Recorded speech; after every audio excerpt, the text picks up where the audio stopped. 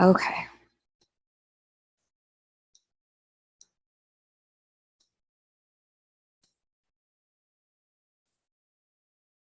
Okay. Now we should be in the right place.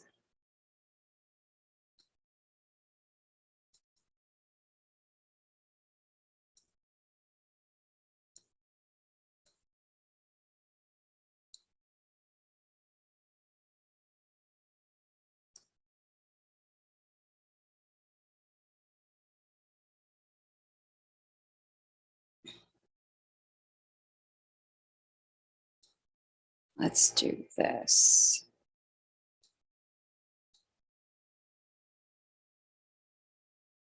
Delete those. Yes, delete forever. Perfect. Okay. Okay, there we go. Let me just come back to K Moon Live so I can see you guys. Okay, there we are. We are in the right place with the right account. There we go.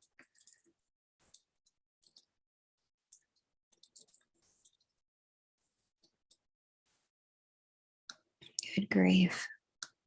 Sometimes, your own brain is having all the fun with you, even though you're trying to get it to do the right things. Hey, Miss Melissa. Hey, Flower. I was like, why isn't Flower a moderator? I know Flower's a moderator on my channel. What is going on here? Hey, Buddha Turin. So nice to see you.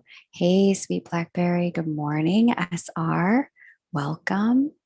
Hey, Ann Penrose. Great to see you. Okay, now we're cooking. Like I said, I must have had just too much fun last night. All right, let me get you guys the payment information. And while I am setting that up, I'd love to hear how your Aquarius full moon is feeling. How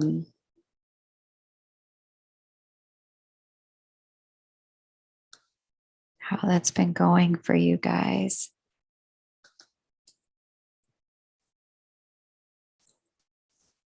That full moon's coming up real quick.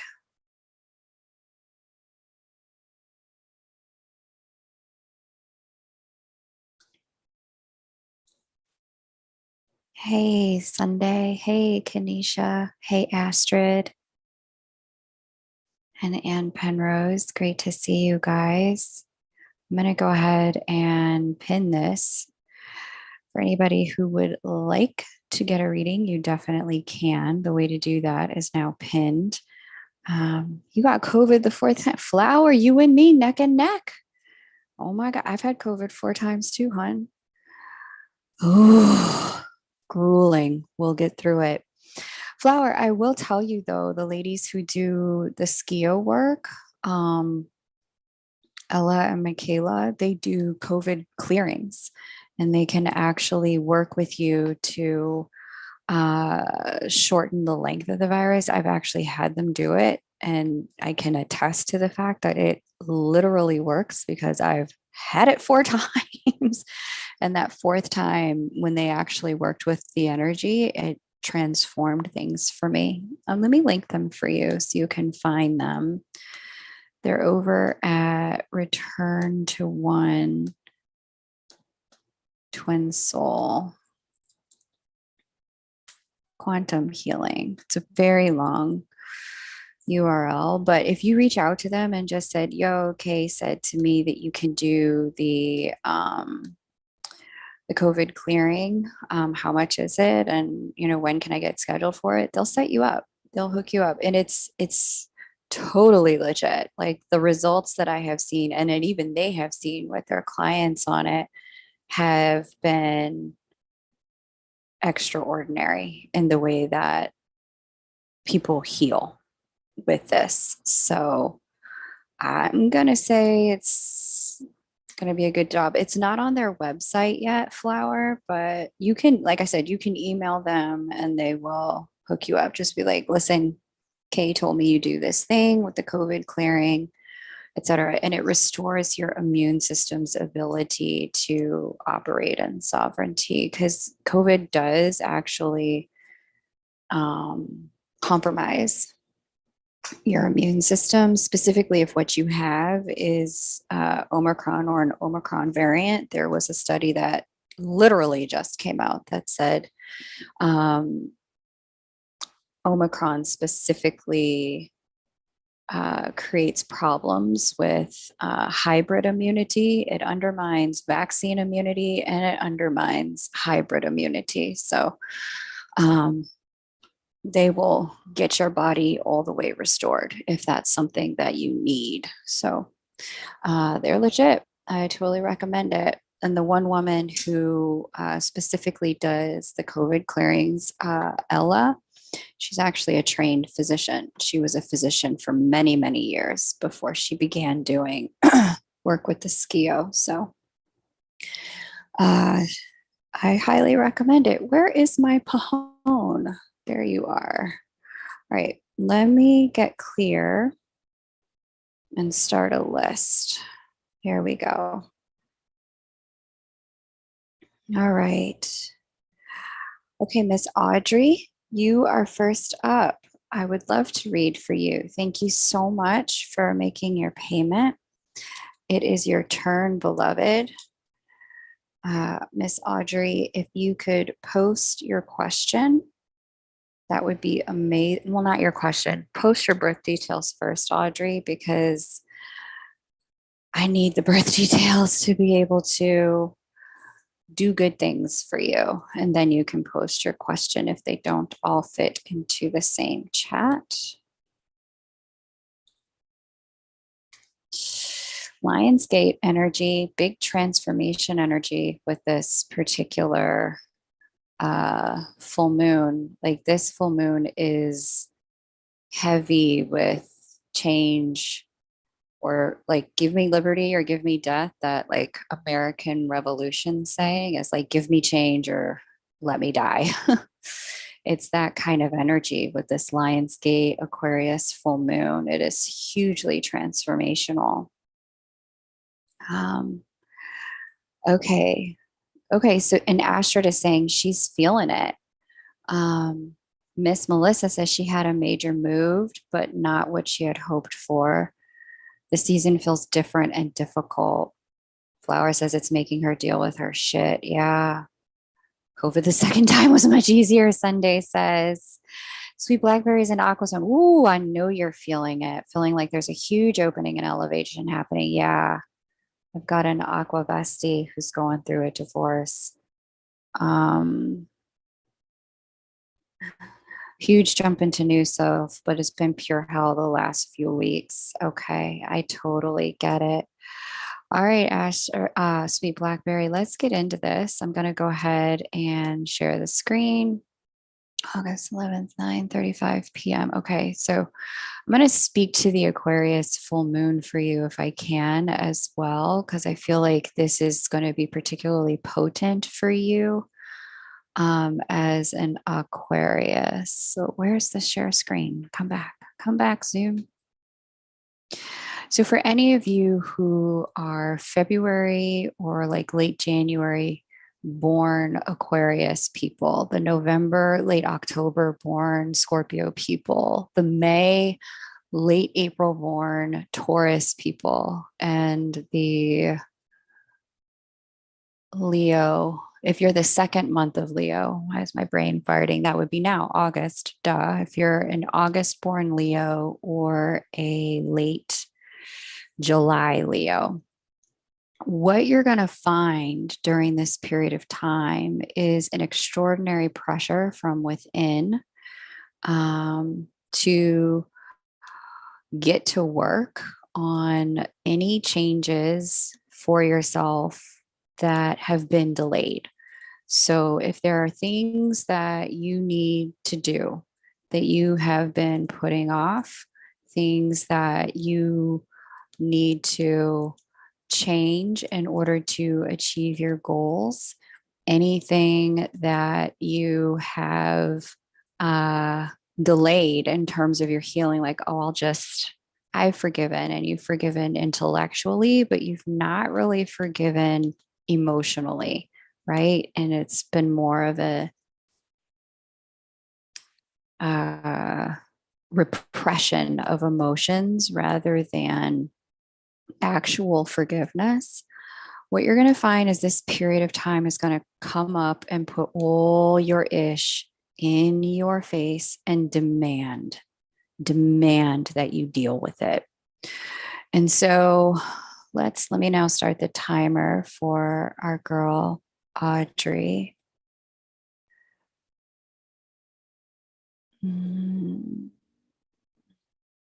4 minutes. There we go. Miss Audrey, for you, okay, so this energy would have been hot and heavy, uber potent for you last year. It would have really put you on notice last year that you cannot afford to not shift at this time. And so that would have been Saturn transit your sun.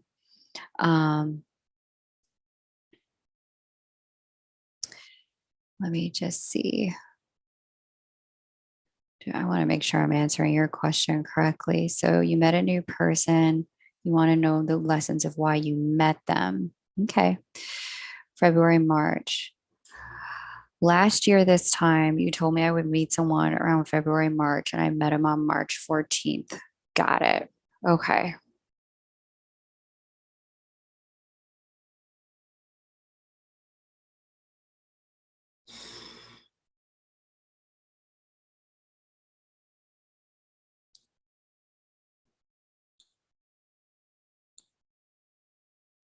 Yeah. Okay. I see it here. Um, yeah. And there it is. You have both Juno and Venus sitting on top of your sun at this time, March 14th, making a harmonious aspect to the ruler of your seventh house at this time. So, yeah, I see it here. Okay. So, reasons for why you would have met this person at this time. Here's the North Node in Taurus in the house of your subconscious mind. North Node Taurus is really all about self love, self care. It's all about self value, self respect, self esteem. Um, and so, with North Node Taurus in that 12th house of the subconscious mind, you know, the arrival of this person is part of a much larger series of events that is assisting you with understanding the necessity of letting go of your limiting beliefs about yourself. That 12th house is self sabotage. North Node is the direction of lessons, specifically limiting beliefs that stop you from being able to experience love in the way that you want to experience love. This coincides with a Saturn square to the nodal axis, which is still in effect now. And Saturn is really about boundaries, it's about sequencing and timing. Saturn's also about um, coming into integrity and wholeness with ourselves, where there are repressed parts of you, as I just mentioned. Those repressed parts are going to come up and say, if you want whatever you want, because North Node Taurus is pulling us all to our heart's desires. If you want whatever you want, the gateway, the price is going to be dealing with the issues that come up. And in your case, this is going to be the way you may have created some limitations on your potential based on choices you've made in the past. This is going to be about blocks in your subconscious mind based on experiences you've had in the past, limiting beliefs. South Node, Scorpio, this is going in your sixth house. This is going to be about toxic ties. So, specifically, if you've got, is the only other way that can manifest that I can see would be like a health issue. If you've got specifically women's health related issues. But this South Node Scorpio piece is really speaking in your case. I would imagine to like, okay, I owe an X some money, or okay, I need to deal with um, specifically, I would say unforgiveness, or okay, I have some addictions that need to go by the wayside, even if it's just like overworking, right? Um, that kind of thing. Um, okay, so there's some caretaking of family going on. Got it. Yeah, that makes sense because where Scorpio is ruled by Pluto, and Pluto in your chart sits in the family house. And so it's nice to be there for family, but sometimes we can overutilize those connections to resist leaning into our sovereignty, and personal liberation, living out our soul pattern and soul path. Sometimes we can get into a codependent relationship there where instead of our lives expanding via our family connections, our lives actually contract. And so this season is really facilitating for you, like, okay, you cannot afford to continue to operate in this pattern if in fact what you really want is to be able to have the experience of love. I also see this Jupiter connecting with your natal Venus. That's such a beautiful energy. That's a period of time where many people do meet someone when Jupiter conjuncts Venus in their life. And yeah, that was directly connected to your gateway point as well. So okay, that's time. So I'm going to say that's the lesson for you, hon, is there's some things you need to let go of in the world of mindset and behavior so that you can let love in. And this person is being a mirror for you in terms of, either wanting it and not being able to have it because of the stuff you're dealing with, or they are literally going through the same thing and they're just mirroring it back to you, something like that. Okay. I'm so glad to hear that it was spot on for you, sweet Blackberry. Thanks so much for allowing me to read for you. I'm going to jump into my payment apps now, and we're going to have a look for who else wants to join the list. You're so welcome, Audrey. You got this. I'm sorry, very sorry to hear about the loss of your mother. I'm really trusting that the support you need is at hand and that the connection with you and your mother remains unbroken, even though she's in another place. So I just ask that you hang in there and do the healing that you need to. Okay.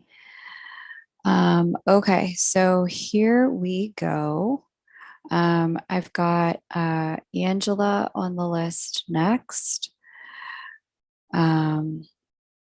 Oh, no, not Angela. Sorry. I've got Melissa.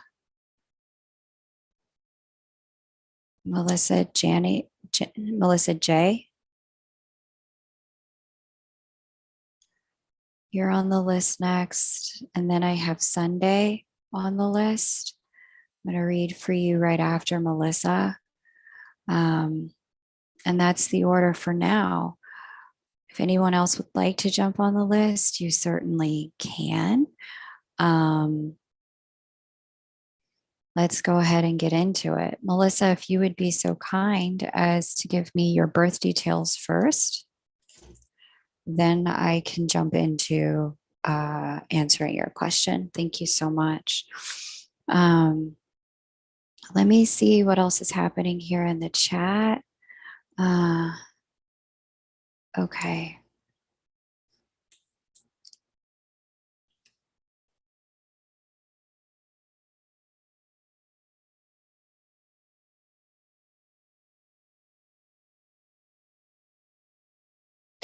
Flower, antibiotics can really mess with the natural immune system, but it sounds like you're aware. If you're aware of that, then you're aware of what you need to do to deal with that. So I'm not going to go too deep into that, but if you need me to pull from my health coaching background, I will, to talk about that a little bit for you and anybody else going through that. Oof. Tammy, I'm sorry to hear about that separation, but I'm trusting if it's happening literally now, then that, hon, it's in divine order and you can trust the change. SR says she's feeling the heavy feels, but I feel this more from my counterpart. He's an Aquarius and Taurus rising. Yeah, big change energy for my fixed signs. Alvin's got the Taurus sun, Leo moon. I have never experienced anything like this before. I get it. Red Queen's got the fixed sign energy. Totally get it. Okay. Oh, hang in there, my fixed signs. You know, it feels like a boot on your neck, but it's because, my fixed signs, one of the things I love about you is your strength. One of the things I really love about my fixed sign energy, people like to say you're stubborn, but the truth about fixed sign energy is that you have wherewithal. You've got stick to itiveness. You have an ability to hold it down, like that phrase, like hold it down for yourself, for other people. That phrase, have your back. Like you, as fixed sign people, you guys tend to be the emotional, spiritual, financial backstop for other people in your life who might be a little all over the place or not paying attention when they take risks, right? The mutable and cardinal signs, respectively, that's their shadow energy. And so, you guys, because you guys are that kind of like, the buck stops here, that American saying, like, we will go thus far, but we will not go any further. You guys hold that line. Change is not an easy thing for you. So when it is time to change, the universe has to pull out like the super big guns. It can't just nudge you, it has to shove you. And so that's one of the challenges of having fixed sign energy in your chart, either an abundance of it, like a stellium, more than 3 planetary placements, or having, prominent placement, sun, moon, rising. But trust that the change is happening right now with the major players in fixed signs is for your benefit. It's trying to elevate you because you have outgrown the last level you were at. And you can no longer, quote, hold it down, be that backstop for the people you were doing it with. You can no longer operate at the level you were operating at. This season is a season of elevation for you. But in order to get to the next level, you got to let go. You got to detox. You got to purge. You got to stop holding on to what the last level was all about. Okay. So hopefully that helps those of you who have the Leo, Aquarius, Taurus, Scorpio placements understand why what's happening is happening. The more you try to hold on, this particular season is going to generate like toxicity 10x instead of it just kind of being like, okay, we went through a toxic cycle around this before. This season is going to like throw the toxicity in your face, and there will be some very serious consequences for not allowing the change to take place. So I say all of that, with a warning. I know, my cardinal signs, they're motivated by the carrot, but my fixed signs, you tend to be motivated by the carrot and the stick. So, understand that if you're getting consequences for trying to uphold the most previous structure of your life, understand that there's a reason for that. And it's because the sign is saying, like the moment is saying, let this shit go. The time is now. That season is done. You can't keep wearing heavy coats in the winter, expecting, or heavy coats in the summer, expecting that it's going to snow again. It's not. Okay. All right. All right, so let me get back into this stuff. Thanks, SR. Let me see what's going on here for Miss Melissa. Miss Melissa, oh, she's a Scorpio, big Scorp energy in the house. All my big fixed signs in the house. So glad to see y'all. Melissa, I hope that the things that I just shared provided a little bit of illumination for you about what you're going through and why. Okay. 9. And for anyone Let me know, you guys, if you guys have those fixed placements, if what I just shared is helping you understand why you're experiencing what you're experiencing so that you can work with it. All right, Miss Melissa. I have your birthday. That is what the universe did to me. Okay. Miss Melissa, I don't know what ME hyphen me Lisa, May Lisa. I'm not sure. What's your question, my dear? Let me get to your question. And anybody who wants to jump on the list, you certainly can. The list is definitely open. And the way to do that is to, if you'd like me to answer a question for you, just pasted those details there in the chat, but it's also pinned above in that blue comment. And we're just going to get me Lisa.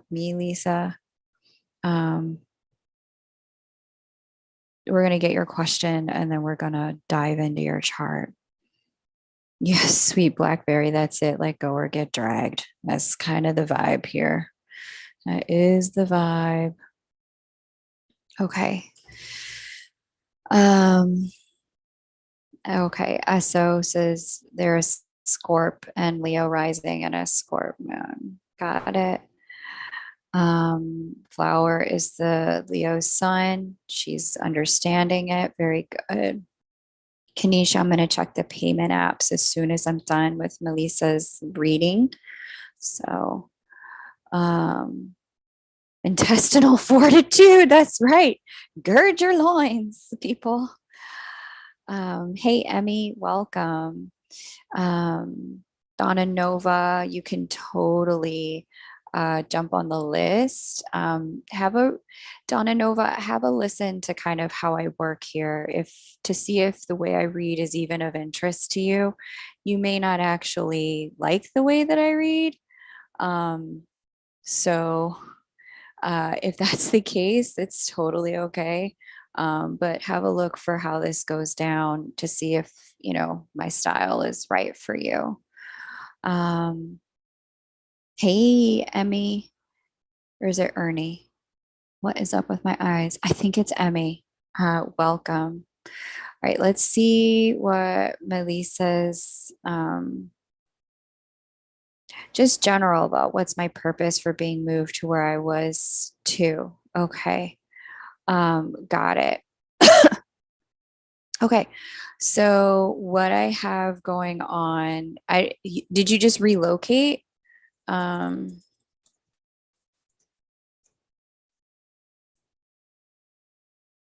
Did you just have a move happen? Is that what's happening? I'm trying to make sure I understand when you say moved to, was this like a job thing that occurred? Was this a home thing that occurred? Was this I was shifted out of all of my friendships at one time kind of thing so that I know where to look?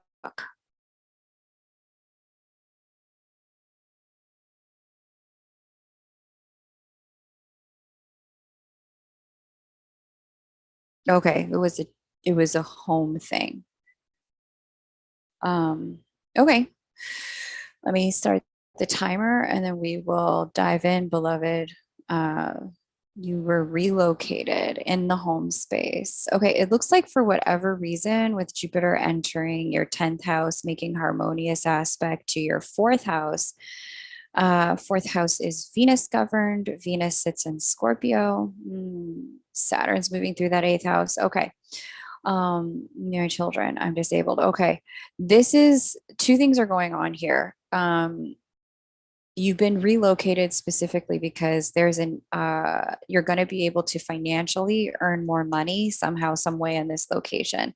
Fire, the sign that Jupiter sits in, is spirit. And this is letting me know that it may not have even been about the kind of jobs available in the area you previously were in.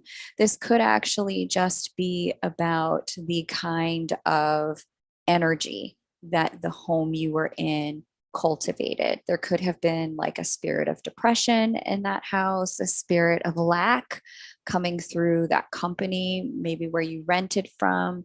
But for whatever reason, you got moved because there's better opportunities. Jupiter is opportunity and it is in your work house. There's better opportunities in the place where you got relocated to. That's number one. The second thing showing up for you has to do with home is governed by the planet Venus. Venus sits here in the planet Scorpio, but Venus is in her fall in Scorpio. She doesn't give her best. And one of the challenges people with Venus and Scorpio can come across is a lot of financial entanglement and issues with their romantic partners, unfortunately. And financial entanglement and issues that prevent them from being able to move in life in the way that they want to move. And so with Saturn here in your eighth house of debt and the house that correlates with Scorpio, and Venus here inside of the sign of Scorpio, making a direct aspect to that Venus, Saturn wants to restore integrity to whatever Saturn touches, wants to make whole, wants to make complete. And for a reload to happen in this way, this is telling me that whatever is going on is because there was something about the previous home. There's something about, and your finances, the two things didn't mix. Something about the vibration or frequency of where you lived or the opportunities where you lived was just going to create more debt for you. And so this difficult transition was set up so that you could get out of a cycle or a season of debt and fear. Eighth house and Scorpio govern those two things. They govern debt, they govern fear, they govern money owed from other people. And this was meant to position you or owed to you, or you owe to other people. This was meant to position you to get into right relationship with your finances. This relocation, I know it seems unrelated, but in the fullness of time, especially as Saturn gets further out of Aquarius and moves into Pisces next year, you're going to start to see some of the changes manifest that are letting you know, okay, yeah, my money is in better order in this new place for one reason or another. Okay. You're disabled and you were definitely depressed. Got it. And you're away from friends right now. Understood. So yeah, the other thing that I can see about this too is that Venus governs your house of friendship. Your house of friendship is governed by the sign of Taurus there. And so again, with Saturn speaking to Venus from this square, yes, there would have been separations, but that separation was for your gain. It was for your benefit. It was because the people you were dealing with, they were not dealing with you correctly, not in this new season of your life. There's other people that are meant to be in the friendship seats, and the people you were dealing with are meant to move instead of front row seats. They're meant to move a bit more to, the back row, because there's some other people that are supposed to come in. So I say all of that to say you're in the right place. Don't fret. This is the right thing for you. You, my dear, are going into a season of up level. As I said earlier, for all the lovely fixed sign people, there's a season of up level at hand, and that up level means you got to let go of what was. And in your case, this was indeed about the friends. It was about the home. Because there's some new things that life wants to do for you financially, and those things wouldn't be able to occur if you stayed where you were. So welcome in the new season of change. Grieve if you need to grieve what was lost. I totally understand that. And get yourself to a place where you are open to what's next. Okay, so I'm going to pull some tarot for you. So we can understand, since you purchased the tarot, why was she moved? She wants to understand why she was moved. Yeah, Three of Wands reversed, no possibilities or opportunity. Hierophant upright. There's some level of soul contract at play here, some level of people you're supposed to meet in the new location. And then let's see what the third card wants to be. One more card for Melissa. Why was she relocated? She wants to understand the purpose of this. Final card. Ooh, 10 of wands upright. 8 of wands reverse bottom of the deck. Altogether, this is really telling me that you, in the location that you were in, like you finished a season here. You finished a season. It's like I'm almost seeing you closed out a soul contract of suffering. You closed, like it's almost like imprisonment. Like I'm getting this vibe of you did your time in the place that you were in. And so, because you did your time in that location and you're done, um, this is now, there wasn't, you weren't able to have movement in that place with the 8 of wands reversed. And so, even though you may have found ways to be appreciative, found ways to, um, survive in a very difficult circumstance, the new circumstance that you're coming into is going to be much, much, much, much better for you. Now that you're closing out that old season, there just wasn't possibility in the old place. The old place with the 10 of wands upright was really meant to teach you some lessons. And the Hierophant upright next to it is telling me you weren't going to be released from that location until you learned the lessons.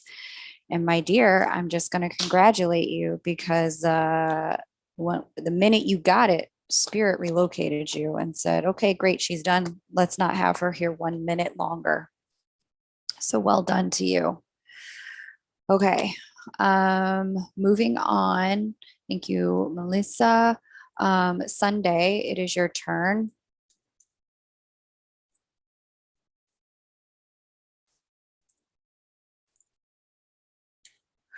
We're going to read for Sunday. And then we've got some other folks that have joined the list. We're going to, after Sunday, read for Sang. Sang, if you would prepare your question, but don't paste it yet. Rosalina, you're going to be after Sang. And then we're going to read for Natasha. And then Kanisha.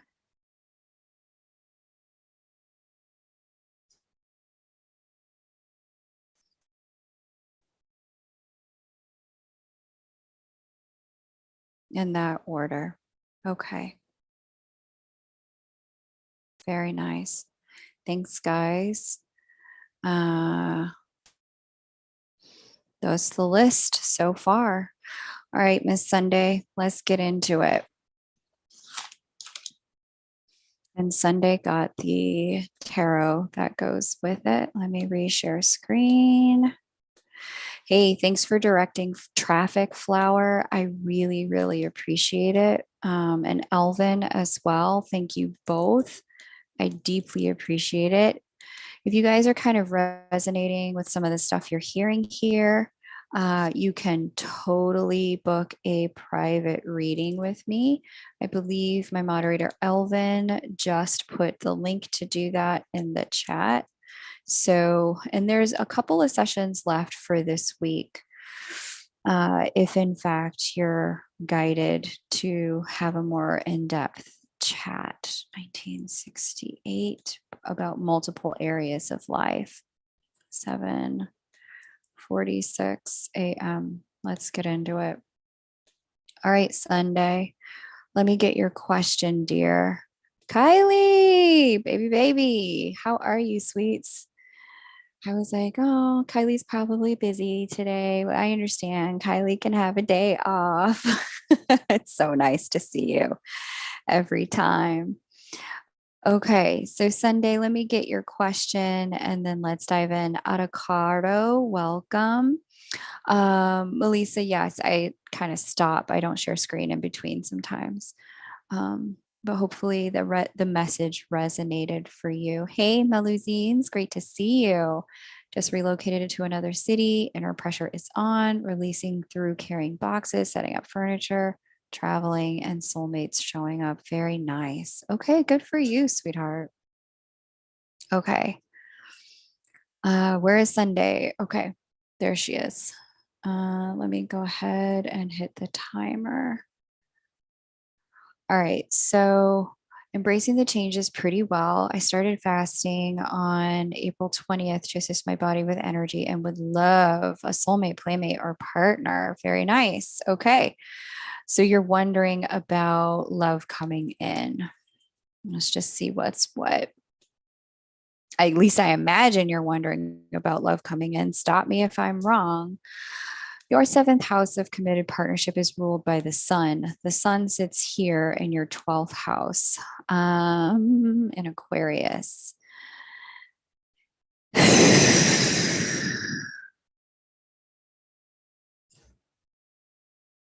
Okay. I'm going to be very honest. The earliest I see that happening, like someone, let me put it this way, the earliest I see somebody worth playing with coming in is next year. I don't see anything happening before that. And even then, it does look like it's going to be a bit of a stretch.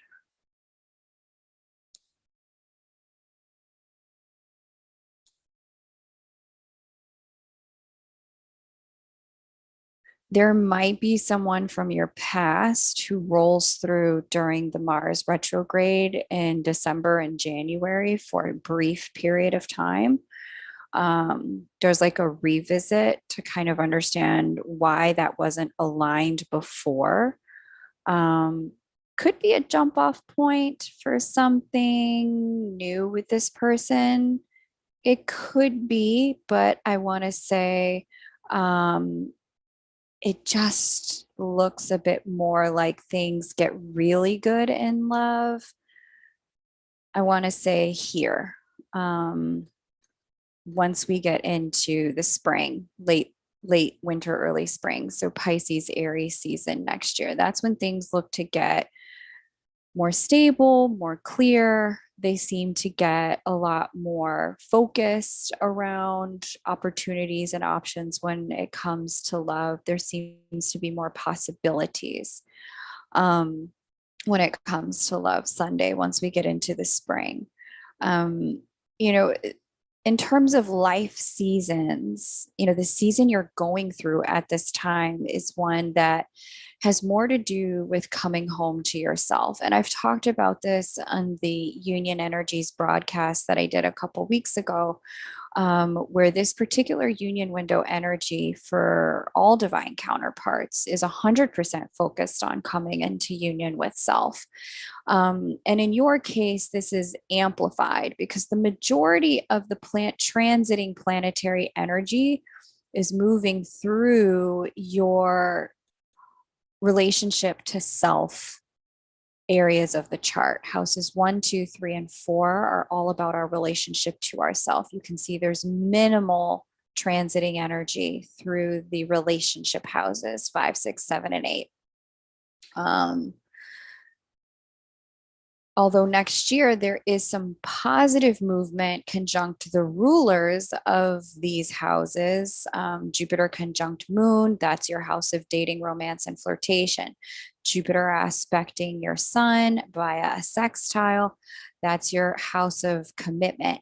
And so I'm not saying nothing is happening. I'm saying the things that are happening are meant to boomerang you back to who are you? What do you want? What are you bringing to the party? How are you showing up? Deal with your stuff.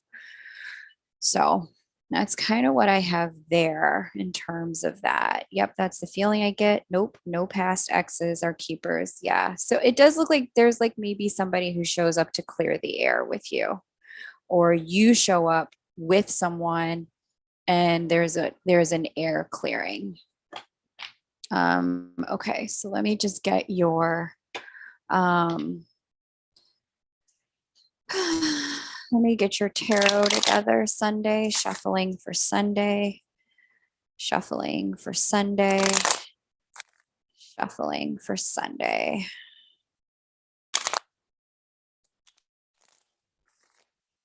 And shuffling for Sunday. Hey, Sang, if you could please get your question ready and paste it, that would be great. Let me know your birth details first. Okay, shuffling for Sunday. One more card for Sunday, please. She's rolling with her changes. Yeah. Okay. Okay, yeah. Okay, so Sun reversed, Ace of Swords reversed, King of Pentacles reversed, bottom of the deck, King of Swords. This is telling me that the season you're moving through right now, when it comes to love specifically, is that you're getting some illumination about two things. One, there are some people who just didn't play fairly with you, didn't treat you well, didn't treat you nicely. There's some individuals who came in and balanced themselves, and that imbalance really kind of it sucked you dry. And I'm seeing you've got some clarity now about why you can't continue to roll with those people. And not just that, I'm seeing you've specifically got clarity about how you ended up in those circumstances to begin with. And on top of that, I'm seeing you've got clarity about, what kind of configuration would work better for you. There's no in the darkness in this spread about why things went the way they went with other people. You're clear about who they were and what they brought to the party. You're clear about who you are, what you brought to the party. And there's an incisive clarity as well about like, okay, so this is what we're not going to do going forward. This is what we will not continue to behave like. This is how we will not interact going forward. And so with that illumination, there are some structural changes. The changes don't look easy, sun reversed. They look fairly uncomfortable to a degree. There's a relief in this spread around understanding I am the only one who can end my suffering. And if I'm interacting with people who are specifically like, this is showing me disconnected from themselves, imbalanced themselves, there's no amount of like me bringing my light to the situation that's going to force them to change. And so, this is really giving you this kind of like, this is giving me like universe sent message of wake up call, message sent, message received, and you're rolling with it like, okay, that's not how I wanted this to go, that's not how I felt, but I felt bad enough where it didn't make sense to continue to play in the way that I was playing in the world of relationship. And so this season of illumination is the beginning of a season of new beginnings. But those new beginnings can't happen without the illumination first. Otherwise, you just walk into the new season and then repeat a cycle. So well done, Sunday. Congratulations. Thank you, Sang. I really appreciate you being ready to go when I called your name. Rosalina, you're next. If you could get ready to go just like Sang did, that would be amazing. Because as soon as I'm done with Sang's astrology chart here, I'm going to read for you, Rosalina. Bien. Okay. 4/12, 1975, 10:20 a.m. Oh yeah, I'm crystal clear. You're welcome, Sunday. Hopefully that resonated for you and validated some of what you have been feeling. Okay, let me start the timer for Sang. Rosalina, please get ready. And make sure you're current in the chat. All right, would like to know if I have any blocks in my career. Feels like I'm starting over, like a reset. I enjoy it, but when does the money flow? Good question, Sang. Let's get into it. Okay. I do see new beginning energy as Jupiter has just entered into your eighth house. So this tells me you either got like a promotion or elevation in career, or you started a new job. I get the starting over, with Saturn's coming to sit with your Mars in the eighth house there. Mars here is the ruler of your 10th house of career. And so what's interesting about this, and we have this Uranus thing that's not going to kick in for a couple of years. Let's get into what else is happening. Oh, you've got your Jupiter return. You are starting over. This is the beginning of a brand new cycle. Your sun is at the 21st degree of Aries, and sun is the ruler here of your second house. Saturn is directly aspecting via sextile. Okay. Yes, you started a new job. Okay. So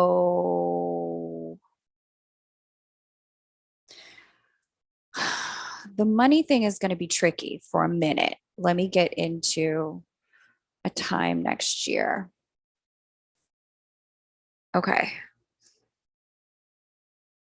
This looks a lot better. Let me just see how far Saturn gets before he turns retrograde. Hopefully all the way out. Nope. Dang. Let's get to summer a little bit. Okay. Okay, my love. So it does look like there is a little bit of financial elevation as we get into next year. I can tell you now just intuitively, the vibration I'm getting is not enough. It is a little bit of financial elevation coming as we get into next year. But when the money really begins to flow, don't hate me, don't hate the stars. There's divine purpose for this. The money really begins to flow as you get into 2024. I'm sorry. Yeah. The issue we're waiting on here is for Saturn to leave your eighth house of debt, other people's money, and Saturn to stop aspecting your second house of earned income. Just as that's happening, as we get into early 2024, you do get Jupiter coming here into Taurus. Taurus governs values, self-worth, self-esteem, making aspect to that second house of earned income. But when Taurus gets fully in and meets that Venus, and Jupiter is wrapping up with your sun, which also governs that second house. As we get into late 2023, early 24, that's when the money hits. It hits at that time. And so I'm telling you all of this now because there is divine purpose in this for you. Purpose number one, Saturn in your eighth house is trying to ask you to get back into right relationship with money all the way around. Number one, do you have debt? Do you need to pay it? Number two, do you have mismanagement issues with money, spending more than you make, not charging enough, constantly not knowing how to have appropriate conversations at appropriate times with your supervisors and your organizations to be able to create money, like to create income? Do you not know how to facilitate a raise in your career? There's strategy to this. It's not accidental that people just get raises. People actually create plans for that with their managers. And if that's not something you're doing, this season is putting you on notice. You need to learn that skill set. You need to understand what the scripts are for those conversations. And if you're in an organization that does not have financial reward elevation systems for their employees, you're going to need to get to one. So you may also find that during this season, you switch jobs again, if in fact the compensation system in the organization you're working for isn't aligned with the life that you need to live, the debt you have, the bills you have, that kind of thing. You may transition out of this and, kind of hopscotch to the next thing. All right, Sang. So that's what I have for you, darling. This is a season of financial restoration for you, but it is in fact coming with the need to kind of be very disciplined about the way you're interacting with the money you make, the money you spend, and the way you let other people treat you around money as well. So it's going to take about a year, year and a half, but throughout this year and a half, you're going to find that you're a better steward of your finances. All right, Rosalina, it's your turn. Please paste your question.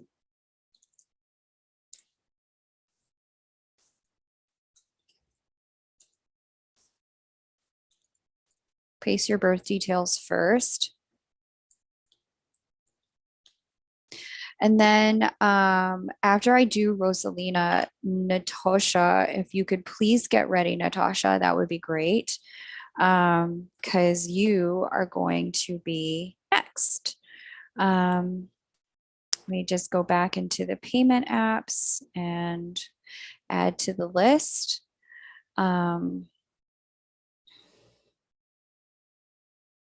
Awesome. Okay. After Natasha, then Kanisha, and that's our list. So we'll go Rosalina, Natasha, Kanisha. Rosalina's up now. And I'm going to need some birth details from you. I'm going to need birthday, time, and location.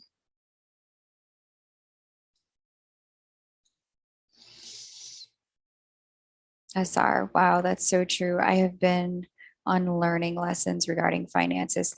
Thank you so much. Yeah, you're welcome. I'm so happy that I could provide the clarity for you. 10, 28, 1965, 5:55 p.m. Amazing. Okay, let's get this timer going for you. Will I find the right apartment that fits my budget soon? My cousin is selling our house, and the apartments I'm looking at are small and expensive. She's looking to put it on the market next month. Okay, the piece of information I think is missing here is that maybe you live with your cousin. I think you live with your cousin, and that's why you have to find something soon. Correct me if I'm wrong, Rosalina. Okay. And welcome into everyone who's just joining. If you'd like to get a reading, you definitely can. The way to do that is posted up here in this blue comment. And if you would just have a look at that, if you'd like to get on the list, you could be after Kanisha. Reading for Rosalina now. When I'm looking at home stuff for you, home is governed by the sign of Cancer. Hey, the event. Moon is its ruler. That's in Sagittarius. Oof. This could be a ways off.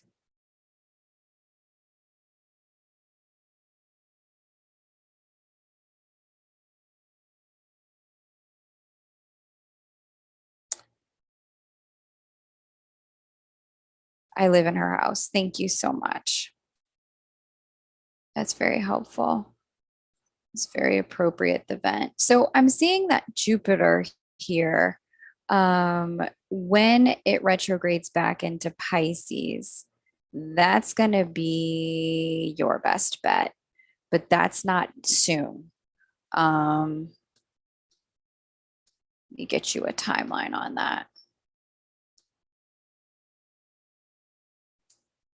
Yeah, we're looking at November.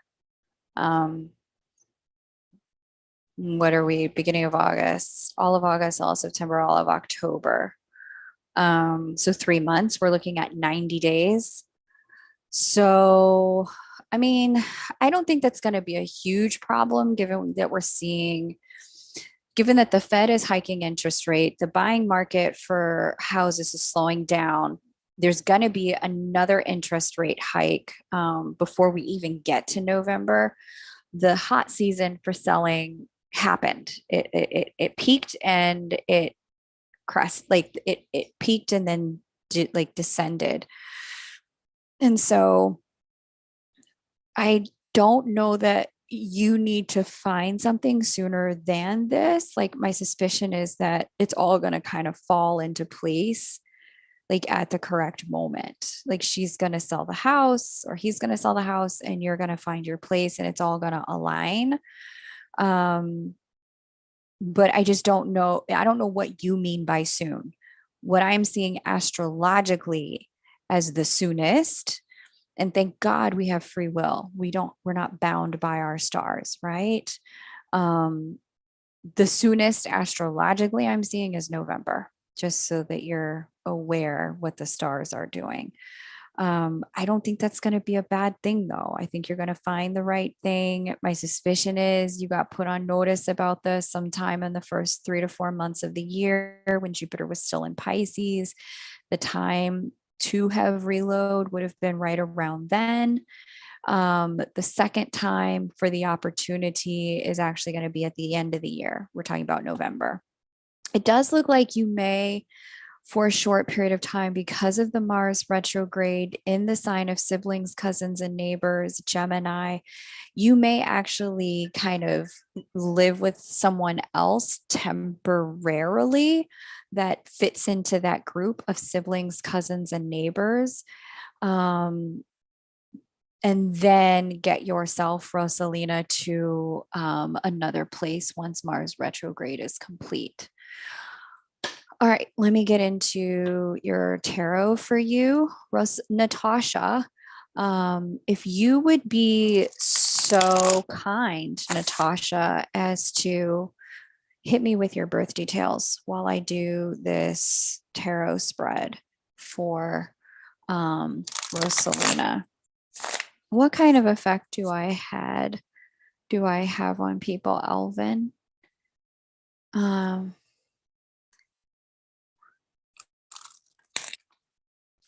Vin, I'm happy to hear you talk to that, man. I told you.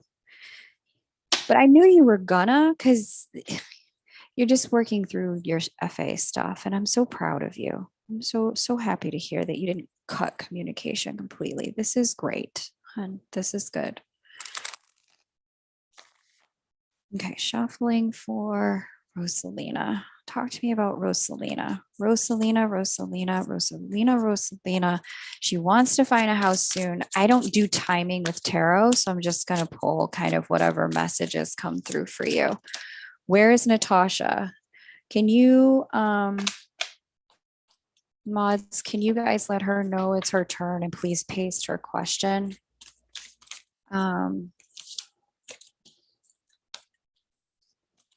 Yeah, there's a hold back here in your cycles.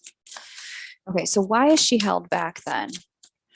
Why is Rosalina held back on finding a place? Is she holding on to something? What's the issue? Why is she held back on finding a home? She needs to find a home.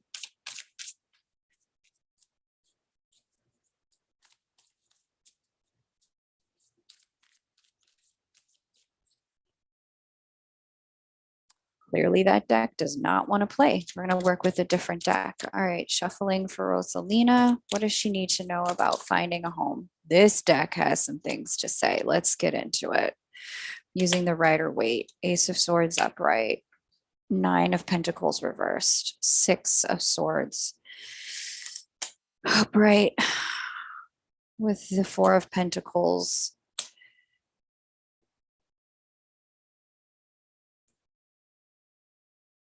I'm seeing that the holdback was that there's some ways in which you've needed to get control or some clarity about your money situation. There looks like there's some level of financial entanglement in a place that is not really working for you, and this may not actually even be with your cousin, or maybe it is with your cousin. But this is like telling me that you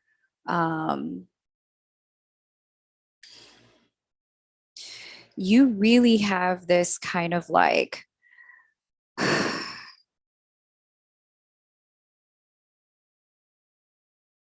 yeah, I'm seeing you've been given time here to financially walk away from something, Rosalina, that wasn't working for you. That's why this got extended, because the reload period in your chart was the first 6 months of this year, first 5 months of this year. And when that didn't happen, it got pushed back to the last 2 months of the year. And that's not a bad thing. It's a like, you needed to get something about your financial situation looks like it may have changed. And that's going to shift what you can afford. Had you reload at the beginning of the year versus in this second period opportunity for relocation, had you relocated during the previous time, you would have gotten yourself into something financially that you would have had to walk away from. It would have kept your money too tight, Rosalina. And so this is telling me that the second period, and again, you may need to hopscotch a little bit. You may need to shack up with a sibling, cousin, or neighbor during the Mars retrograde, November, December, and January. And then really get into your reload as we get into next year. But if that's what happens, just trust that it's because there's, ouch, hit my knee. There's some movement afoot in your financial sector, and the universe is trying to give you time to get the financial pieces where they're going to be for a while, even if it is like a little bit less money. It's trying to get you situated financially first and then give you an apartment so that you're not in an apartment that you, one, can't afford, and then two, have to move from. So that's what's going on there. And those are the time periods I see. End of this year. And if not end of this year, then I'm seeing a period of time next year after you've spent some time kind of just shacking up with a couple of people. I don't pay rent. She let me stay after my divorce, and house was sold last December. Yeah, that's kind of what I figured, because the reload time was the first 4 to 5 months of this year. So you may need to stay with somebody else for a short period of time. Something is shifting about your money. And then after that shifts, then it's like, okay, now that I know what I'm making, I know what I can spend on a house. And so that seems to be the sequence of events there. Okay. Welcome in to anyone who is just joining. There is a list that you can get on. I'm reading in order of those who have paid. What, Natasha, why did you delete your information? I needed that information. I'm trying to create your chart.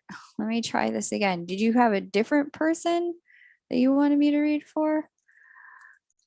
Don't delete it. I need it to create your chart. It looks like Pontiac, Michigan.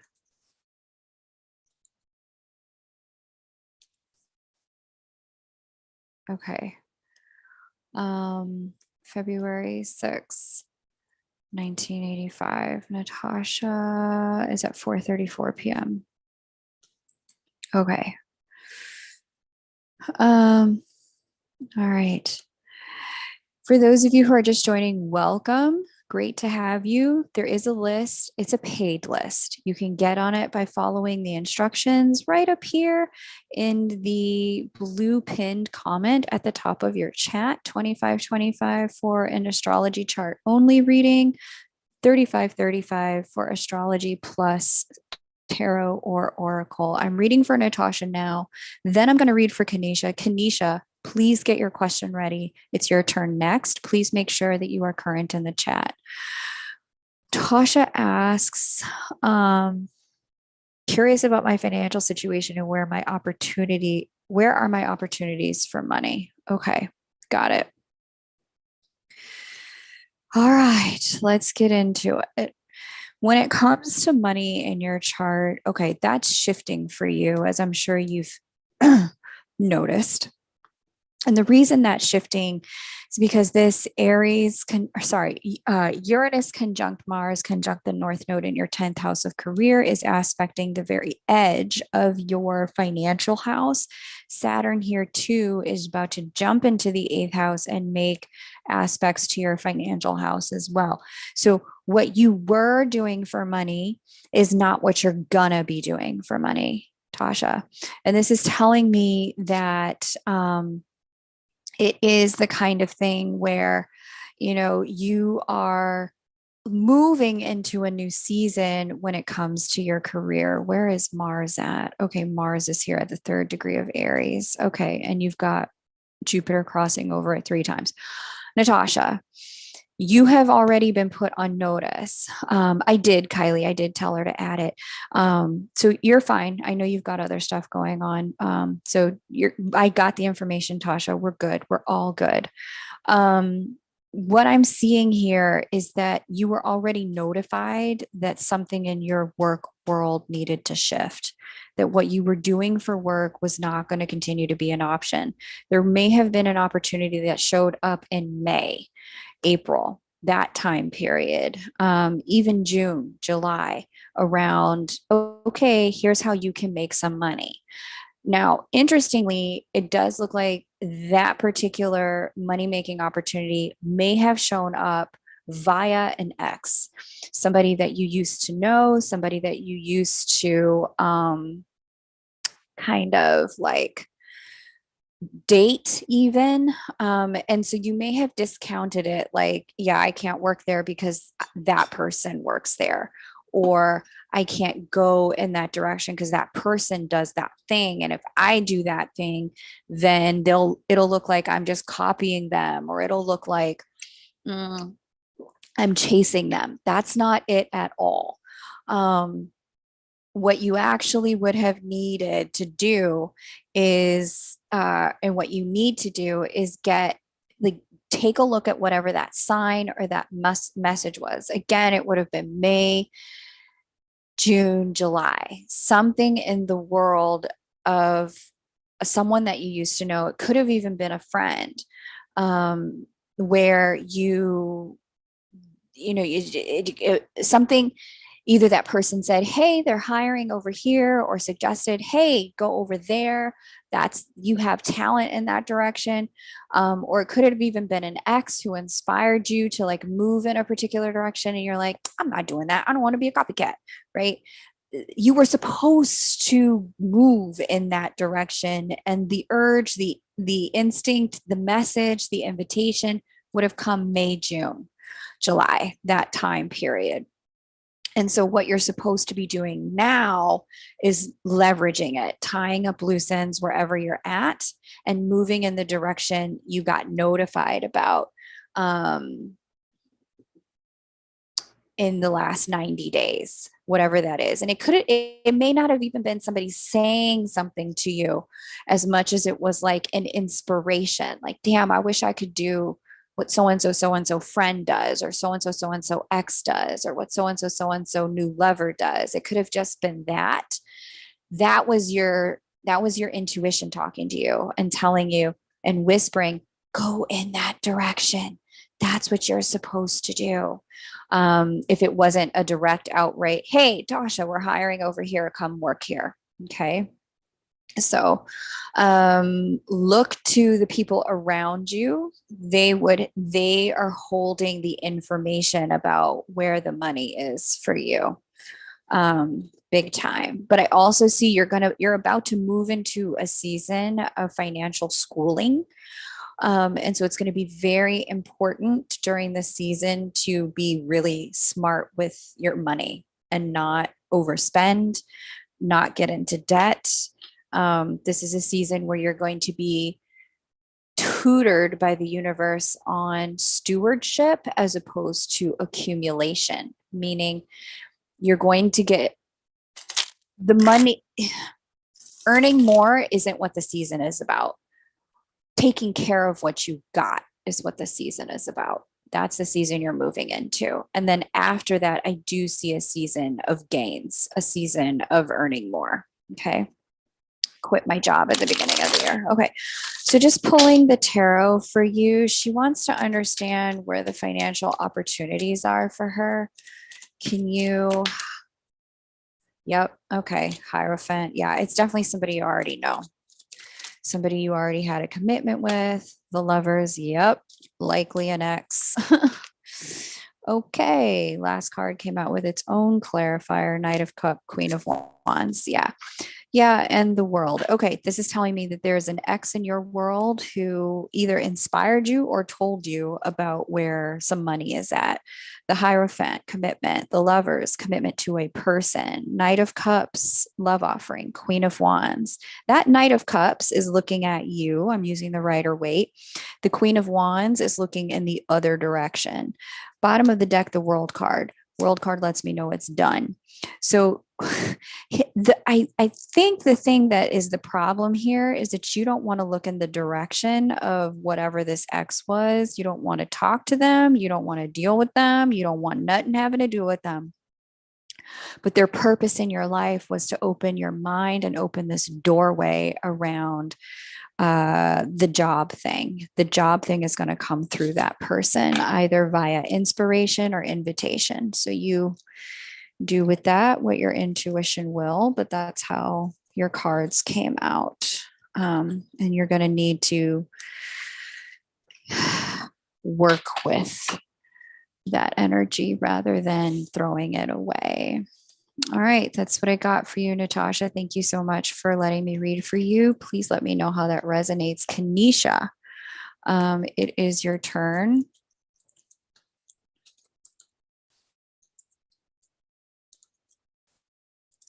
Please paste your birth details. I'm going to check my payment apps here. If you're just joining, welcome. There is a way to jump on the list if you'd like me to read for you. I just pasted that there in the chat for you. The list is open. Kanisha's the last person on it as far as I can see. So as soon as I finish reading for Kanisha, it would then be your turn. Let's see who else is here. Okay, I've got Chia is on the list. Janelle is on the list. And then let me just see. Rosalina has returned to the list. So we'll do a second reading for Rosalina. And I see Penny has just joined the list as well. All right, amazing. If anybody would like to get deeper insight, you can definitely do that. There is space in my calendar this week over at kmoonastro.com for a full reading. If you'd like to look at a second area of life and just dig a little bit deeper, we're going to read for Kanisha now. Gia, if you would go ahead and get ready. So that a minute I'm done with Kanisha, her astro and tarot, I can read for you. Wait, Tasha, are you also in Pontiac? Are you guys friends? This is weird. I've never had two people back to back born in the exact same location. I've had people back to back born with the same birthday, but not the exact same location. Not like this. This is weird. 12/26, 1988.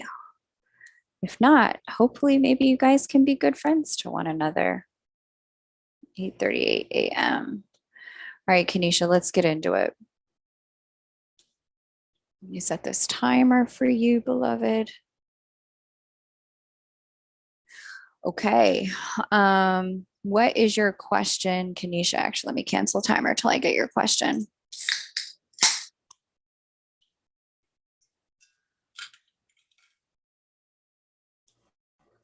Hey, Penny. Yeah, welcome.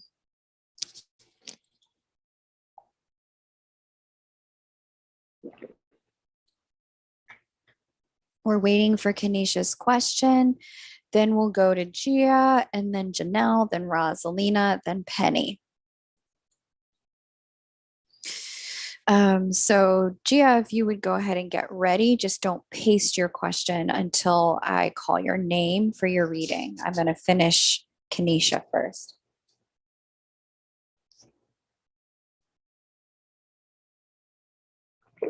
Let me catch up what's going on here in the chat.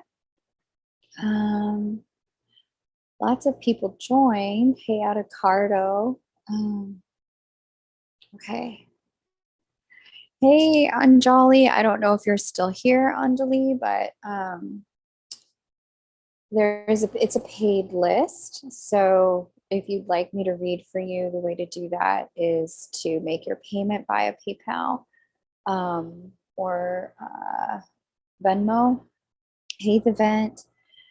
I'm so happy you spoke to him. That's great. Uh, and thank you, Elvin, for answering that question. Hope, love, and sunshine. Great to have you. Always great to see you. Lionsgate, Lionsgate, Lionsgate. Hope everyone's having a lovely time.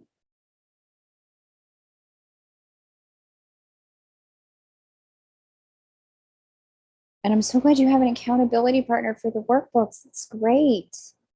It's great.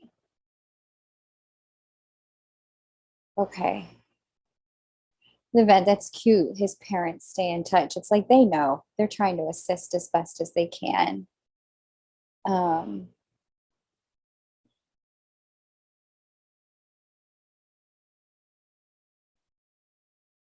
okay.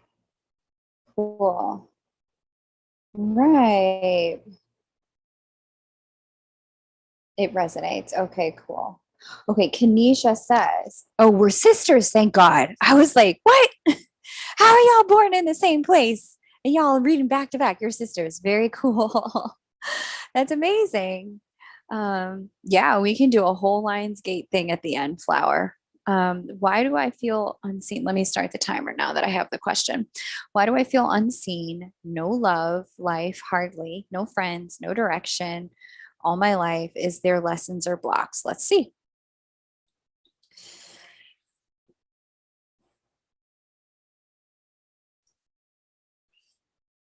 Yeah, there's a couple of things going on here, but I wouldn't call them blocks. Some of them are lessons, but the main lesson is self acceptance. There's a couple of things going on here. You, my dear, are super duper psychic, like super duper, like can't nobody lie to you psychic. And there's a vibration to you with Pluto in the 10th house in the sign of Scorpio, Sun in the 12th house in the sign of the veil, Neptune on the horizon, you literally being veiled when you walk into circumstances.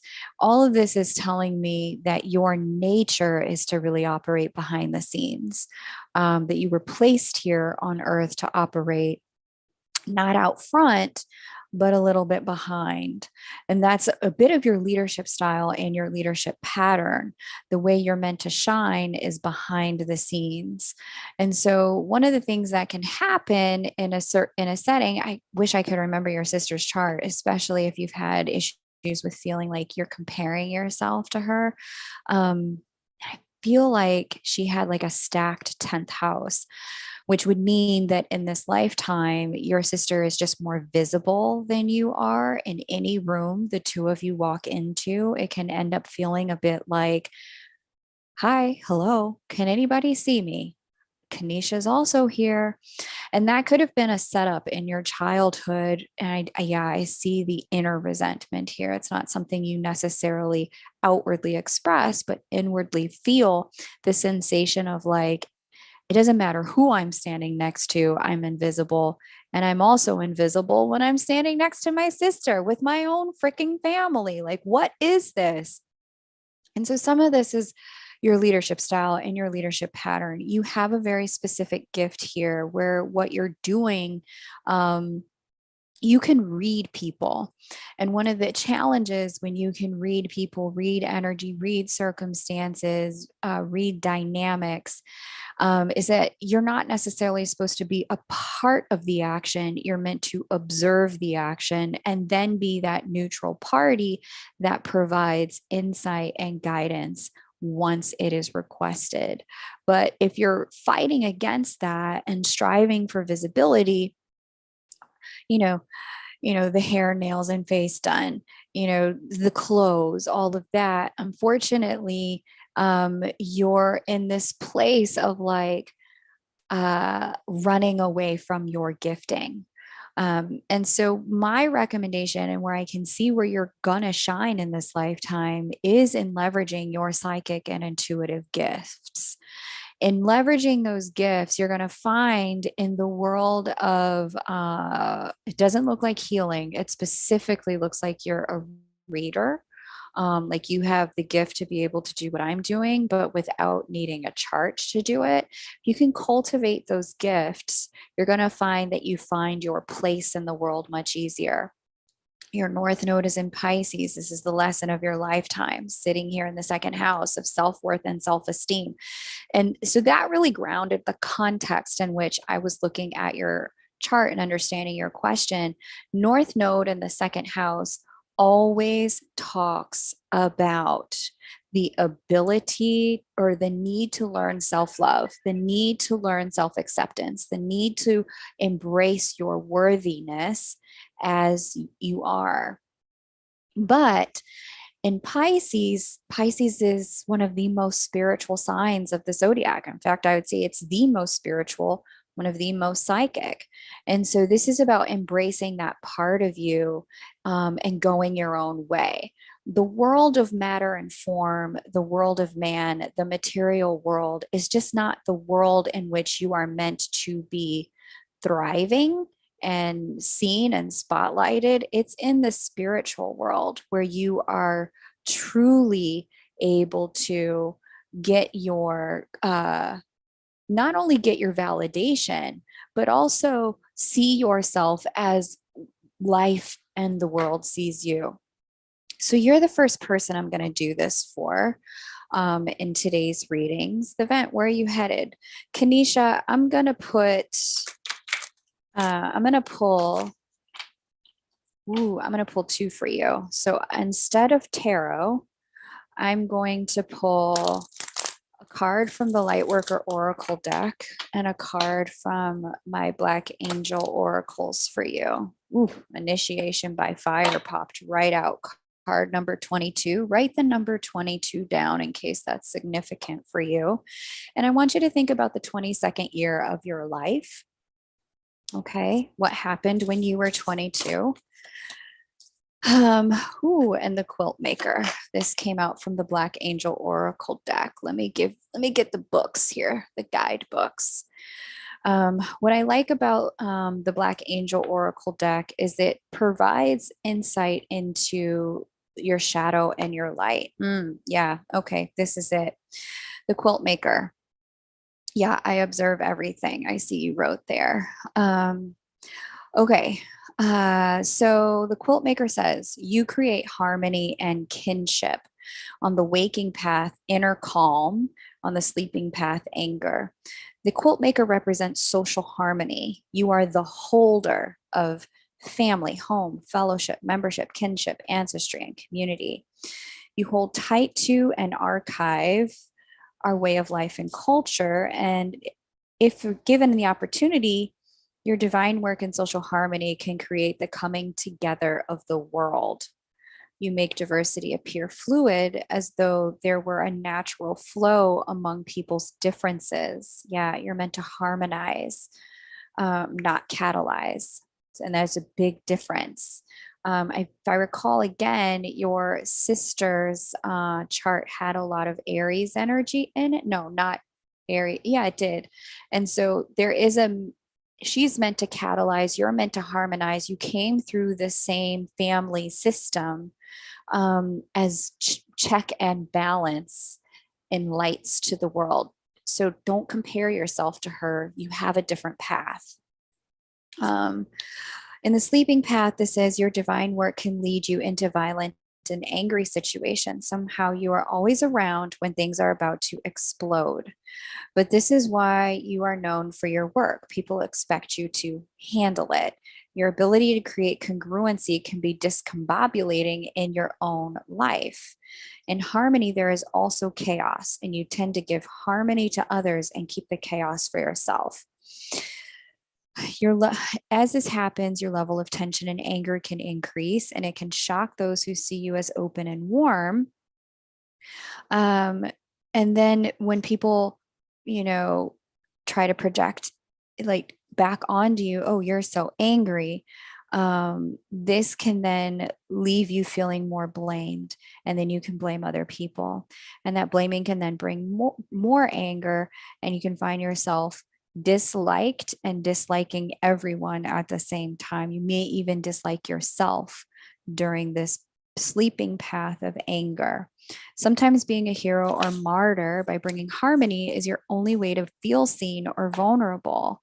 When there is no chaos, you may feel worthless and even more angry. So you have to watch to see if you might not sometimes be creating your own volatile situations. And the way your chart read, it wasn't about creating chaos. It read like just a level of self rejection that perpetuated other people's rejection of you and your own invisibility, trying to shine in environments that were never meant to be your stage. Okay. Never fear, quilt maker. You probably chose this card because it's time for you to bring social harmony into your own life. In your soul revival, you have to explore why you're in particular situations. It's important for you to begin to show your true feelings early and trust that you will be seen as a wonderful person. Revival as a quilt maker is steeped in handling your own internal chaos. And what I'm seeing here is a piece specifically about, being in a place where if you're constantly rejecting yourself and trying to shine and striving for visibility and on a stage that just isn't yours, it's going to create that internal disconnection from yourself. And then that's going to create chaos that will get reflected back to you outwardly. Your quality of seeing something special in everyone. Like I said, I looked at your chart. You do have a reader's ability. You're very psychic. Should also include seeing the same in yourself. Your peaceful way of living is crucial in a world of people trying to survive and thrive together. We are truly blessed with you, quilt maker. So if you haven't already started the process of taking classes around mediumship, psychic ability, and cultivating that, I know no one else in your family is probably doing that. Let me look at your chart. Yeah, no, you're kind of the only one. Where's Venus? Yeah, it's you. All of that to say the reality is they're not supposed to. You're meant to lead the pack, not follow the pack, Kanisha. And so I invite you to start to go your own way. Stop trying to shine on other people's stages. Okay, 22, initiation by fire. This is from the Lightworker Oracle deck. And if you don't already have a set of Oracle decks, plural, if you don't already know how to read tarot, I strongly recommend you pick it up, take some classes to begin the process of opening the gift up. You're going to find that you naturally take to it. Initiation by fire is a life-changing spiritual cleansing. Your life will never be the same again. Allow the power of divine fire to clear and purify you inside and out. This is not a time to hold on to anything, Kanisha, no matter how much you once believed you needed it.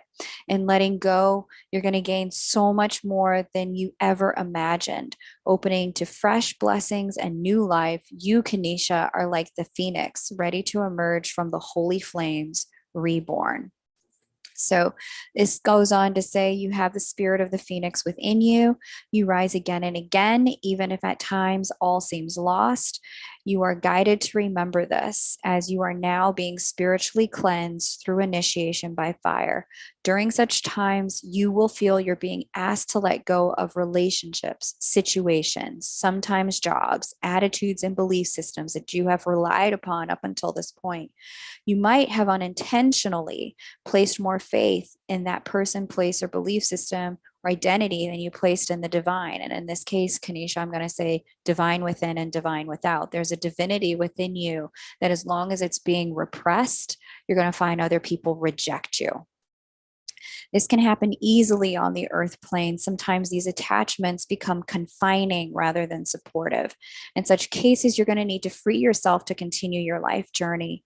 During the initiation by fire, all such attachments are burned away. And this is probably why you feel disconnected from people, because this initiation by fire, where you're being asked to step into your spirituality, asked to step into your gifts, is here. Okay. Whatever has been a stronghold in your life, such as family, a marriage, job security, I'm going to say your relationship with your sister, a talent, or something you have used to define your sense of self, will be where the fire burns brightest. Those areas will be transformed. Letting go and allowing that to happen to the very parts of your life that you are most protective of can require deep faith. Gosh, this is a message for everyone. Kanisha, thanks for showing up because everyone needed to hear this. You have to remember that love is real so that you can hold on to your courage while you let go and allow the divine to have its way. Remember that the power of fire is destructive only in part. It also stimulates rapid new growth. Healing will arise in whatever area is being transformed. It is not only an ending, but this is also a beginning. The experience of initiation by fire is the divine making its presence felt in your life. Okay. It will be one of the most freeing and empowering experiences that you have while in the physical body. I can see you looking back on this time period of your life, Kanisha, and remembering that this was the moment when you woke up. It may ask you to confront fears and insecurities as you learn to trust the divine unconditionally. Even if you don't understand why certain things are happening in the way that it does need to happen, know that the universe will always provide for you, Kanisha. Keep your eyes on the inner transformations rather than fearing the outer changes. You are so loved, and the universe holds you in high regard. Remember these words and trust this. Initiation is an advanced spiritual lesson, and you are being honored by what is happening in your life now. Oh, God. You are strong enough to get through it and thrive into your new life like a radiant phoenix, triumphantly emerging from the sacred fire. Kanisha, thank you for blessing us with your reading today because it was for more than just you. I hope the messages helped and resonated for you. I'm sending you a lot of love, hon. You're not invisible. You're just finding where your right stage is. Okay. Thank you, everyone, for your patience with that. I hope you all took something from Kanisha's reading as well. Especially that initiation by fire seemed to be the right message for the moment for everyone. Gio, it is your turn.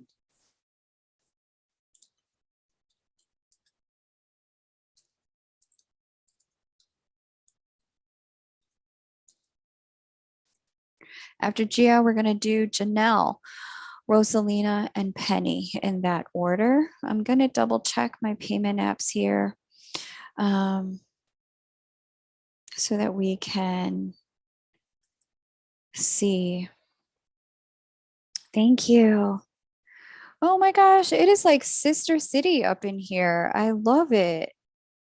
Kanisha and Natasha came. Now Gia's asking questions for her sister. Sunday says, yes, thank you. I also needed to hear that message. Thank you for being the clearing for us. Kanisha, thank you. You have a real gift, hon. You're just being guided to it. Okay. Okay. Sister is Fountain Valley, California.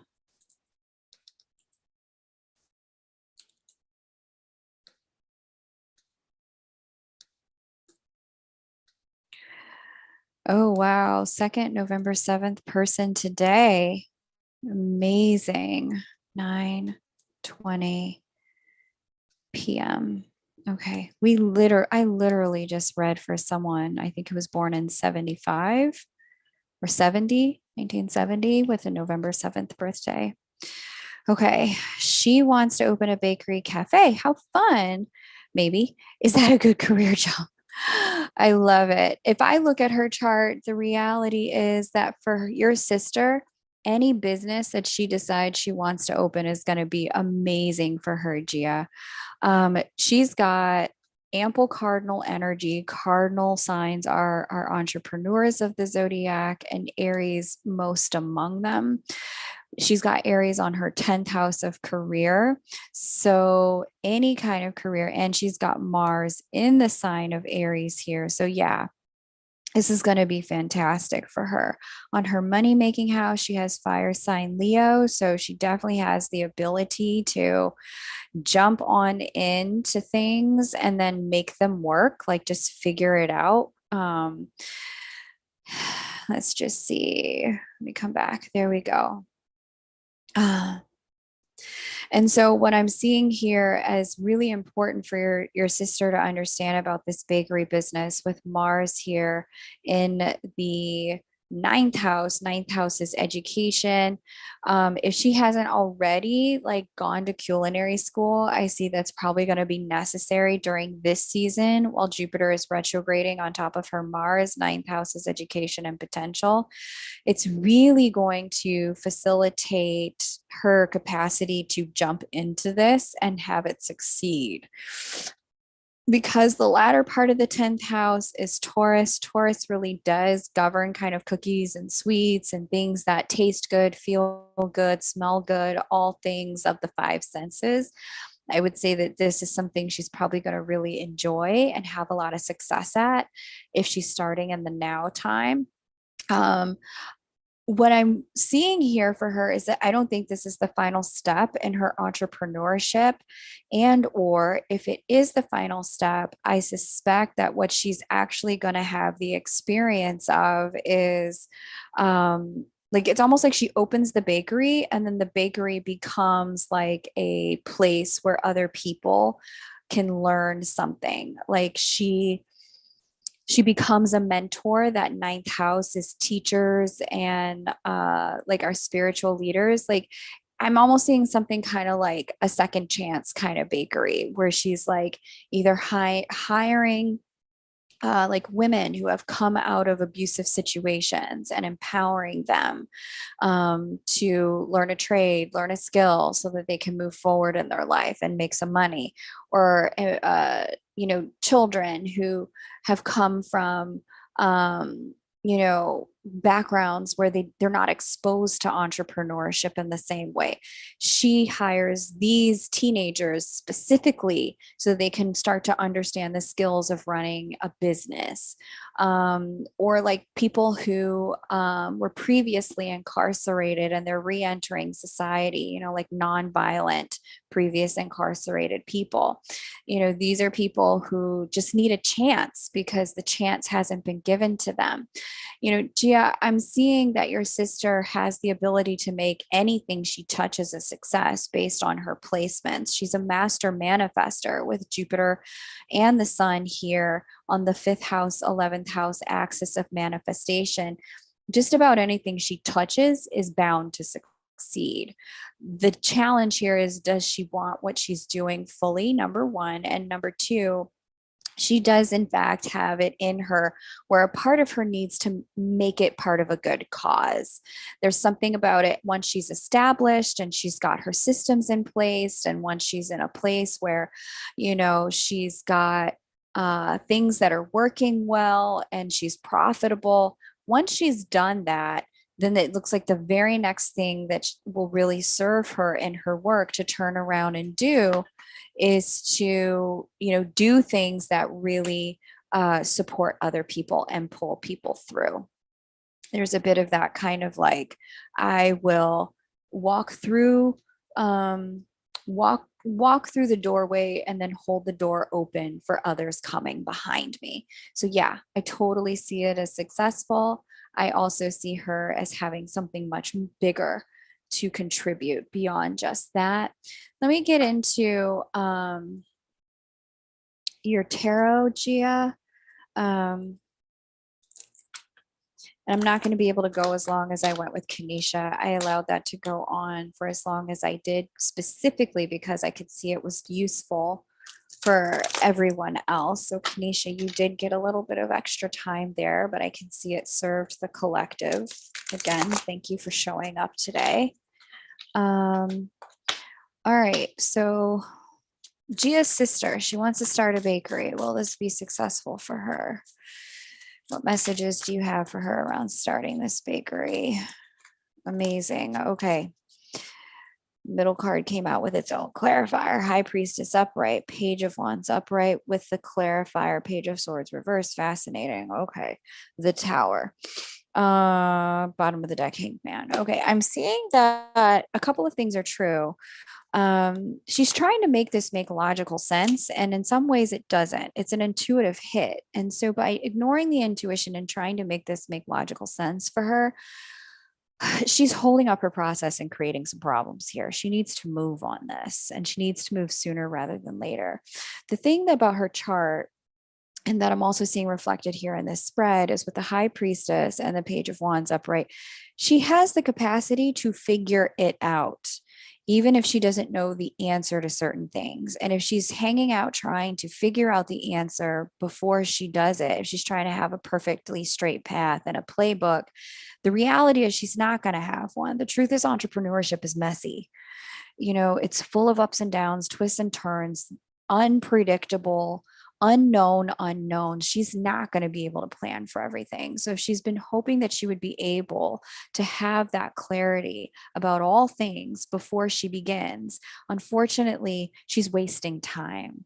And not only is she wasting time, but she's blocking her blessings. And not only is she blocking her blessings, but I'm seeing with the Tower and the Hanged Man at the bottom of the deck, she is creating kind of she's creating the universe forcing her into some situation she'd rather not have to be in, and like working for somebody else or starting a different kind of business, et cetera, or owing far more money than she would have to on a loan because she keeps letting the Fed raise the interest rates on her if she's living in the States.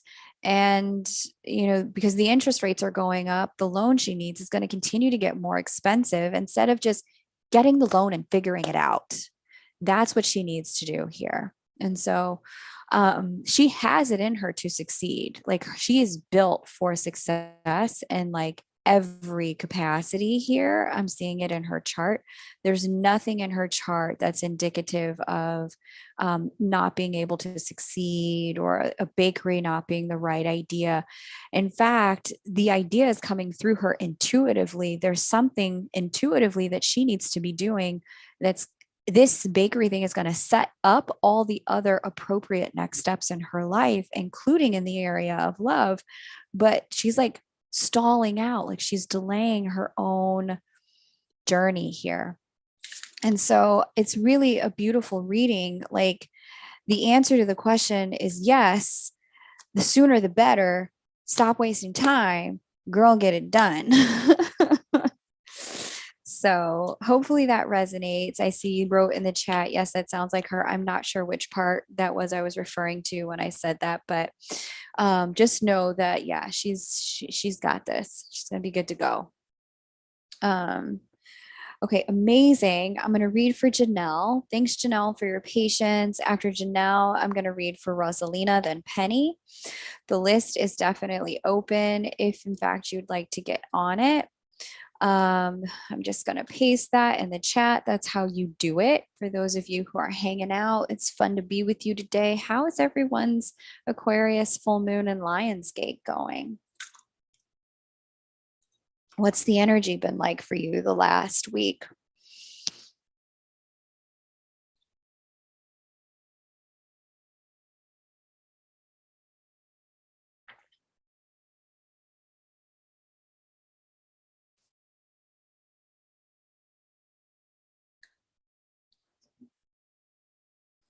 No, Janelle, you can answer whatever kind of, I mean, Mystic Rose, you can ask whatever kind of question you want. I've just noticed, especially given the way the energy is, you can ask whatever you need to today. I'm taking any kind of questions, but Mystic Rose, what I've noticed is that given the energy is such a heavily focused union with self period of time, most people have just been intuitively guided to ask questions about themselves and their lives and their growth. But you can ask whatever you want. It's up to you, whatever you need in order to whatever's going to feel aligned to you today. We're waiting on Janelle. And if Janelle's not ready, Rosalina. Hey, Aliza. Great to see you. Aliza, it's a paid list. And so if you want to get on it, I can definitely read for you. What you're going to need to do is follow the instructions pasted, pinned at the top of the chat, pasted just before you walked in about how to get the reading. Okay. Okay. Rosalina, let's go ahead and take your cue.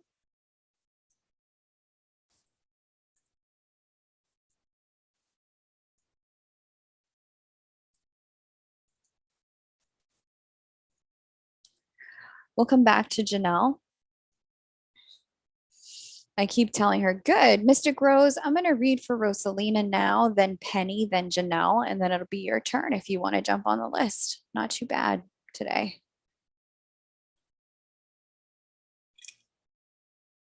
Good, good. I mean, I was a little bit of a hard ass, Gia, but hopefully, you know, hopefully it's the kick in the pants she needs to kind of jump on it. Okay. Hopefully the vent is getting where she's going safely. I was wondering where she's headed to today.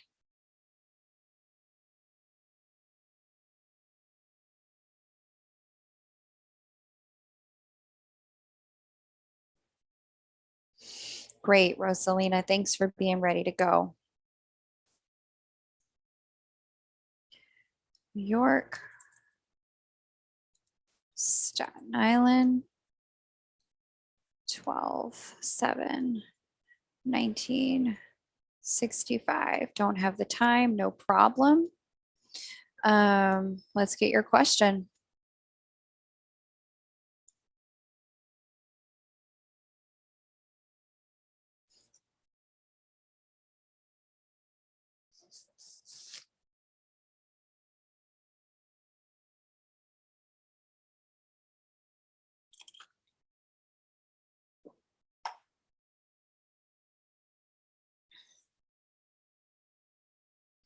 Ex-husband, why has he distanced himself from me and our children?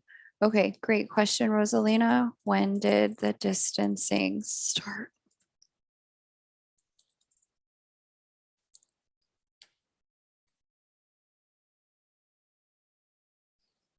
Get the timer together. Oops, that's the calculator. I always do that. When I'm trying to set the timer, I open up the calculator. They both deal with numbers. Let's see what's going on here. 1 month ago. All right, cool. Let me set the timer. Let's get it. Penny, if you would get ready, please. And Kylie, if you can let Penny know that it's her turn next, that would be fantastic. It'll help keep things moving. 1 month ago, Rosalina, in your person's chart, let's see what was going on.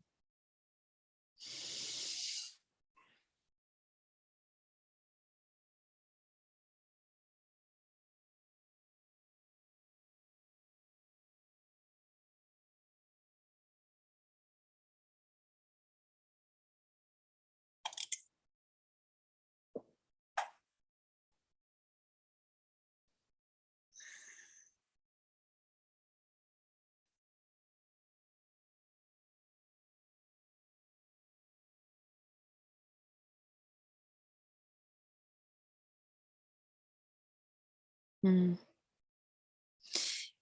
I'm being completely honest, it looks like the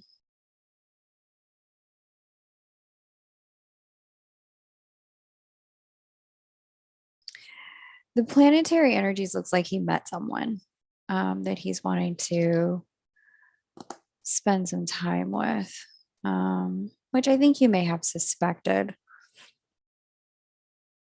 A couple of things would be indicative of this. We've got Jupiter speaking in harmony to the ruler of his seventh house of commitment cusp. We've got Venus entering the seventh house of commitment.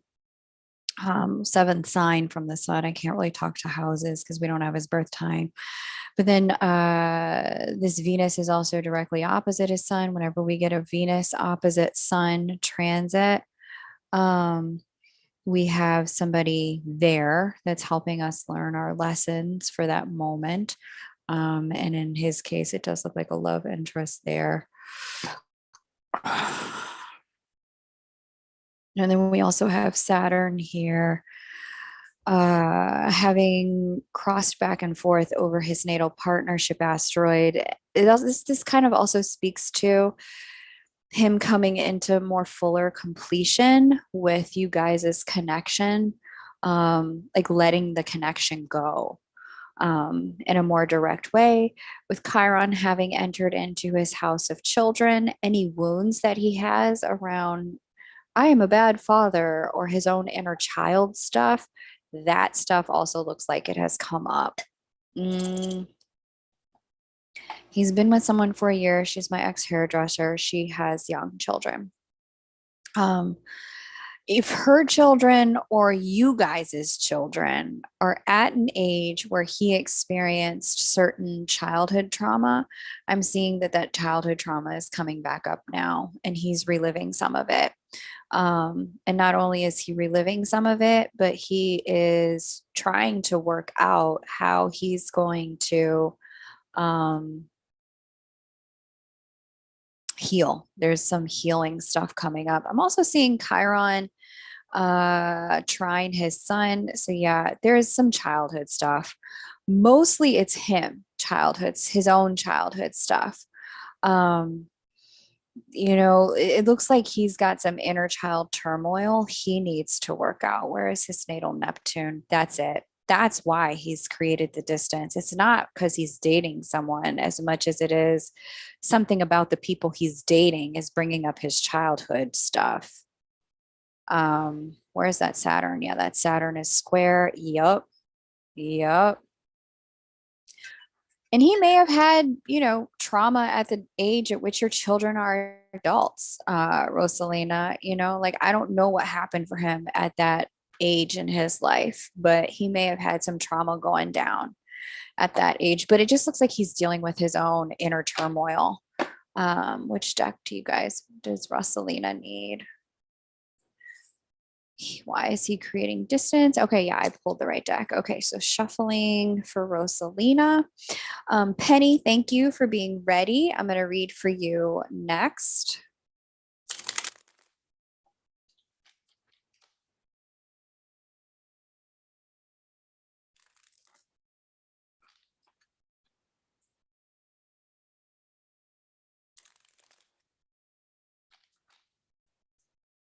Okay. Why has Rosalina's husband distanced himself from her and their children? Okay, these just flew out. Yeah, he's dealing with some past stuff for himself. We've got Six of Pentacles, but in the deck that I'm using, it's showing me a clock. This isn't a normal Six of Pentacles. This is a clock. Six of Pentacles. So there's some time stuff here. And the moon. In this deck, we have a woman looking into a reflection in the water. And then we have the Six of Cups in this deck. And in this deck, the Six of Cups specifically, yeah, again, it's Six of Cups reversed. There's a very heavy past energy here. Something from his own past came up that's caused him great grief. It could be that one of your kids, hers or yours, are repeating one of his own toxic patterns. And he is looking in the mirror at the moment and going, fuck, how did I create this? Why did I do this? What is wrong with me? I'm a shitty dad. How can I fix this? Why did I do that thing in the first place? Now it's impacting my kids or the kids that I'm, engaged with through this woman. There's something going on in the way that what's happening now specifically, I would say probably in the world of children, is bringing him back to something that's happened in his past that he needs to deal with. So that's why he's created the distance. And I don't even think the distance was intentional, if I'm being honest. My suspicion is that the distance has more to do with him just like being in the world of inner reflection and losing track of time. I don't think he's gone anywhere at all. Okay. Okay, so we're going to read for Penny and then we're going to come back to Janelle. Janelle, we're going to come back to you. Whenever someone's not ready, when I call their name, I move them to the end of the list. So we're going to read for Penny next. His dad was an alcoholic. Yeah, if he's noticing his children have a relationship with alcohol that's not helpful, he's deep in the feels about that and trying to figure out, he's doing some shadow work around that. So 21, 1970, 11:25 a.m. Very good. Penny, thank you. Okay. Okay, so you'll have to let me know how that resonates. My suspicion because the moon was in your deck there, in your spread, you're not going to know. He's not going to tell you, hey, I've got this thing came up that's having me really work on and look at myself. He's not going to tell anyone. And so, but he don't trust based on what I saw in his chart. He's working on it. It's not a group project, what he's working on. It's a solo project. So, just give him the space he needs. He's doing the work, it looks like. Okay, so back to Penny. Lots of shifts at work, reassignments, passed over for promotion. Will another opportunity be coming soon? Great question. Okay. Display transits. Let's see.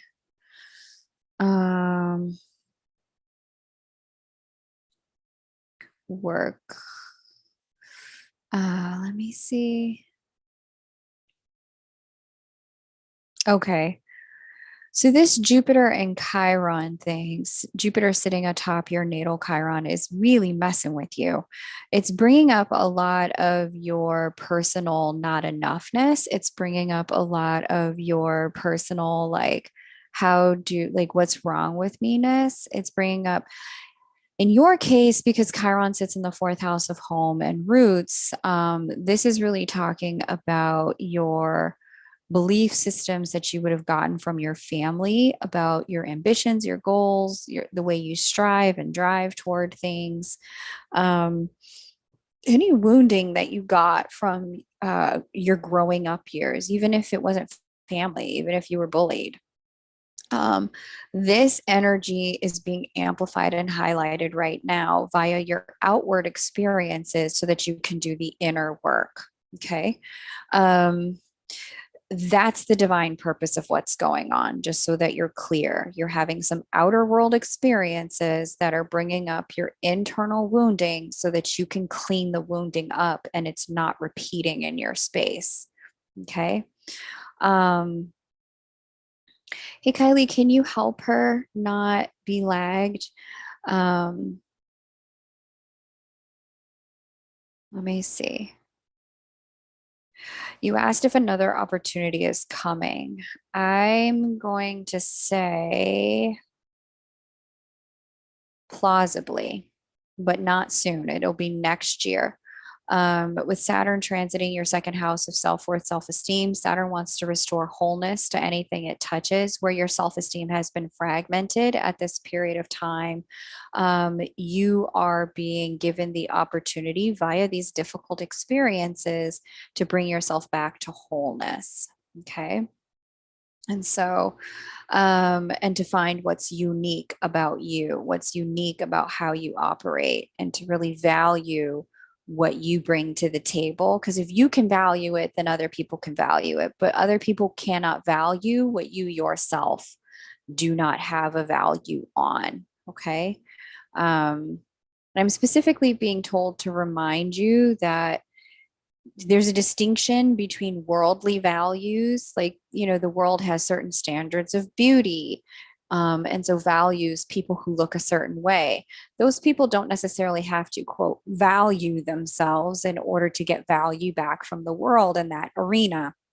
I'm talking about valuing the pieces of you that have been segmented and fragmented off because they don't fit the worldly standards. These are the parts of ourselves that we have to bring to the table and make a home for, make a voice for, make a microphone and spotlight for, because only in doing that ourselves will the world begin to value those parts of us as well. Okay, so that's what I have here.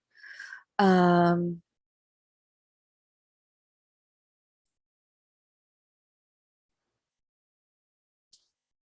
let's get into your tarot. Next opportunity. Oh, you asked me when the next opportunity was coming. And I said it's not going to be until next year. Yeah. What we need is for Saturn to get out of your second house of earned income, because that's when the lesson around valuing yourself will complete. We need uh, Jupiter to get off your Chiron, and it definitely does in the early part of next year. And then Jupiter gets into your fifth house of creativity, second house of earned incomes. This is Saturn and Venus governed. Venus sits here. Okay. And natal Saturn sits here. Yeah, it's in the second half of next year. Another opportunity comes up in the second half of next year. But in the meantime, there's a real like needing to kind of fluff your own feathers and find what's good about you and what you can bring to the table that other people don't. All right, Penny, thank you so much for allowing me to read for you. We're going to come back to Janelle now. Thank you so much.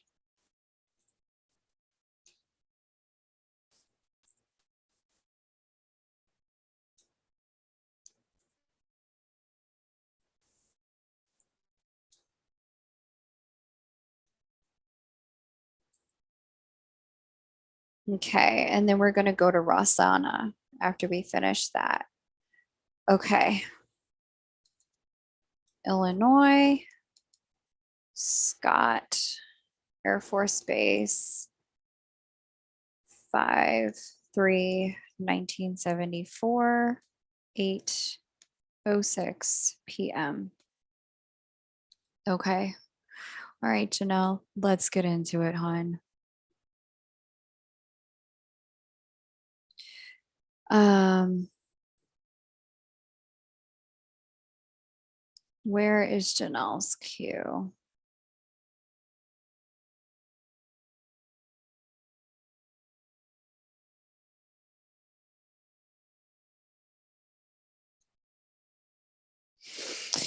Okay, so we're gonna do Janelle, then we're gonna do Rossana. Um,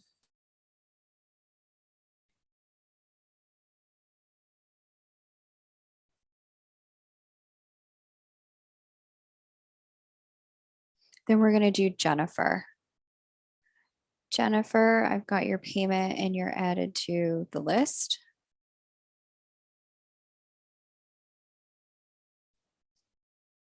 Okay.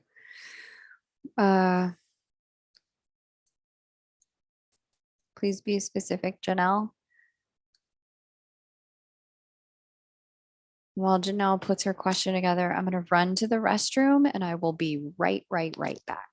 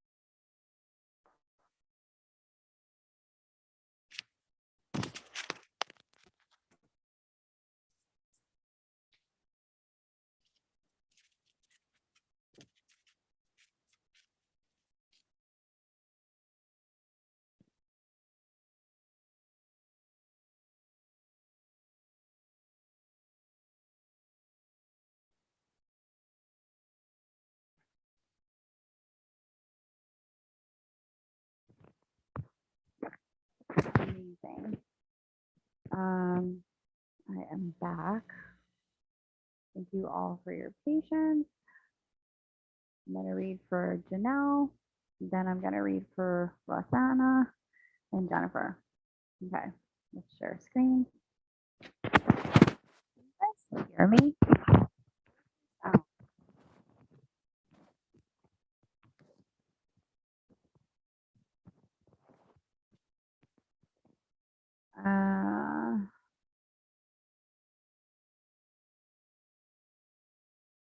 I sound muffled. What about now, Kylie? What about now? Do I still sound muffled? Testing, testing. 1, 2, 3. I spilled some water on my microphone, unfortunately.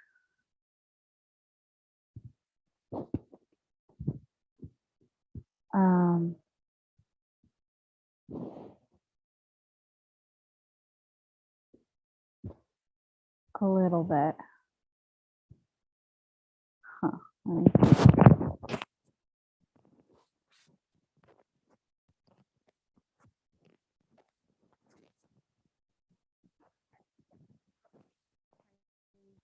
How is my sound now? Am I still sounding muffled? I've got to correct this before I read for anyone else, because if you guys can't hear me, this isn't going to work. What about now? Dry. I'm going to be able to get this sucker until it dries itself out. So I might need to get a different mic.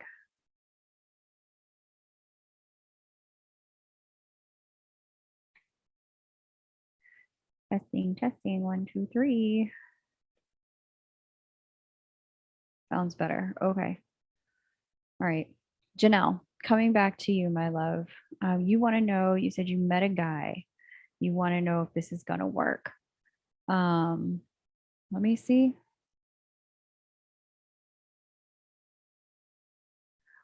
Love, will the man I'm currently with grow into a relationship? Will we live together?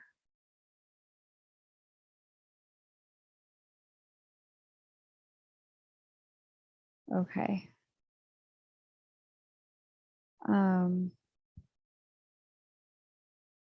Thanks, Sunday.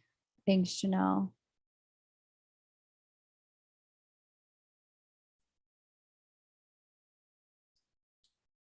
Janelle, when did you meet him? Month and year, please.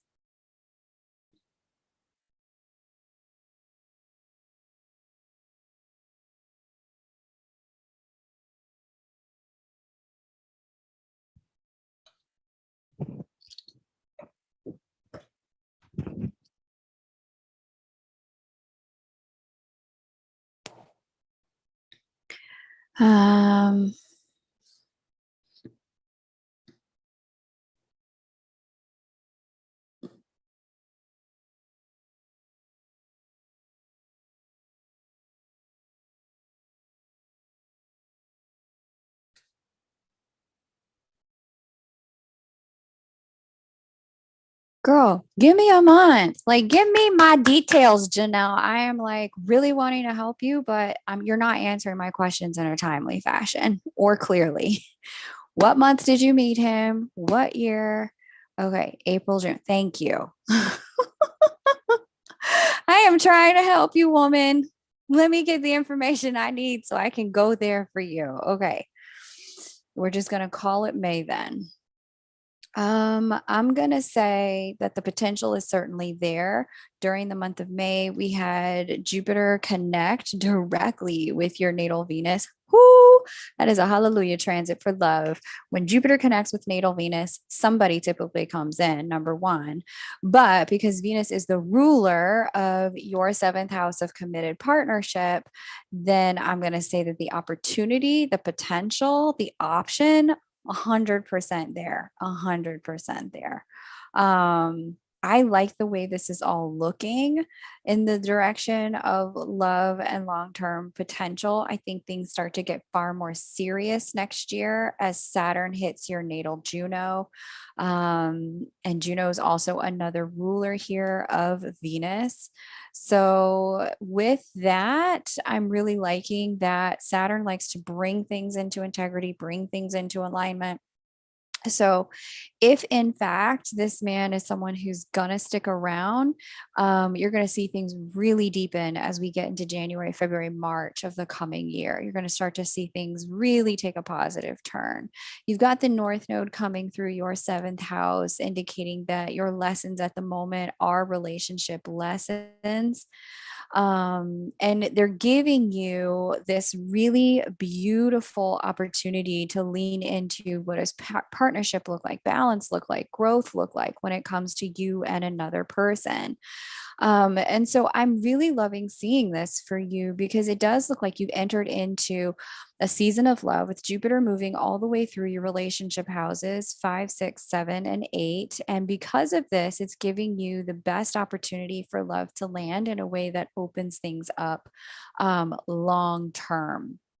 I don't see anything here that's indicative of another lesson that's more important. This love being about lessons as opposed to deepening the connection. I'm not seeing anything of that nature here. In fact, with Uranus crossing into your seventh house of committed partnership, bringing transformation, I'm seeing you ascending to a higher level in your love life and going to like really having a deepened understanding of what divine looks like, can be like, and it is like for you personally. So this is a great, great, great season of expansion and growth in the arena of love for you. I know everyone wants that, but you're like the only person I've read for today for whom this is actually literally in the cards for. And so I love seeing this for you. Janelle, I'm going to go ahead and pull your tarot now. Let's do that. So shuffling for Janelle. In April, you predicted my home and love immediately after. Right on. I'm glad I was able to predict that for you. I know you were looking. I know you were hungry for it and you were looking. So this is amazing. I love to hear this. I mean, love your life, girl. You don't have to love me. Love your life. It's just your time. It's just your season for this. And you've really come into a great place where you can experience love. Like there was a career season, there was a up leveling friendship season, there was a dealing with money season, then there was a home life season, and now this is a season of love for you. So good stuff.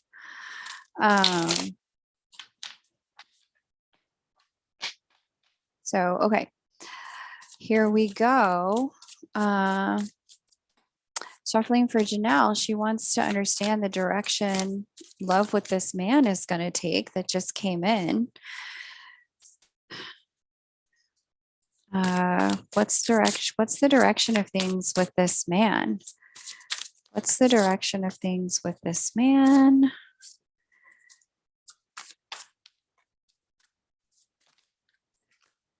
It's like, okay, y'all, this deck does not want to talk to me. So we're going to leave that and move on to Rider-Waite. Actually, we're going to move on to Santa Muerte. Why do you not want to talk? Shuffling for Janelle. This deck wants to talk. That's what I thought. Okay. One more for Janelle, please. Great. Wow. Interesting.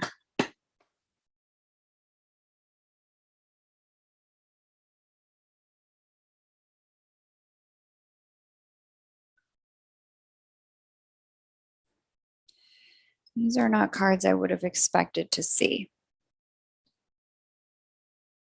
Let me see if I can understand that.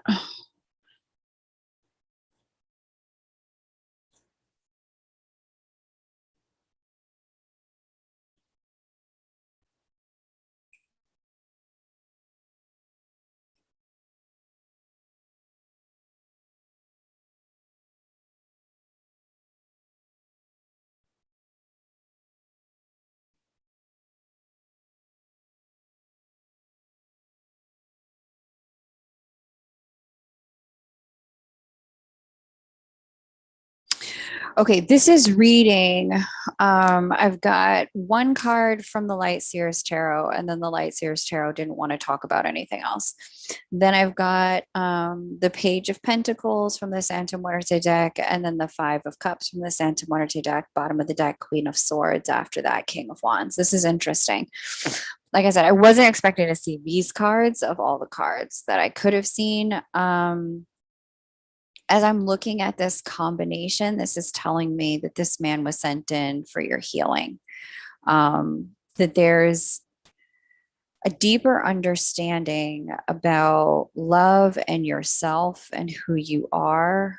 And like a coming into the beginning of stability in the material world. But about who you are as a person, this relationship is going to really reflect back to you how far you come, and it's going to help you cross a bridge, so to speak. There's some heart healing that is needed that this relationship is going to help you do. I don't see that this is going to be like the deepest relationship you've ever had. But what I do see is that this relationship is going to be one of the most illuminating relationships you've ever had, whereby you come to more deeply understand yourself and you begin to heal some of the parts of you that have been wounded in love in the past.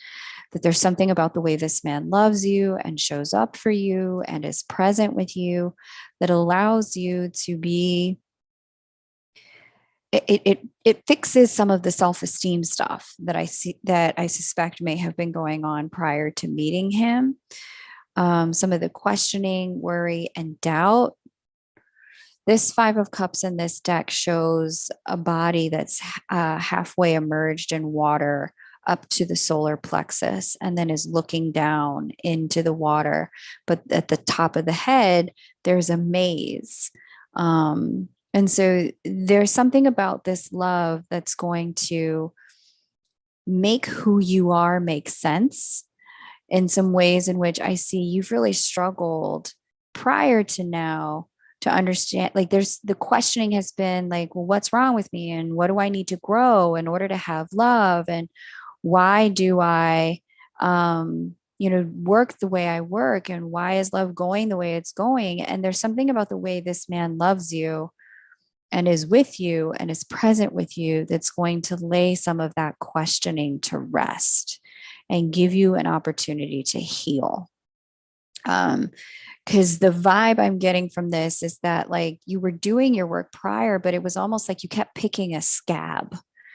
And this connection is going to have you stop picking the scab and let it fully heal. There's living situation with him and his baby mama, and my divorce will be final on the 10th. Yes. Okay, good. So that's what I got. It has a lot of potential and a lot of room to grow. And for you personally, there is some healing involved in this connection. So thank you, Janelle. Love to see that for you. Thank you for allowing me to read for you. We're going to go to Rosanna.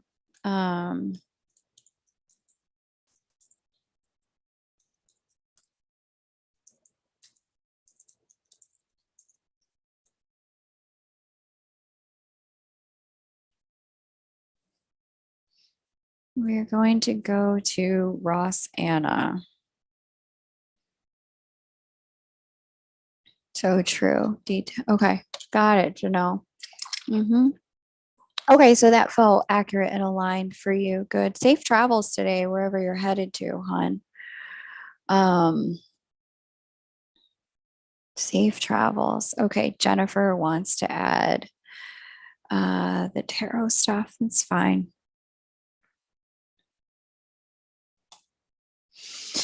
So we're going to read for Rosanna, and then we're going to go to Jennifer.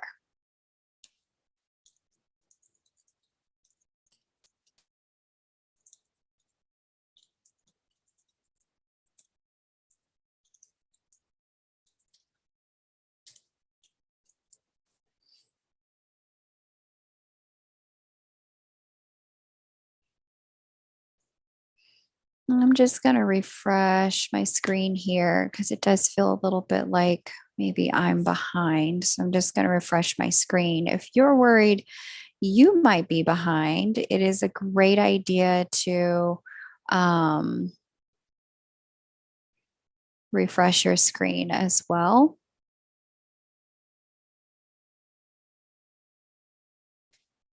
Close out of the chat on mobile, come back, or close out of the video and reload the video. Okay, let's see what Mystic Rose has to say. Actually, I'm not going to read the full moon in Aquarius chart. Okay. Ecuador. Let's see. 5/21. Oh, big changes for you. Late May born. Big changes. 1976.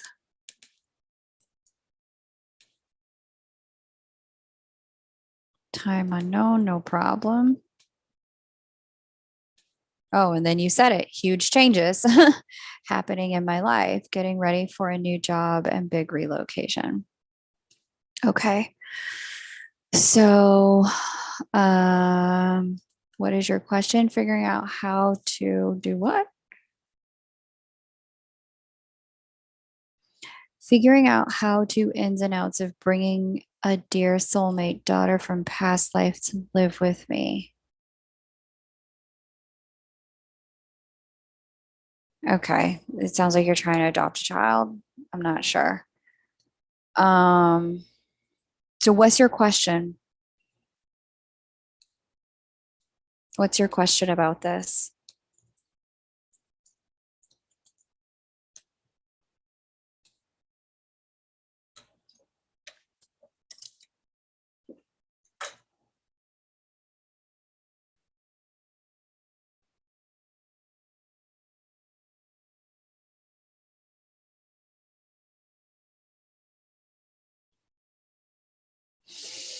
Um,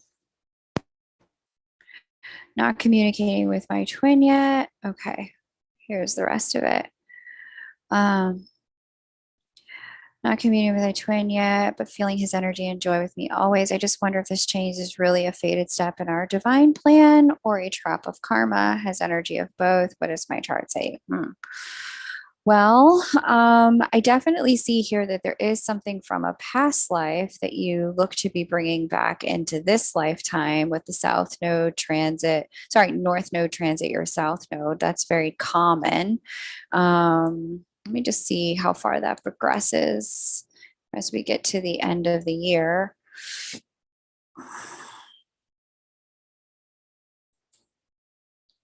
Yeah, by the end of the year. I have no idea how this lines up with your twin. I can't speak to that, given that I'm only looking at your chart. But what I can say is that I do see something popping out of a past life that is looking to become quite present in this life, based on the way the nodes are transiting. So, if it feels like, bringing her into your world in this way is what's aligned to you, then I would trust your intuition on that 100%.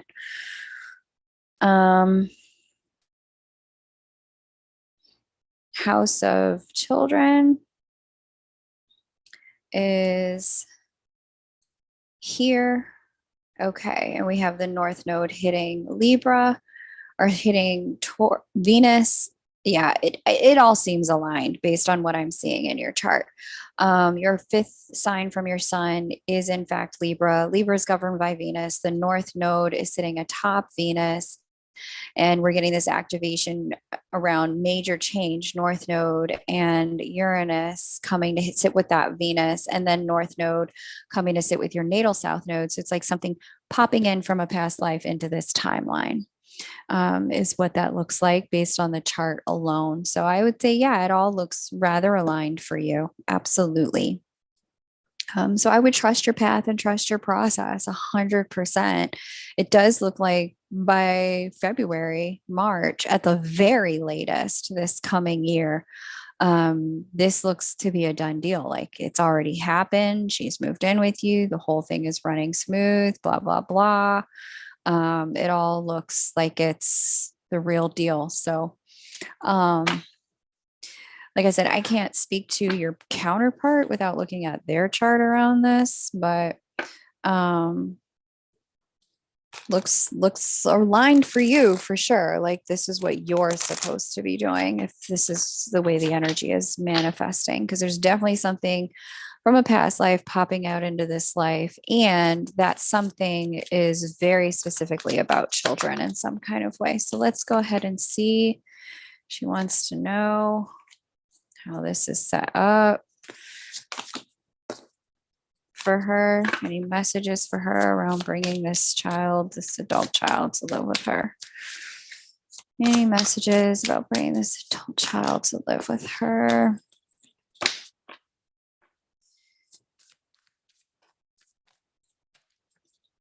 Hey, Jelly M, welcome. Great to have you. Welcome to jump on the list if you want. The way to do that is in the pinned comment above. I am reading for Rosanna now, and then I'll go to Jennifer. And if you decide to jump on the list, I will be reading for you next. Okay, that deck is done talking. But there are 3 cards here from the Lightworker Oracle deck. We've got Temperance, so the hand of the divine is certainly on this change. We've got the Moon, double confirmation. The hand of the divine is on this change, and 2 of Swords. What's interesting about this combination of cards is that this really does seem to be not intuitively guided as much as it's divinely guided. And there's a bit of a difference. When we talk, I can do one question, Rosanna. I can't jump around. If you want to do a second question, you need to do a second payment. When I'm looking at this, there's something about timing and sequence with the Temperance card that is showing up here for you.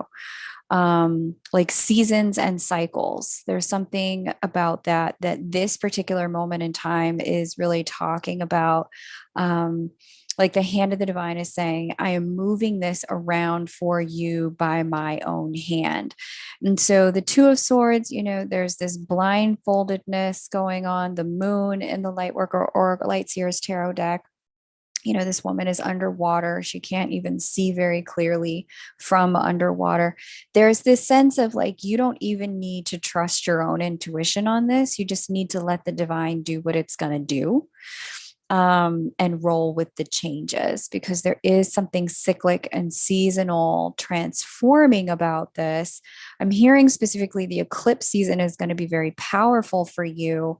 Normally in the Moon card, we have an eclipse going on. We have both the sun and the moon, where the moon has crossed in front of the sun. And in this Temperance card, we have a solar eclipse. So there's like a lunar eclipse and a solar eclipse going on.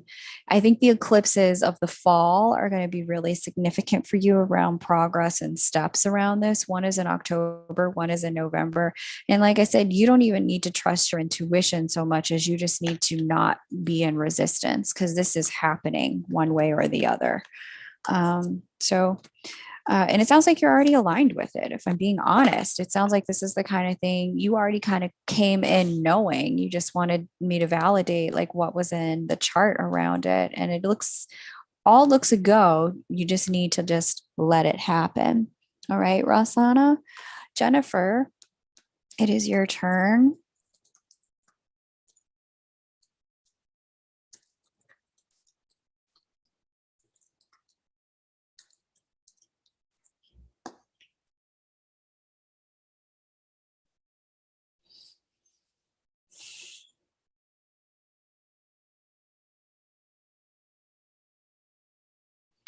All right, Miss Jennifer, let's get into it.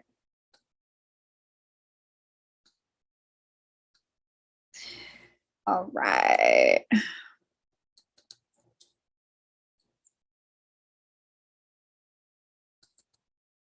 Where were you born, Jennifer? I need the location, please.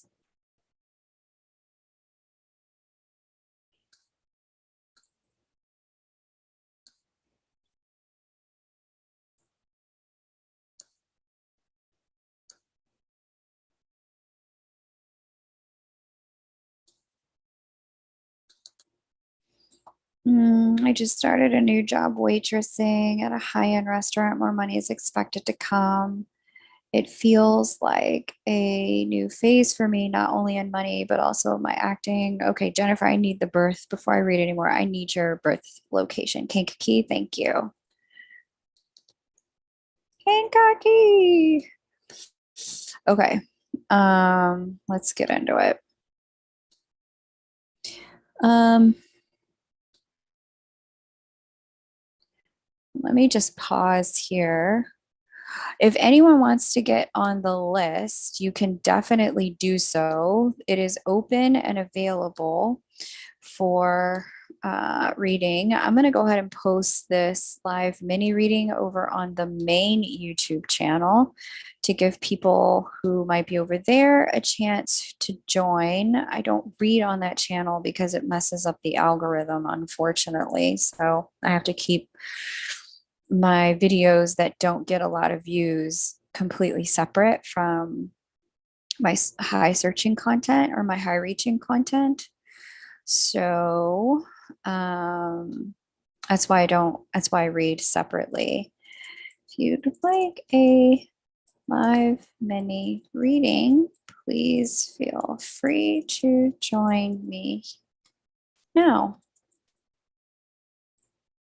Aquarius, full moon, and Lion's Gate vibes are bringing in big change.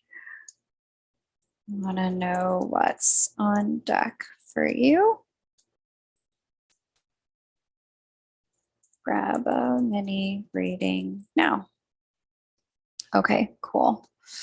Let me come back into this chat. And Kylie, if you would be so kind as to get your question ready, I would love that.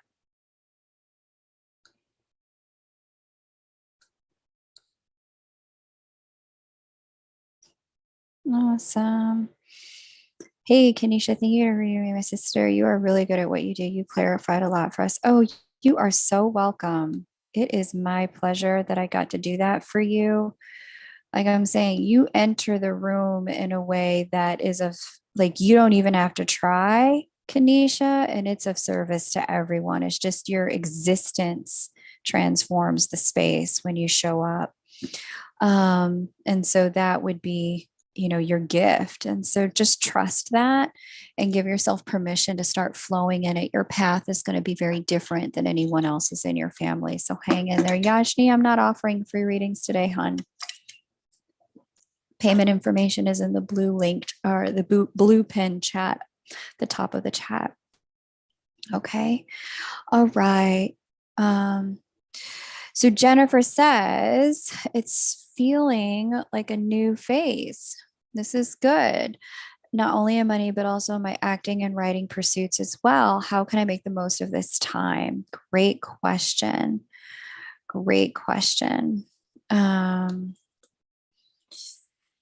Miss Jennifer, Miss Jennifer, Miss Jennifer.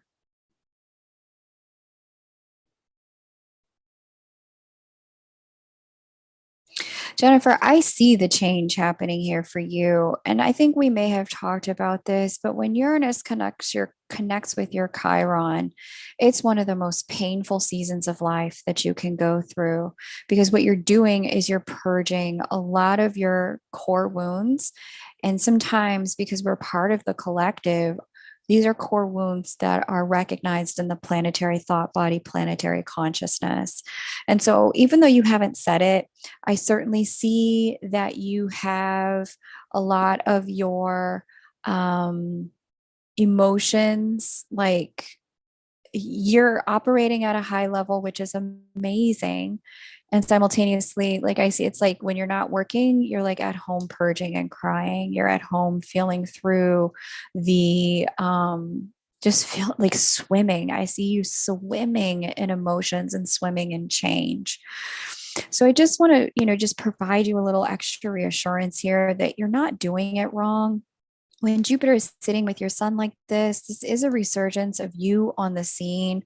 There's a lot of opening up of your own kind of beauty and grace and gifting at this time, especially because you've got the sun inside of the 12th house. This is really going to help your poetry, because a lot of what you're going to be doing is channeling more information in. The poetry isn't going to come from you as much as it's going to come through you at this time, especially with Neptune sitting on top of your natal Mercury. I know there's been a lot of changes in your connection in the last couple of years, and it's been a work. And I mean, capital WORK, to really adjust to everything that has occurred and the emotions that you have encountered with the circumstance. But I want to reassure you that you're in the right place. There's some people that you're going to be meeting with Saturn connecting to your natal Venus in this way, Venus being the ruler of your 7th house, that are going to give you an opportunity to believe in love again, and give you an opportunity to see love's power in your life. You are going to move through a period of time where some of the friends that you've got going on are going to fall away as Saturn shifts through that 11th house. But as they fall away, there's going to be room for more of your creativity, 5th house energy, right opposite it, and room for more of the right people who are going to elevate you to that next level, room for them to come in. And so the reality is you're just up leveling, and the peeling back of the cocoon, the falling away of the cocoon, so that you can be present as a new butterfly. Like, that's not an easy process. The hatching of the chick from the egg, that chick has to fight its way out of the shell. It doesn't just fall away on its own, magically dissolve. And so I'm seeing a little bit of that energy here. There's a bit of a sensation of like fighting for breath, like fighting for air here to be able to continue to move forward. Yeah, I'm glad that they've told you that. Um, yeah, very good. This is all the right stuff based on what I'm seeing here in your chart as your next move, Jennifer, especially with Saturn being trine your moon. There is a strengthening, an emotional strengthening going on, but there is a little bit of solitude required as you do the work. And it's okay to be more internal. Yes, I see more money coming. I also see the creativity unfolding. So I really want to validate that for you. But I want you to understand is that you're neither on the left nor the right side of the bridge. You're in the middle. And so being in the middle of the bridge is really facilitating a bit of trust and faith and transformation and growth, that is going to move you toward a higher level of visibility in the world of work as well. So I just want to encourage you to hang in there, and discipline with your day is going to make a huge difference, and boldness with those creative pursuits. Like, stop letting your brain tell you that you can't. Let other people say no to you, but you don't say no to you. You audition for, you submit for, you show up for every single opportunity that crosses your path. That's the discipline of the work.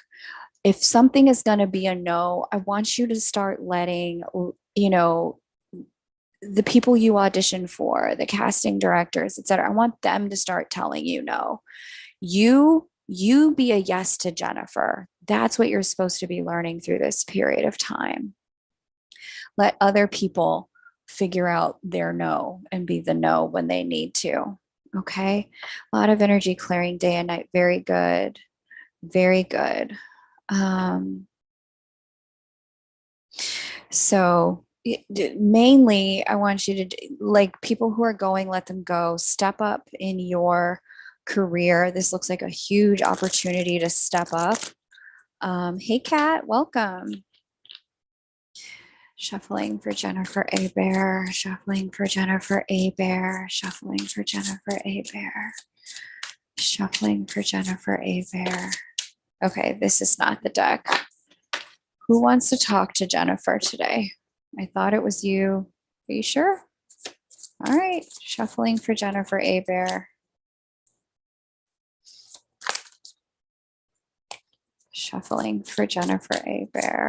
What messages do you have for Jennifer about this season in her life?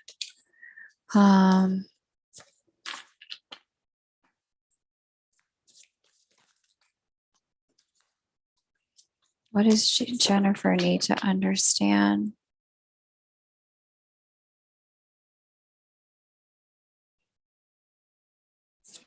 How can she make the most of the time, the season that she's in? Perfect. Wow. Okay. This I was not expecting to see either. Damn. Okay, the Sun, Ace of Swords, and the King of Pentacles came out with its own clarifier, the Ten of Pentacles. And at the bottom of the deck, our friend, Eight of Cups. And so it's because you're starting to embody the Eight of Cups energy, right? And you weren't really given a choice with this. You had to Eight of Cups upright, walk away. And it took a minute, right? It really took a minute for you to be able to surrender and say, there's nothing else for me to do here. In the Eight of Cups in the Light Seers Tarot deck, this woman is walking away from, a stream that has a bowl and a small fire burning in the bowl. She's walking away from it, but she's walking towards the horizon where the sun is rising. So going from small fire to big ball of fire. And then we actually have in your spread the Sun card, and we have the Ace of Swords. These two are telling me that happiness is imminent. The opportunity to expand yourself in the third dimension is imminent, but it's coming through this season of knowing yourself more deeply, understanding the inner workings and machinations of your mind.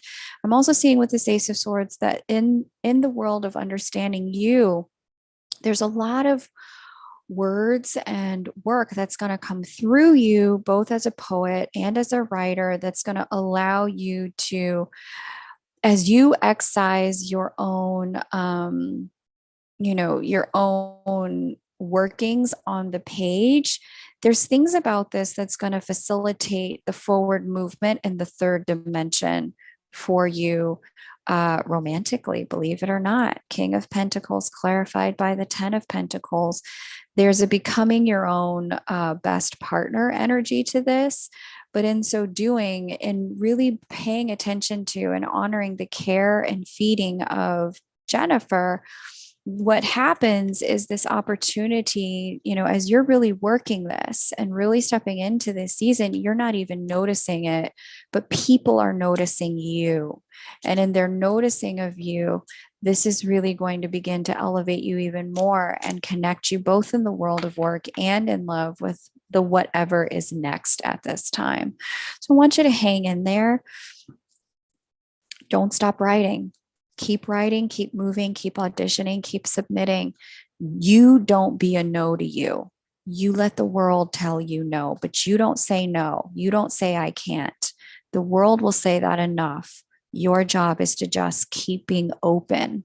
The Sun card in that Light Seers Tarot deck really has, a beautiful energy of a woman who is heart open to this full sunlight and letting that sunlight hit her heart area, her heart chakra.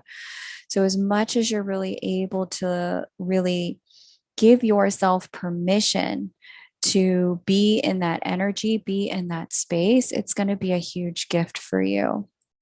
All right. Thank you, Jennifer, for letting me read for you. Hang in there, sister. This is a season, and seasons don't last forever. Okay. You're on the bridge.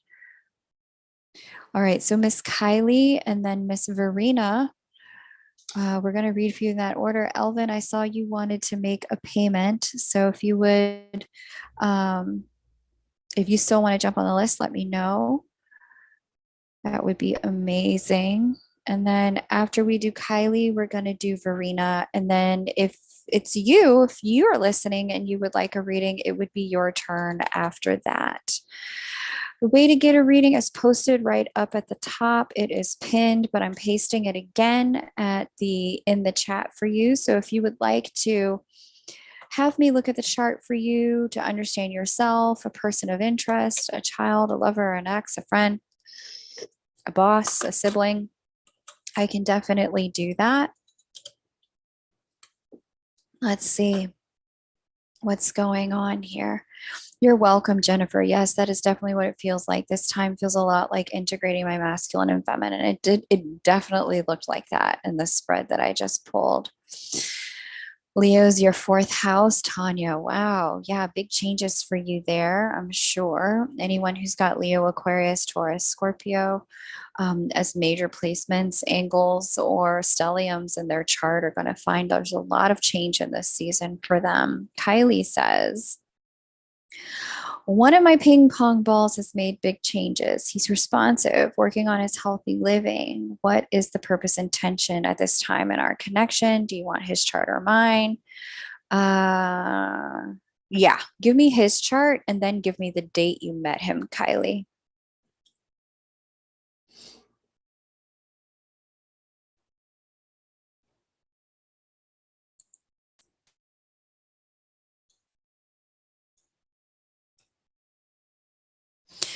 And then Verena, if you could get your question ready, that would be great. Miss Verena, get your question ready, and then I will definitely have a look at things for you.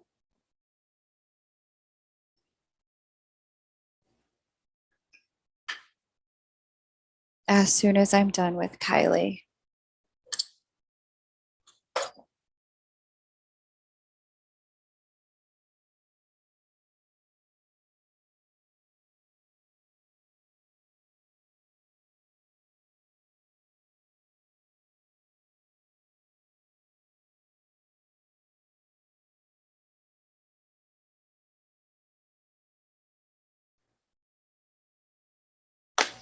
Okay, let's see.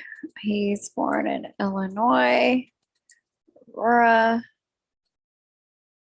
4/15, 1994. Okay.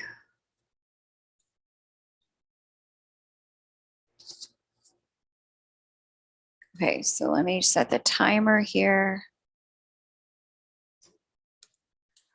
Okay, so he's going through some major changes because he's on the way to his Saturn return as we start next year. And life is just pulling him into a more appropriate direction for who he is, which is nice to see. It's always nice to see. I'm also seeing a reverse nodal return where he is really getting some insight about things that are carryovers from past lifetimes that aren't serving him that he needs to let go of and release, Kylie. And so I like this energy for him. Pluto has hit his midheaven and is retrograding back and forth, asking him to confront his fears and deal with his relationship to power in a new way, understands the way he's different than other guys. And with Pluto squaring his sun directly, this is like one of my favorite transits, Pluto square sun. I wish I was born that way because when Pluto squared my sun, I was like, I have the power. I was so effing productive and I got so much done in the direction of things that I really wanted to do. And so, for him, as an Aries person, it feels 1,000% better for him. Yeah, there's a real like integrating his own personal power going on and a real integrating and understanding of who he is and what he needs and what he doesn't and a letting go. I see he's about to move through a season of shedding. Some of his friend circle is about to majorly change. And he's going to start to hang around with people who actually lift him up instead of people who, kind of are associated with the last chapter. He's about to move into a major up level, which is really nice. Okay.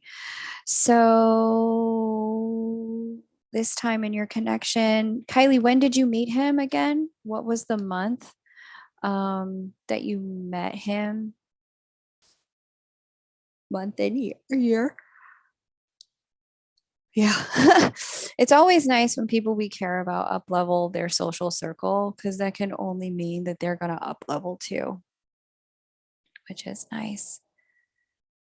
Okay.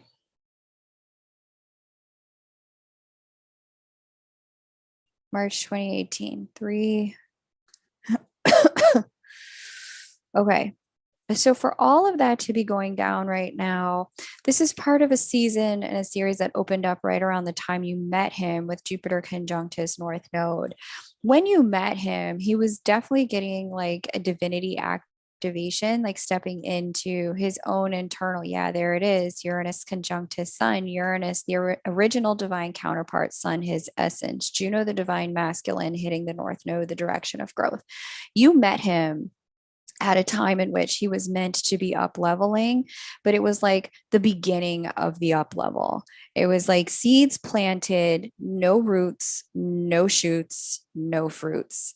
But now you're getting to the like 2018 to 2022. What you've got going on here is okay, seeds planted, roots grown. Now you're seeing the shoots come out of the ground. We still haven't gotten to flower or fruit yet, but you can actually see, oh, he actually has been working. There is something going on. There's movement, there's shift, there's growth here. And now you're actually being able to see it above ground as someone external to him. Everything prior to this was internal, but you really came onto the scene in his life at a point at which he was meant to be up leveling. And there may have been even some of your interactions with him, Kylie, that fostered that kind of like mirror back to him that he wasn't really operating in alignment with his potential. I see 2020 here was a season in which, you know, he was meant to be getting that wake up call in a lot of ways, hon. And I think he did. If he's moving in the ways that you've just outlined, like, thank you, universe. Message sent, message received, right? So let's just see what this up level is about. Like, what's he's doing all these changes. Let me shuffle some cards for you. Verena, if you could paste your question, it's going to be your turn, hon. Go ahead. Um, paste your birth details, Verena, and paste your interesting. Okay, that let's just try this one more time. What is his purpose intention at this time in our connection? So what's his purpose and intentions when it comes to his connection with Kylie at this time? What's his, oh, she came right back out. I knew she would. What's his purpose and intention at this time in their connection? What's his purpose and intention at this time in his connection with Kylie? Fascinating.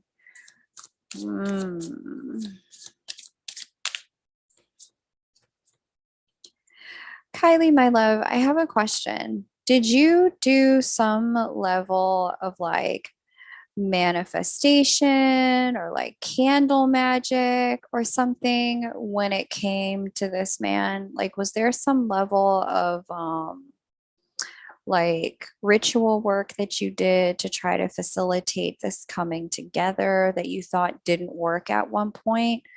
Because I'm seeing two messages come through from this spread, and I'll tell you the cards I've got in a minute. Um, the message that's coming through is be careful what you wish for because you just might get it. Number one. And number two, you know, there's a reflection here for you about the nature of your power and how powerful, extremely powerful you actually are when it comes to your ability to influence circumstances with other people. You just need to honor that there's a divine time for some of these things. So here's the cards I've got. Queen of Swords upright, Light Seers Tarot, in case you have the deck or want to Google the cards. Queen of Swords upright, Magician upright, came out with its own clarifier, Nine of Wands, and then Temperance. And so there's this way in which like you're appearing in this spread as Queen of Swords, Magician, and Nine of Wands. When I ask, you know, what's his purpose and intention in your connection at this time, and I see this particular spread, What I'm getting is that it's a matter of showing you specifically how powerful your set intentions are, and showing you how directly responsive to your energy that your circumstances are, even if you don't see it right away, even if you don't, like, there's not a direct kind of like, hey, and here is your manifestation within 3 weeks' time. In 30 days or less, you can lose 30 pounds or more. Like, no, this is not kind of like magic tricks. This is more like, I'm going to set some really powerful intentions and some strong boundaries to guide the energy. And then Temperance card as the last card in the spread is letting you know the universe heard you and that this co-creation is on its way in the world of manifestation. Hey, Lee. Hey, Sherry. Great to see you guys. And so I really love seeing this for you, because there's this way in which I see, especially with the Queen of Swords in this particular deck, you've really moved into not being pushed around by your emotions. And instead, you've gotten into observation mode with what's unfolding with this person and allowing yourself to really be present with what is and what isn't. Um, so I've been preaching to the stars, it better come true. Yeah. Yeah. There's this like, okay, I'm gonna say these prayers and then I'm gonna watch and I'm gonna have some faith. And so what's happening at this moment in the connection is he's just being the way he's being because this was what's on schedule for him, but you're being allowed to witness this so that you can understand how responsive life is to your directly set intention, to your directly set words, to your directly set kind of focus on things. So that's the focus and the intention. Not only the focus and the intention, but that is also why you're being allowed to witness him in this kind of like fledgling state. Amazing. Good stuff. Great question, Kylie. Happy I could share that. How are you guys doing today, Lee and Sherry? Great to see you. Miss Verena, it is your turn. Let me see what Melozines has to say. Let me move out of Kylie's chart there. Okay, Austria. Eisenstadt.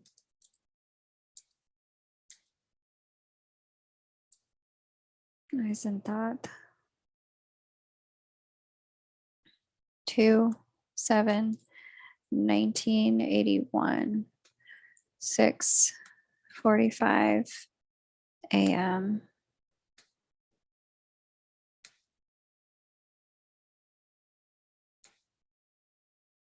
Okay, your person asked you to visit him for a few days from 20th of August. What are the energies like for me around that date? For the tarot, what am I unaware of? August 20th. So I don't do two separate questions, just so you know, with tarot. I just expand on the first one. It's one energy for me. Okay. Oh, that was nice of you, Lee and Sherry. You didn't have to do that, but thank you. It was very kind. Very good. All right. So Verena, the energies around the 20th of August for you. Oh, how lovely. You've got Venus conjunct your North Node in the 7th house of committed partnership, drawing partnership and love in your direction. So lovely to see. We've got Jupiter opposite Jupiter, bringing in, is heralding in a period of productivity for sure. Lots of productivity and work. Okay, and we have Juno connecting with your moon. This reads a lot like a playhouse kind of energy, which is it's sweet. It's like the opportunity to come together, exchange some light codes, be close, cozy, warm, yummy with one another, enjoy each other's energy, time, and company. And like be like just foster the deepening of the connection, Verena. It looks like this is a really beautiful time period for you to just allow the connection to deepen in the way that it's able to deepen at this time. So I'd like to see this for you. With Saturn sitting on your sun, though, and retrograding back and forth, as well as kind of speaking to your natal Pluto, your personal power, I'm seeing that things still aren't going to be quite the way you want them to be and exactly the way you want them in the connection. There's a lot of like coming to terms with your needs and specific, not necessarily needs as much as your personality that's going on during this period of time. And these few days are only part of a larger conversation that Saturn is orchestrating, which is about coming home to Verena, coming into right relationship with Verena's power, Verena's energy, Verena's personhood, Verena, like not splitting any parts of self, repressing self, keeping parts of self locked in a closet. All of this is really about allowing Verena to be full Verena while also, given this time period, in connection with him. No separation, no cutoffs, no repressing, no hiding, just being you while also being with him, being connected to you while being connected with him. Perfect timing. Lee and Sherry showed up when they did because that's all they talk about, how to be fully connected with you without while also being fully connected with another, and removing any blocks to that. Marina, if you haven't worked with Lee and Sherry, I'd recommend it. But getting back to your chart here, this is really talking about, like I said, it's this beautiful energy where you guys get this chance to kind of play house, so to speak. And in doing so, it just lends itself to the deepening of the connection. But this is not about hiding you while you're doing this. This is about being you while you're doing this. So just being honest about how you feel, where you're at, what you want, all of that. Verena, I'm going to go ahead and pull your tarot for you. Let's shuffle for Verena. Hey, DK, great to have you. Verena, DK, I do astrology readings. It is a paid list. And so the way you pay is pasted up at the top of your screen there in the blue pinned comment to want to get on the list. I'm reading for Verena now, but as soon as I'm done reading for Verena, if you would like to jump on the list, you definitely can. Lots of big change energy in the air for everyone who is an Aquarius Leo or a Taurus Scorpio, especially if you were born in the second month of your sign. November born Scorpios, May born Taurus, February born Aquarius, and August born Leos. Or at the latter part of the month prior, you're going to find that this period of time as we move into the Lion's Gate and move into not just the Lionsgate, but this full moon in Aquarius, you're going to find that this period of time really fosters a sense of transformation, growth, and change for you and pushes you over the edge when it comes to making necessary changes in your life. Things that intuitively you've known, that you've halted on, those things are going to start to really force themselves to the surface now. Things that you have known outside of your intuition, but are just hasn't been time yet to make the change. This season is going to make the changes for you, and it's just a matter of going with the flow. Miss Verena, what does she need to know about that August 20 time period? Let's have some cards for Verena about this August 20 time period. What does she need to know about this August 20 time period? What does Miss Verena need to know? Card 1, card 2, great.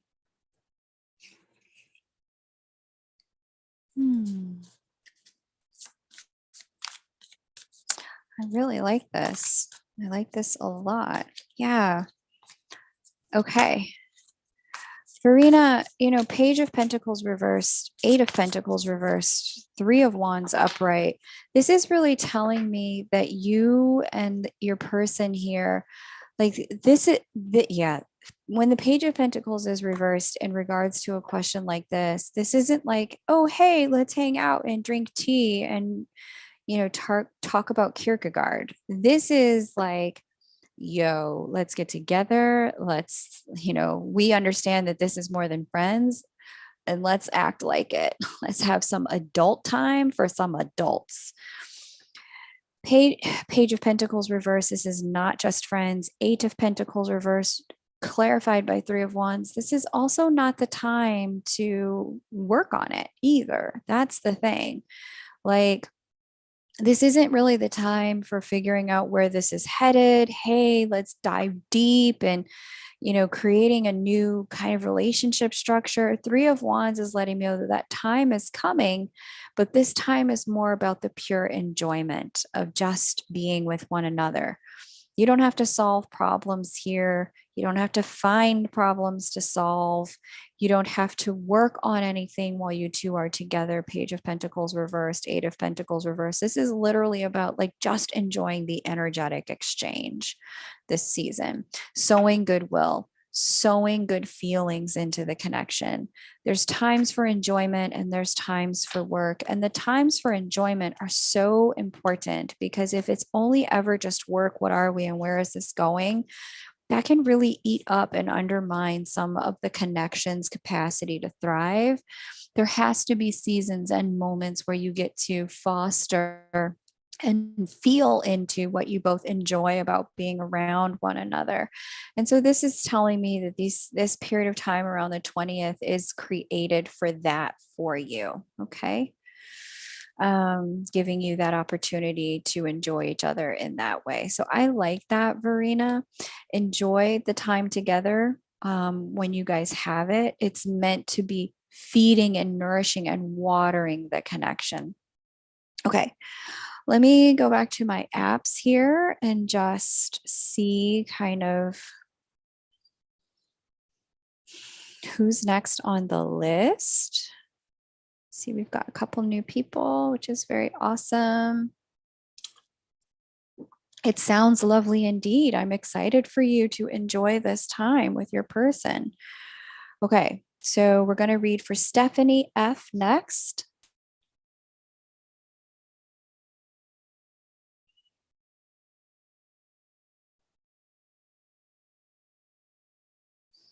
Okay, Stephanie, we're going to read for you. And then after Stephanie, we're going to read for Debbie. And then after Debbie, we're going to read for Rosalina again. Rosalina, you should just get a private reading.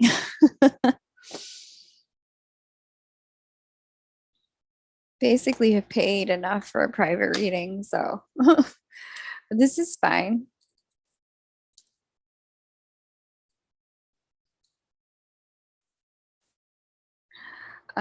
Stephanie is born in Chicago, Illinois.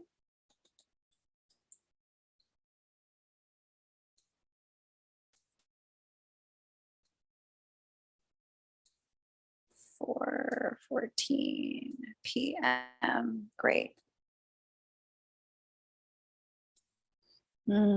Okay, gotcha. Potential for, I imagine you mean a third dimensional kind of traditional union. I've got other twins who are looking for, like, I just want us to raise our kids correctly together. I don't imagine that's what you're looking for. You're looking for, like, hey, can we get married and have kids? Is that right, Stephanie? Something kind of more in that world. Midwest in the house. Yes. Okay. Just making sure I understood your question correctly. Okay. All right. So, Stephanie, when I'm looking at the chart that I have,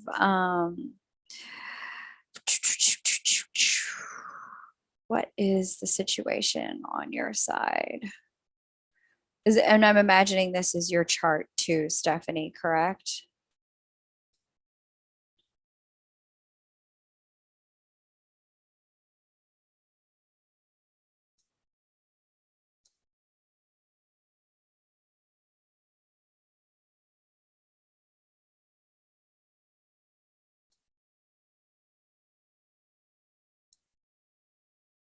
Hmm.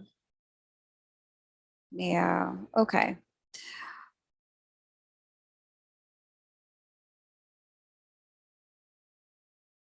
Yeah, I see it. All right.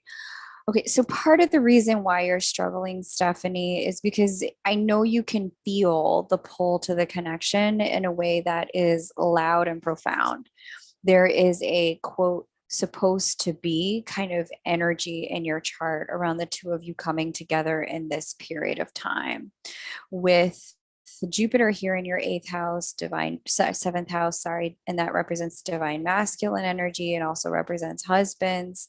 Um, with Jupiter here and then Juno coming to meet it, of all the 12 sign placements for where the divine counterparts are going to meet up, I talked about this in my 2 hour special I did a few weeks ago around union window energies for all signs. With Jupiter in your seventh house, people with Jupiter in the seventh house have some of the highest potential for some sort of movement in the third dimension when it comes to their connection with the other person. The problem that I have been seeing with this union window, because Aries, where they're meeting up in January, is the sign of the self, the individual, the you, not the other person. The pull to the connection is boomeranging right back in your face around what you have to work on in order to remove your own personal barriers to love. And that's only amplified and exacerbated by the position of transit Saturn in the sign of creativity and creative works, creation, speaking directly to your moon in the house of second chances, and your Mercury here in the house of endings and transformation. In order for something to come forward, there are some things in you, your personality, your ambitions, your goals, the way you're thinking about things, you're actually going to have to let go of. There is, in fact, a closing to a cycle here before a rebirth takes place. But in your chart specifically, this is all about things you're going to have to release in order to receive, things you're going to have to let go of in order to step into. You can't hold on to the last level and move into the next level. It just doesn't work like that. And so I don't know what those things are for you. If you want to book a private reading with me, we can certainly take a look at that. 30 minutes should be more than enough. Um, or you can do another question here and I can look at your twins chart to see if we can find the mirror between the two of you. My suspicion is with these placements, you already know, because I talked about this also at the beginning of that broadcast. If you haven't listened to it, I strongly recommend you do. The period of time between January, actually December 2021 into May of 2022 would have been revelatory in terms of what it is you need to do for your next step in union to unfold. Whatever showed up for you during that period of time would have been in your face about your personal work, in terms of allowing this to unfold. My best 4-minute interpretation based on what I'm seeing here. There's something in the world of belief systems, something in the world of money, and then something in the world of creative projects that is standing in the way of you being able to manifest union in the way that you want to see it. And until you release some of those patterns, behaviors, and projects, this pull to the connection is strong as hell to force you to make some better choices about how your life is set up for union to anchor. There's also something in here about children as well. So it's about as far as I can go here in a 4-minute mini reading, but hopefully that provided some validation for your intuition and illumination. All right, Stephanie, thank you so much. It was a pleasure to read for you. We can always go deeper in a personal reading. And you can book those over at K Moon Astro. All right, Debbie, It's your turn. Let's have your question. You're welcome, Stephanie. Hopefully that resonated for you.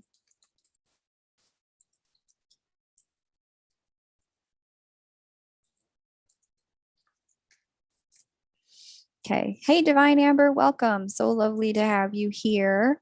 I am taking questions based on who signed up and who's on the list. Right now, I have Debbie on the list. Then I have Rosalina. You are more than welcome to make your payment, and I can add you to the list. The way you do that is via the blue pinned comment at the top of the chat there. And you can do one of two things. I can read just the astrology chart for you, which you just saw me do with Stephanie. But if you would like for me to do the tarot along with it, then that's 3535 payment payable via um, PayPal or Venmo. Whew, let me have some water.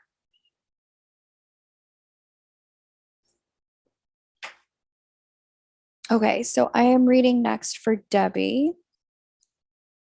Debbie, where are you? And if Debbie's not ready, Rosalina, I'm going to ask you to go next. If Debbie is somehow maybe needed to leave the chat, sometimes that happens, no big deal.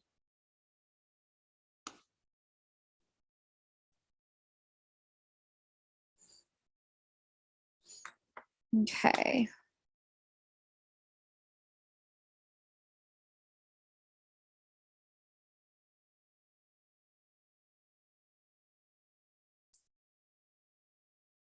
Mm-hmm.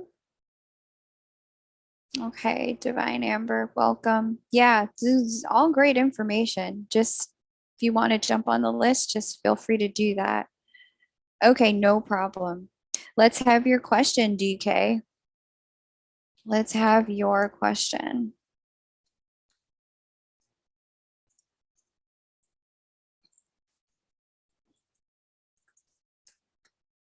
And then Rosalina, please get ready.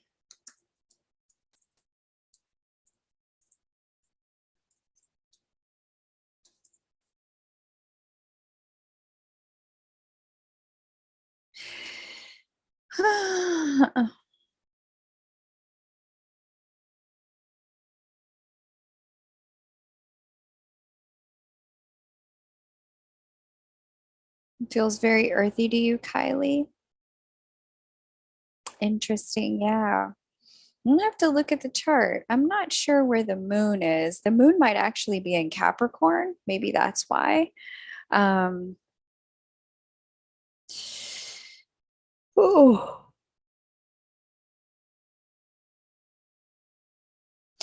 So DK, I can't tell you what you're supposed to be doing or not supposed to be doing. I can certainly tell you what the energy is looking like. Um, your intuition will have to tell you where things are supposed to be.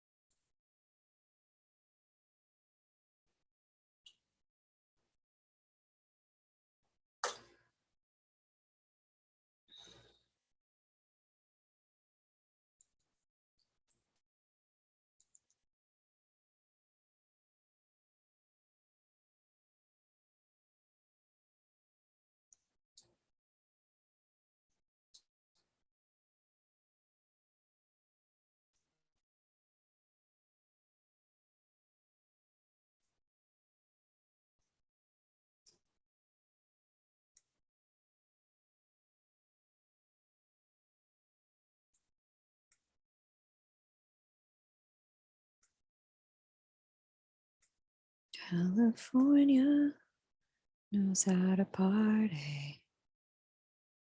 Everyone's hiking and they're very friendly. That's nice, Kylie. Oh, we have a fire moon. No, not today. Hang on. Let me just see. Okay. We have right now, yeah, moon and fire, moon inside of Sagittarius, Kylie. Tomorrow it'll be, or later on today, it'll be in Capricorn, and maybe you're feeling that vibe.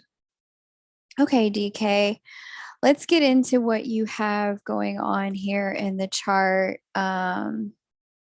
Things have not been working out in our plans. Okay, so let me just see what's happening in this chart. Um, Whoever's chart this is, if it's yours or his, DK, with Saturn hitting their natal Mars in the way that it is hitting their natal Mars, this person, whoever this is, and then Saturn hitting their natal sun in the way that it's hitting their natal sun. This person is going through a period of time of corrections in the world of Mars, their ambitions, in particular when it comes to home and things they're trying to manifest, creative works and projects. Ooh, Chiron conjunct Jupiter as well. Okay, it's yours. And then Saturn conjunct the sun, some corrections in the world of their personality. Where this connection that you're dealing with has been asking you to be less of yourself, half of yourself, not all of yourself. Parts of yourself are left out, not acknowledged. Saturn is really kind of, it's telling you you have less flexibility now than you have had before. And it's not to say that you're inflexible, it's to say that the Saturnian lesson of this moment in time is that you can't be half, you can't be unwhole, you can't be not yourself in ways you may have been able to before, where you may have been able to make certain compromises in the past. This is not the time for those compromises. And you may not even consciously realize I'm not able to make compromises, but your person may be responding to an inflexibility within you that is not conscious to you. And the reason you're unflexible in certain ways, again, it's not to say you're not a flexible or giving person, it's to say that you're unable to be so flexible that you are ignoring parts, critical parts of who you are at this time. That's not, you're not able to do that. And so if that's a pattern that you have cultivated in this relationship where you're not able to be yourself, or you be yourself but in doses or in parts, the closer you get to your person, the more it's going to be like, oh wow, during a transit like this isn't really working. Why isn't it working? And it's because you're trying to bring all of yourself to a circumstance that really only worked when you brought part of yourself. We also have a transit here of Neptune conjunct Venus. This particular transit does tend to be a bit of a heartbreak transit. It's a let go of attachment transit. It's Venus in her shadow represents a lot of our attachments. And with Venus in shadow, in the way that she's in shadow at this particular time, or not in shadow, but with Neptune speaking to Venus in the way that Neptune's speaking to her at this particular time, any of your attachments in the world of the way this connection was going to manifest, those are going to go by the wayside. Anything that has you going, it's supposed to be this way, it's supposed to be that way, it's got to look that way, it's got to look this way.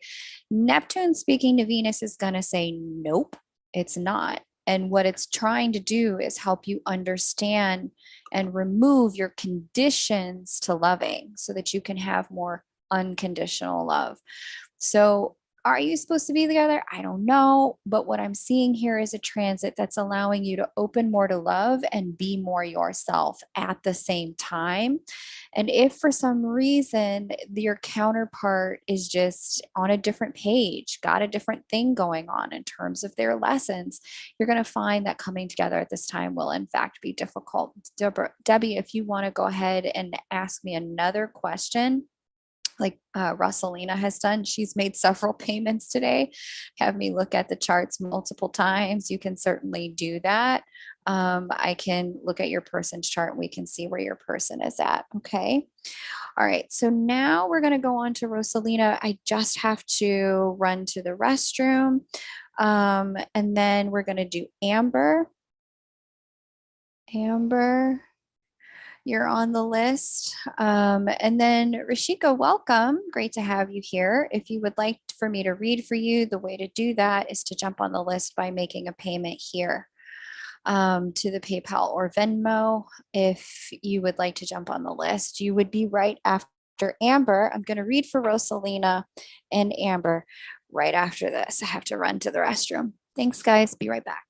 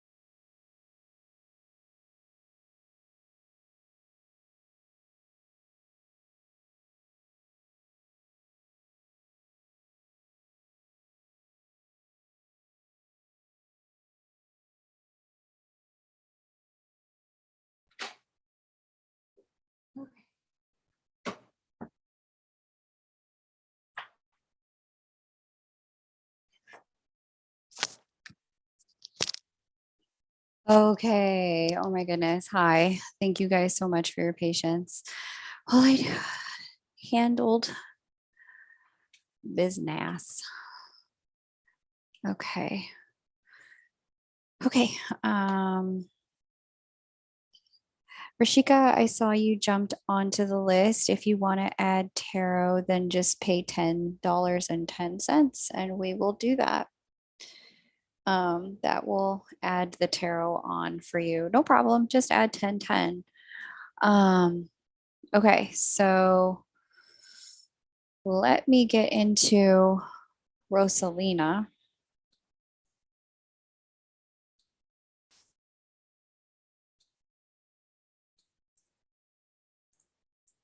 Thank you, my love, for your patience.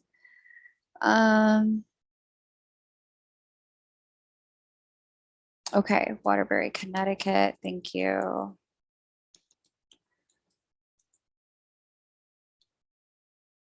Ten, 28, 1965, 5:55 p.m. Okay, got it. Thank you, Rosalina.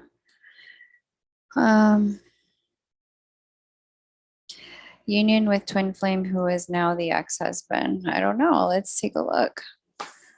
I do know that this period of time has been greatly about union with self more than anything else. And so the people who are having union experiences are having them because the people that they're unifying with are people who help them come into themselves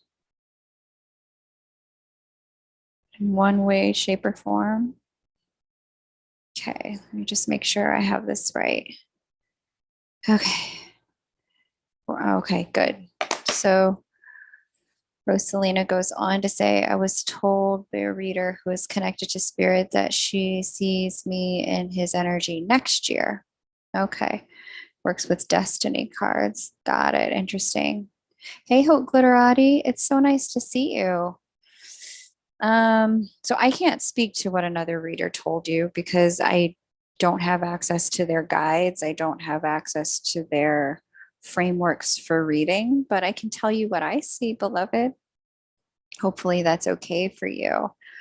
I do see that there, at least on your side of the connection here, Rosalina, I think if I recall correctly, this is your chart, that there's a union window energy that unfolded as we started this year, with Jupiter moving through water sign Pisces, and then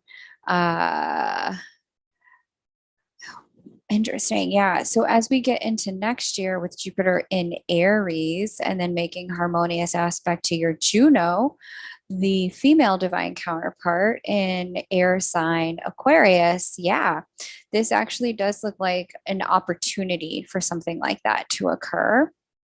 It's never in my book guaranteed because there's two people who have to be choosing it and working their lessons and open to it. But do I see an opportunity for something like that in your chart? Absolutely. Absolutely, I see an opportunity. And you were together earlier this year. Yeah, that doesn't surprise me. So, yeah, I'm seeing the possibility and the potential of it. I'm looking to see if there's like mitigating factors from outer planets that are demanding something different of you. And I don't see that. I see you're hitting your Saturn return next year, actually the year after. So you're going to be entering some of that restitution energy.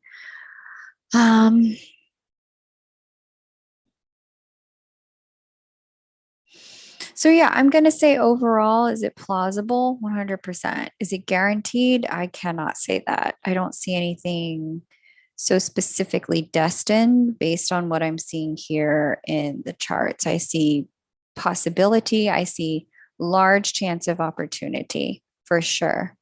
So, you know, from a timing perspective, if I had to guess, just based on the astrology, like when I'm seeing things move in that direction, let's get to May. Let's get to April. Let's get to March. I'm seeing as early as February, actually, that things look really good, like really, really good as early as January, February. So, yeah, the potential is high. It's in your chart extremely high.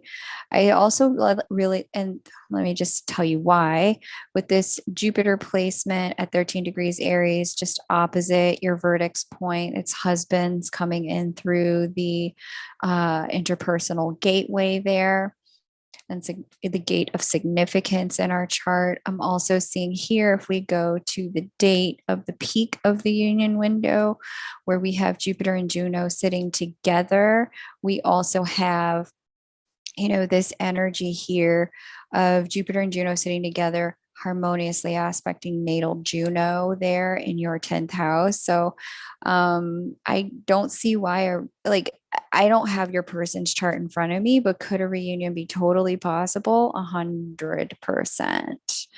Absolutely. I certainly see the potential for that here. So I like this for you. I like the opportunity. I like the possibility. I like the, seeing that, the only thing that I would say for you that you want to pay attention to is like, what are the messages you're receiving about what you must do in order to have this work for you? I'm specifically, if I'm being really honest, seeing that there's something in the world of limiting beliefs, something in the world of subconscious mind, something in the world of self-sabotage that needs your attention. And so if you can work on that in between now and then, I think you're going to be in good shape, at least on your side of the connection. Like I said, I can't guarantee or promise, but it certainly looks the potential for it looks extraordinarily high based on what I'm seeing there in the chart. Thanks for asking, Rosalina. Let me pull some tarot for you. Then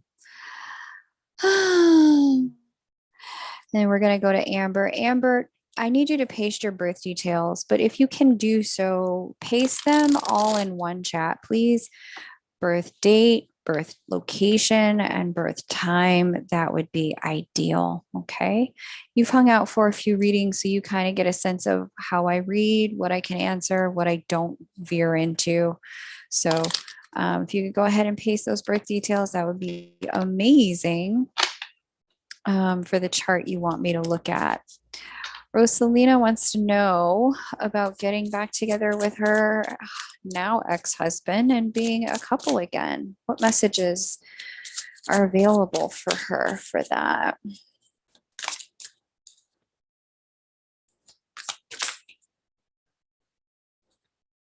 Messages are available for her for that.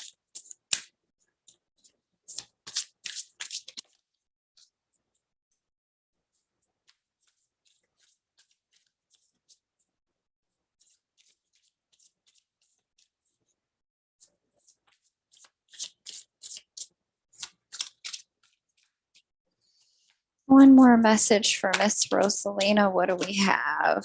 Okay.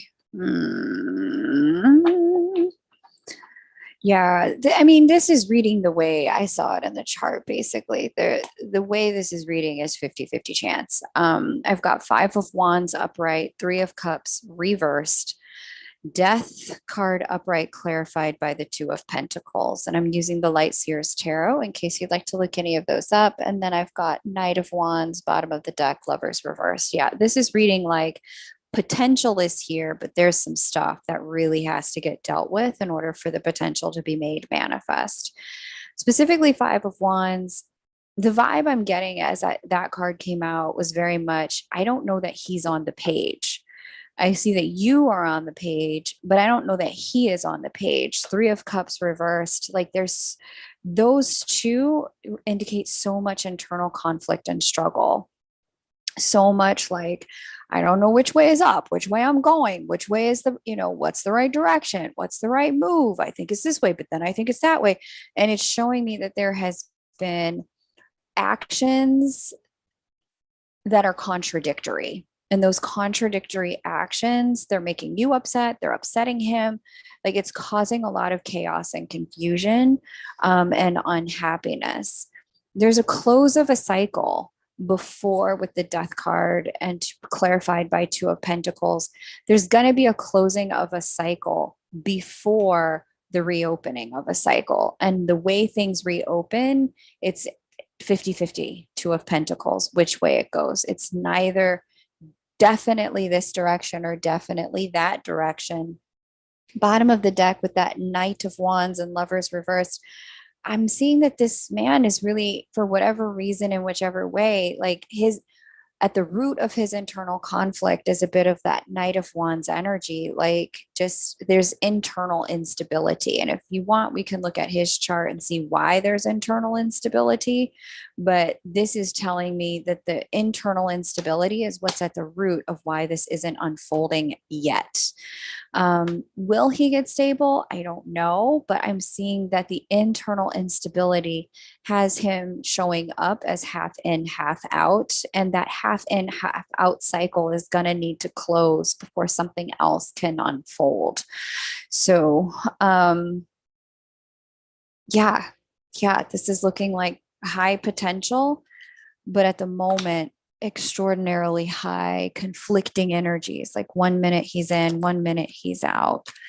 One minute his actions say one thing, the next minute his actions say something else altogether, and that can be extraordinarily frustrating energy to be with. And that's why that Three of Cups was reversed. If there was a third party involved, I'm seeing that that's going to also come to a close at some point, so that there can be a proper second chance. Okay, Rosalina, we're going to do Amber. Thanks, Rosalina. Okay. No problem. You're welcome to do that, love. I'm happy to have another look. Amber. Miss Amber, Miss Amber. Okay, Bellflower, California.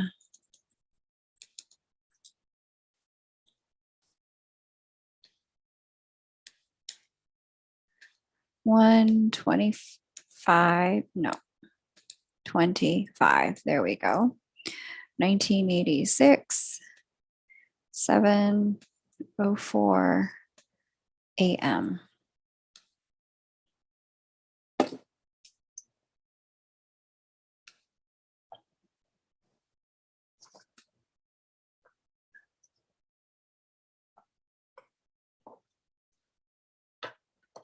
Okay. What did Flower say? Oh,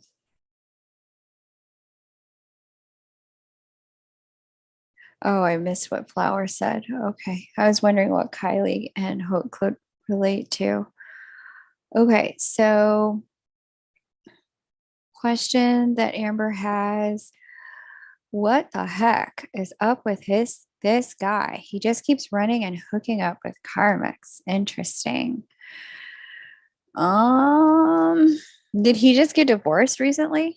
Was that something that happened for him, Amber? Did he recently just get divorced? Let me know.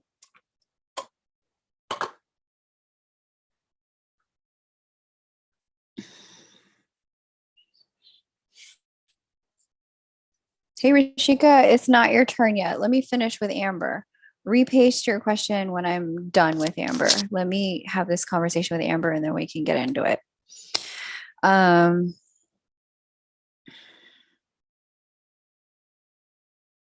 He did not get divorced. Okay. Good to know.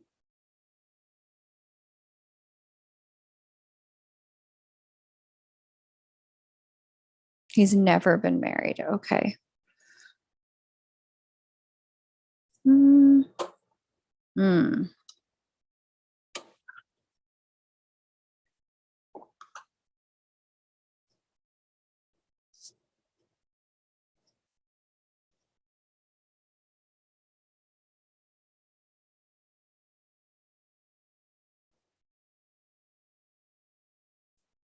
He had a relationship that ended 2 years ago. Yeah, I see that. Okay. I see the ending. Okay, that makes sense to me. That he left a relationship and now he's just kind of enjoying some of his singlehood and freedom.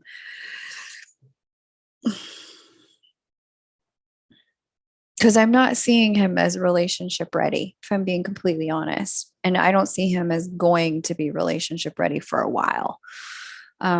There's some major transformations going on for him that haven't even begun, that are going to begin, but they haven't even started yet.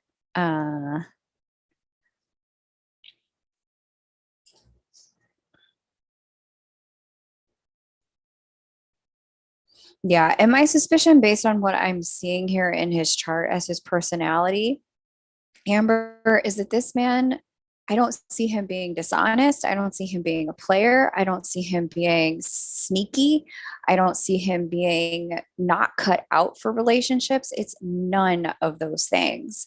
In fact, based on what I'm seeing here in this man's chart, my suspicion is he was probably very upfront and honest in some way, shape, or form, where he said, I'm not ready for a relationship, or I can't be committed, or I'm not available emotionally. Like he probably said something to that degree, something to not degree, but something along those lines at some point in time. He's not the kind of guy with an ulterior motive or an alternative agenda or trying to get one over on you. He's not that guy. He's just not ready. He's not ready to get into another serious commitment at all, period. And he's not gonna be, not for a while. I'm seeing, you want to know what a while means? You're not gonna like this, but I'm just gonna be honest. I'm seeing minimum 5 years, minimum. I don't see him being quote unquote ready to revisit this anytime soon. Not this meaning you, I'm talking this meaning relationships anytime soon. And commitment. Like I'm seeing this person is extraordinarily giving. I'm seeing he's extremely generous.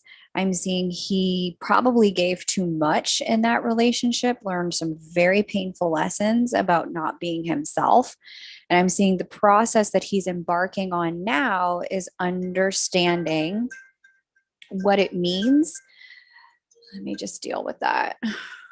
Understanding what it means to be who he is, understanding why he is the way he is, understanding how he got into the issues he was in relationship first to begin with.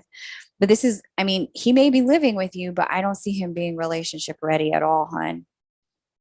I don't see him being ready to like do the thing. And so, this to me looks like he's going through a period of wound licking, and you're going to need to really decide for yourself, like, given that this is where he's at, a pattern has been established. You're clear about what's happening, and you're also clear you don't like it. He's not shifting the pattern. You're going to have to make some decisions for yourself, Amber, about what you're going to do about this for you. Because like I said, I don't see this changing, not anytime soon. I see it shifting. Like I said, I see him being willing and ready to look at commitment again in a minimum of 5 years, like full on, like, let's do this. I'm really done licking my wounds. I know who I am, and I'm done comparing women by experiencing them. You get to decide if that's okay for you. It may be, it may not be. And in the meantime, it doesn't mean you guys can't connect and have fun. Like you said, he lives with you. If I'm being really honest, I don't know how long that marriage was, but if I'm being really honest, it just seems like he's rebounding, and you caught him in the rebound period where he's used to being married, but he hasn't dealt with the fallout of being divorced. Not yet. So That's what I have, Amber. If you want to look at the lesson of what that is for you, like why this is the experience you're having, you can definitely jump on the list again and then we can do your birth details. And that would allow us to have a look at, okay, why is Amber going through this? What is Amber supposed to learn? What's the best way to deal with a relationship situation with a man who is living with her, but is like wanting to sleep with all these other people. So we can look at that for you, Amber, if you want to jump back on the list. Let's see what's going on here. In the payment apps, I'm going to read for Rishika. Miss Rishika, you are next. And then I'm going to read for Danielle. Then I'm going to read for Rosalina again. Then I'm going to read for retail people.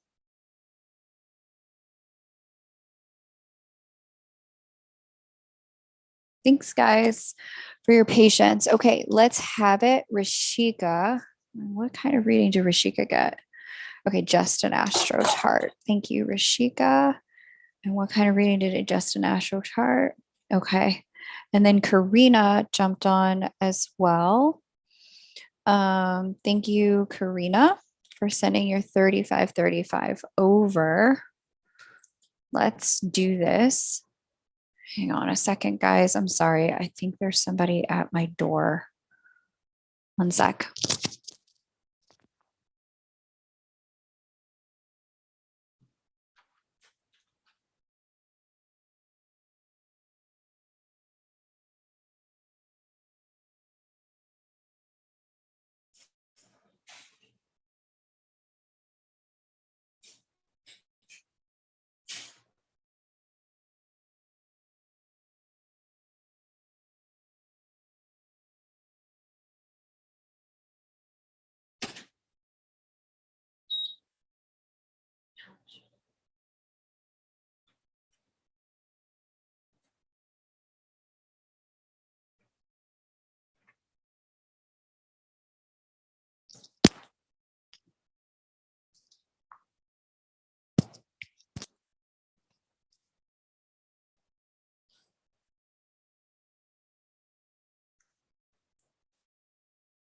All right, Rashika, my love.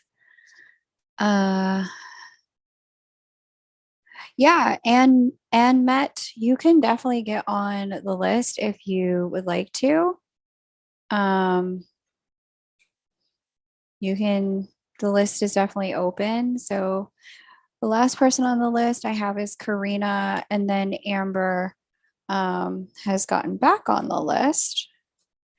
So we'll read for Amber a second time. And Anne, if you would like to get on the list, you can. So let's see what Rashika's situation is here. India and Secunderabad,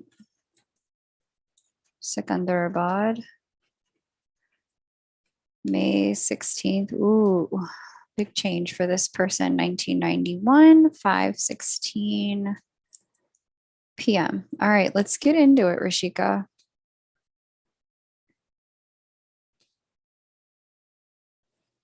Okay. I'm in a same-sex relationship, which is now on a break. Will it come back together? If yes, when and how? I don't know if it'll come back together. I think it's certainly plausible. Rashika, you know why I think it's plausible for you? In December, January, and February. Oh, Anne, thank you for letting me know. Okay. In November, December, and January, we're going to have a retrograde of Mars here in your 8th house of sex and intimacy. It's one of the relationship houses.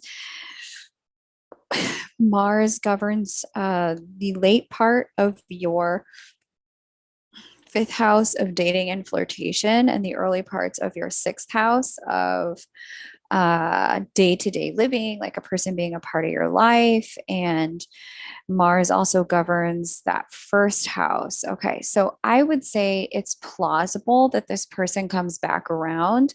It does look like it's very loosey-goosey. I'm going to be very honest. Let's get out to those dates. Mm, let's just see the middle of it, December. Yeah, so there's our Mars retrograde unfolding right here in your house of sex and intimacy. It almost looks like there's a bit of a like, well, we're sleeping together, but I don't really know what we are kind of energy going on here. Um, and that seems to be like November, December, and January. Let's see what happens after this. Let's get into February. How does this progress? Oops, we need to get to 2023.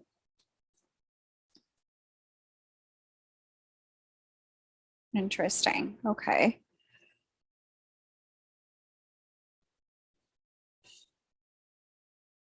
We've been together for 3 years. Okay, nice.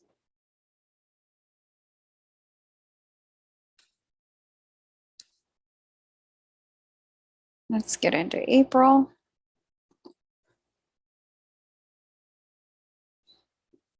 It looks like there's a period of confusion, if I'm being really honest, that ensues post Mars retrograde and that begins in Mars retrograde. And things don't really get good and clear until we get into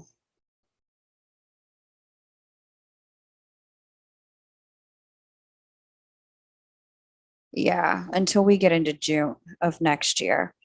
By June of next year, you two are going to know what you're doing. But it looks like there's definitely revisit energy as early as November, December, and January.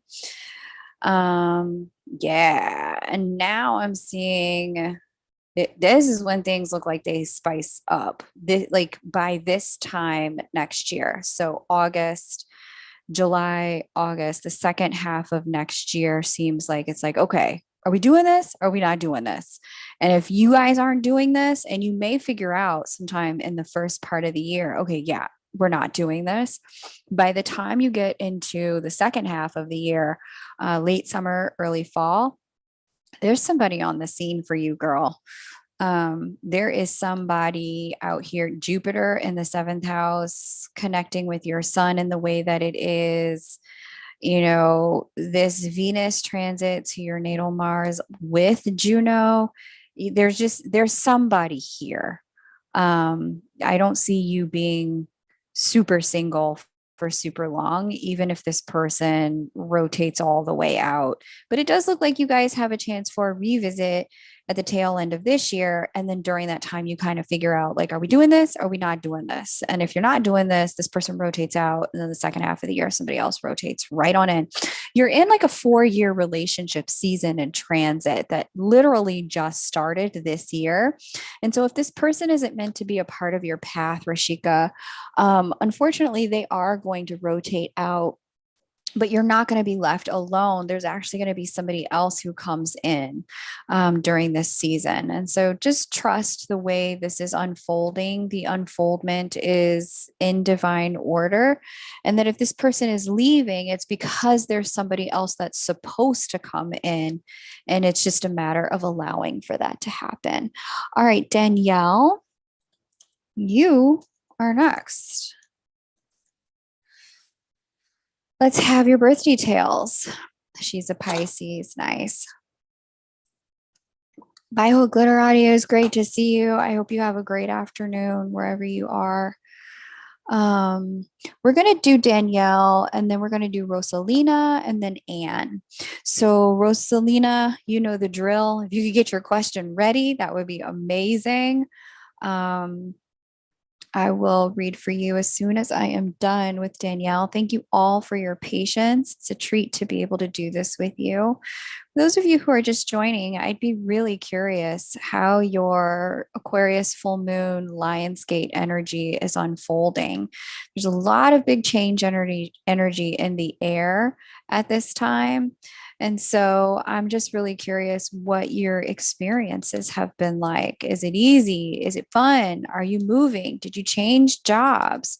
What's the story with your love life, your family life? What's going on with your money? Like, just how is this energy manifesting change for you? I'm super curious. So here's your mom's chart. You don't know the birth time. No problem, Danielle. Let's get into it. Anything you see that's helpful with her health? Is there a way to see how long it will take her to get better? When did she get ill? What was the month and the year she got ill? What's the best way to help her heal? I don't know what to do more of. Okay. When did she get ill?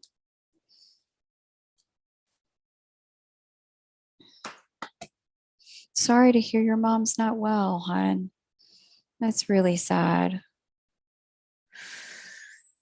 Um, Work is abundant for JL. Amazing. Nice, Amber. I have you on the list. It's just not your turn yet. And there's many more people in front of you, Amber. So you're going to need to repace that when I come back. Oh my God, sorry, it's been years. Okay. At least 10 years. Okay. Well, I do see here that she is in a season with Jupiter moving through her health and well-being house where she can come into treatments, information that can help her heal this year. And by this year, I literally mean now through this time next year. There's some new information that can come forward at in this one time period that may facilitate an opportunity for her to heal. Docs are arguing on what the actual problem is. That's never good. Now going holistic, which is expensive, obvi. Yeah, it is expensive, Danielle, but worth it. Especially if you're going to see someone who does functional medicine and can treat the entire body like a singular system. Because once they treat it like a singular system, they can get to the root cause of it easier. Because if you're dealing with a GI specialist and you're also dealing with a pancreatic specialist, the two are going to argue about where the problem is because they don't understand each other's areas of expertise. They say ALS, I say Lyme. Got it. So what I would say is you want to work with somebody who's specifically in the world of functional medicine, Danielle. Like I said, she is in a season where new treatments are coming available to her. I'm so glad to hear you're going the holistic route because you can get a lot of, and Aries represents, ambition, drive forward, uniqueness. Jupiter in Aries is expanding her ability to go her own way with her treatment plan. And so I'm really seeing that there's an opportunity for her to heal with all of this. It's crazy because I just had one of my clients this week have some ALS stuff go down.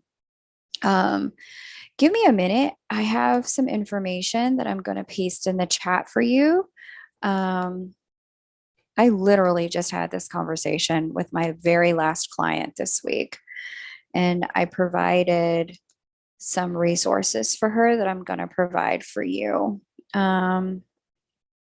Okay. You can get the ladies who do the skio work to reach out to them, Ella and Michaela. This is their link. Reach out to them and say, we're trying to find the root cause of an unknown illness for my mother. Can you do some testing? Here's with the skio. Here's all the things that the doctor thinks. You're going to have to add the H to that link because clearly I missed the H and the HTTPS. Let me just try again. There you go. Ask them to see if they can help you figure out diagnosis, number one. Number two, you also want to ask them what in the world of energetic work with the skio can they provide as support. Here's the second thing going on.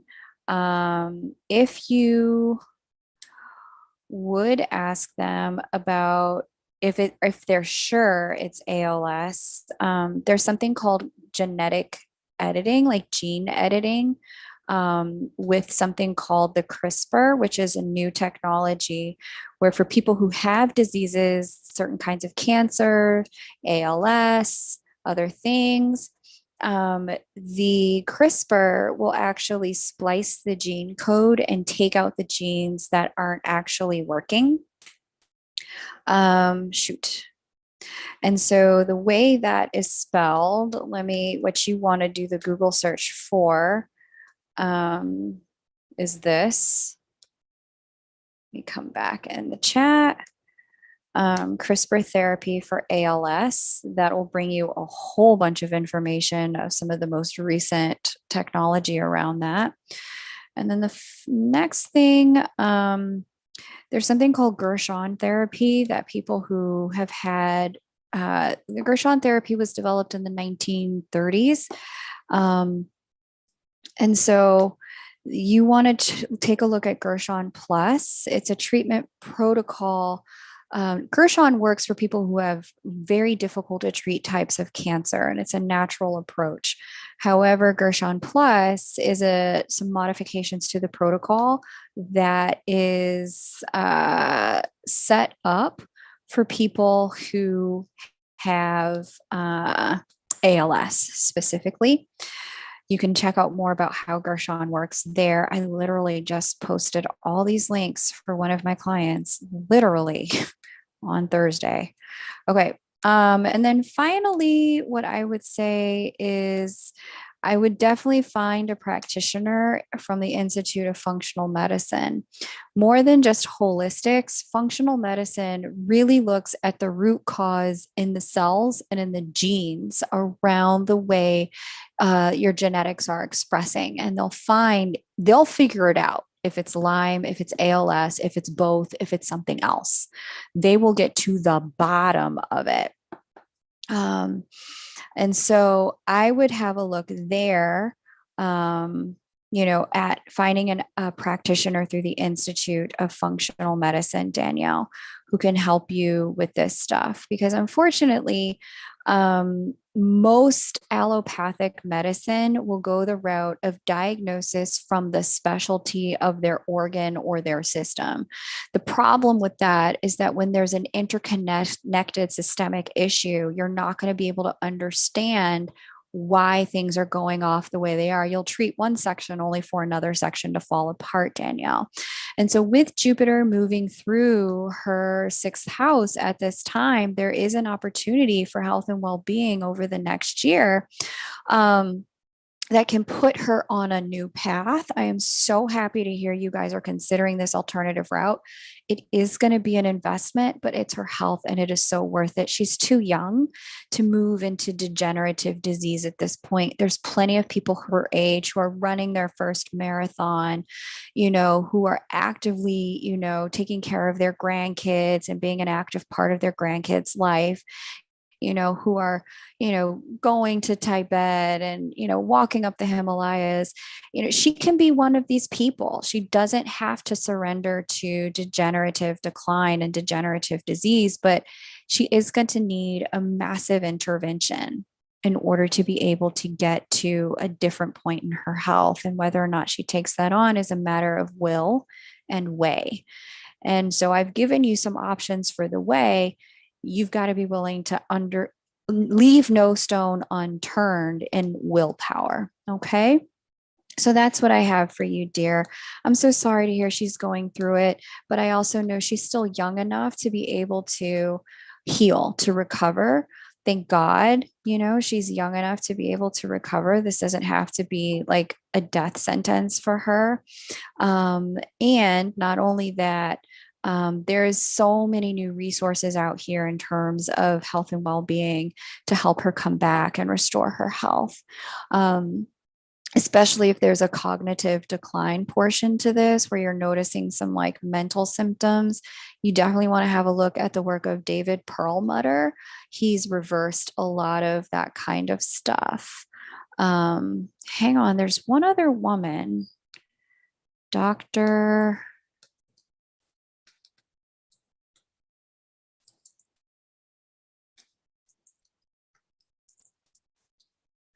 Hang on.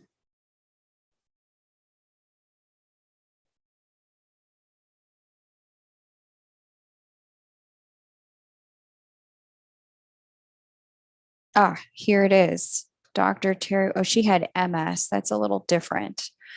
Terry Wall, she had multiple sclerosis, but that's also a degenerative disease. And Dr. Terry Walls's protocol may work for your mom. You can find Terry Walls there. Yeah, I used to be a health coach. This is like all I did all day, every day for years.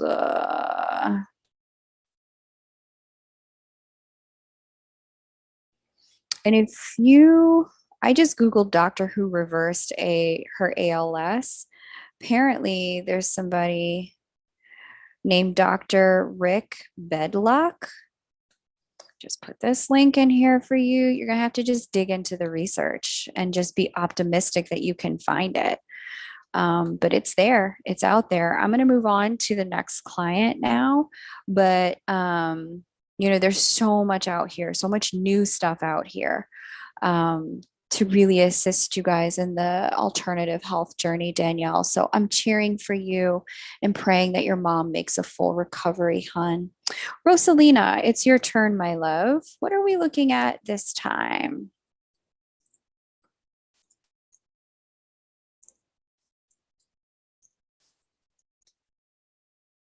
Third diagnosis. I'm like, get it together. Yeah, you need to work with somebody in functional medicine. They'll get the whole thing together.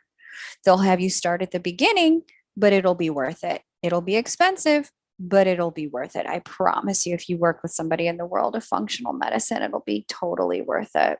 Specifically, get somebody who's at the highest level of qualification from the Institute for Functional Medicine at the Cleveland Clinic. Cleveland Clinic is where the Institute for Functional Medicine began, and they are people. Doctors and physicians travel from all over the world to get trained there. And not only that, but people from all over the world travel to get treatment there because their work is so cutting edge in terms of their ability to transform degenerative disease, cognitive decline, chronic illness for people when they've just gotten a diagnosis and symptom management from normal allopathic medicine. At Cleveland Clinic's Institute for Functional Medicine, they have been able to take people off of those things and get them to live a healthy and normal life again.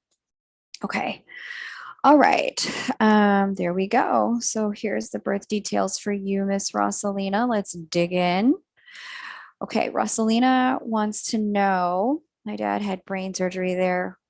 Yeah, they're good. Cleveland Clinic is legit, especially the Institute for Functional Medicine. Okay.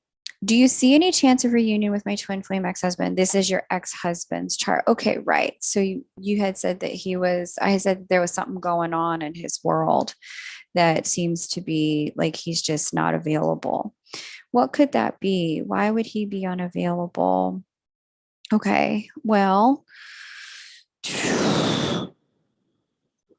Chiron's talking to his son, bringing up lots of childhood woundings. I remember looking at this chart. He's the one that's the alcoholic. Okay. And Saturn is speaking to his Juno, having him get right in the world of relationships. And then Pluto speaking to his Venus, but Mercury is the ruler of the seventh. Who's speaking to Mercury right now, please? Jupiter is speaking to Mercury. Okay. And I did mention there was somebody else. And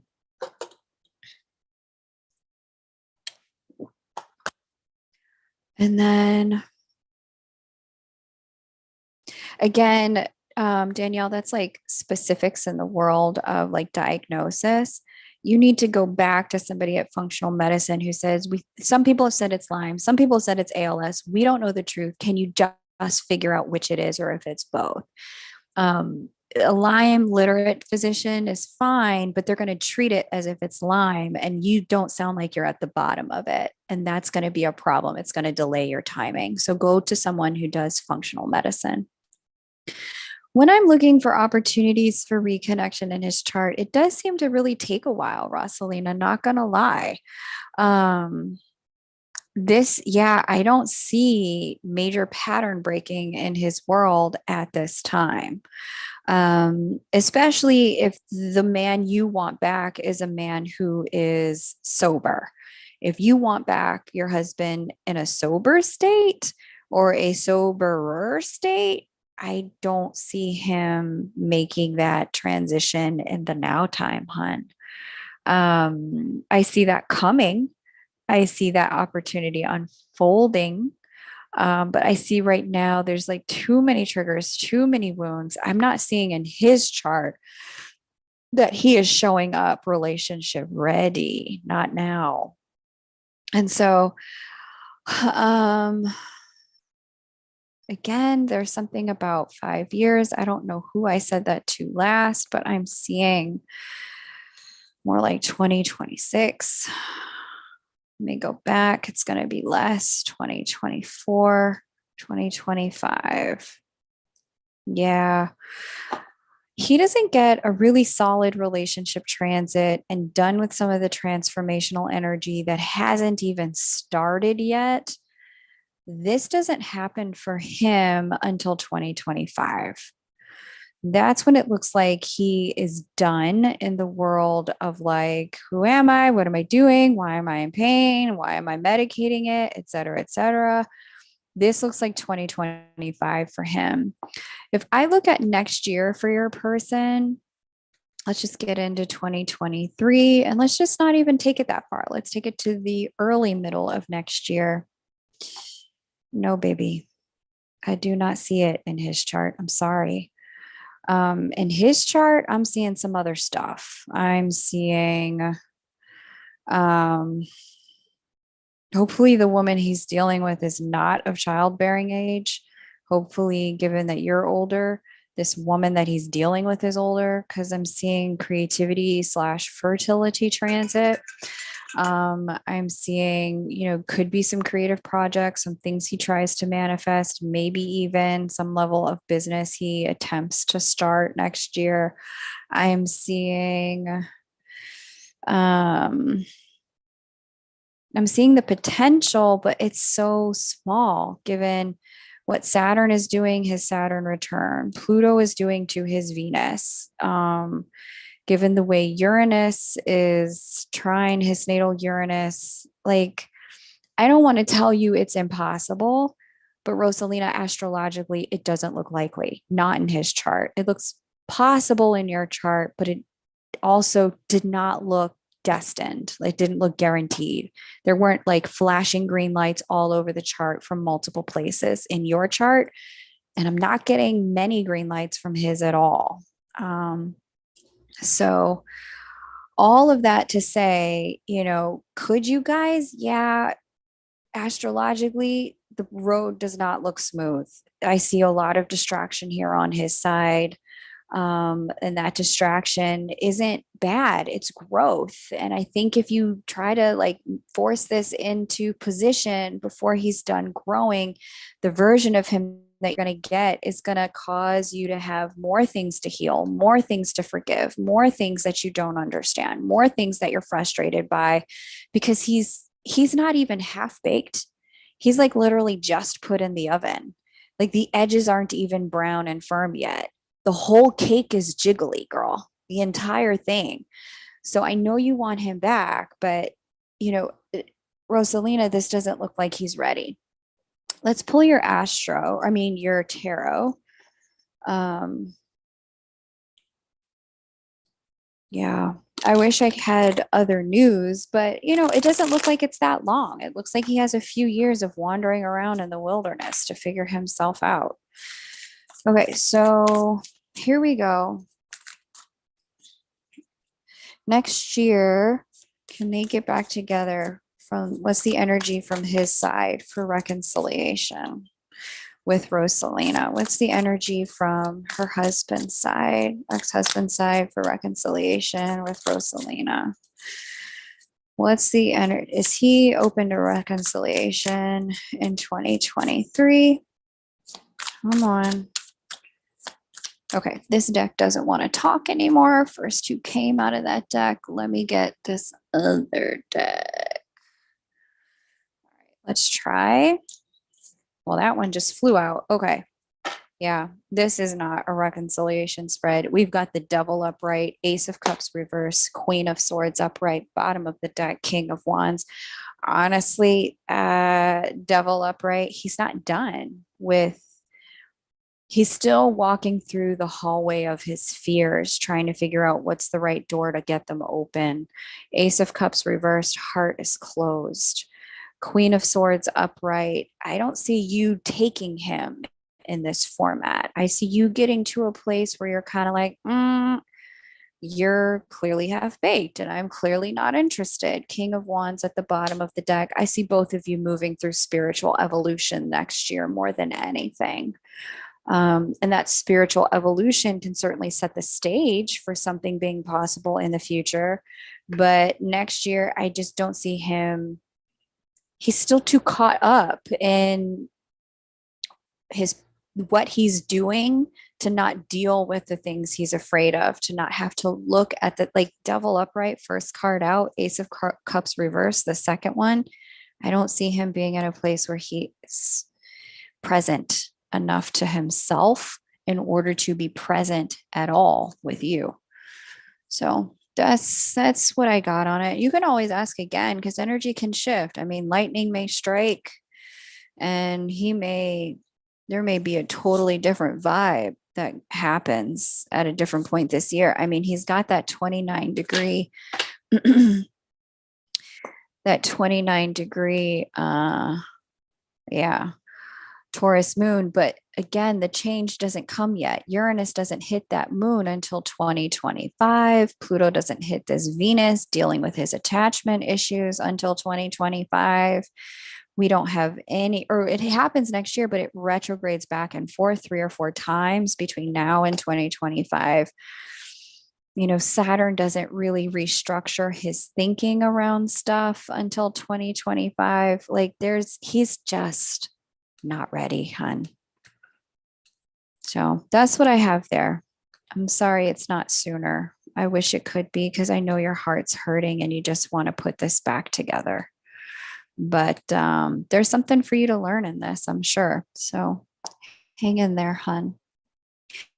Retail people, Miss Anne, it is your turn.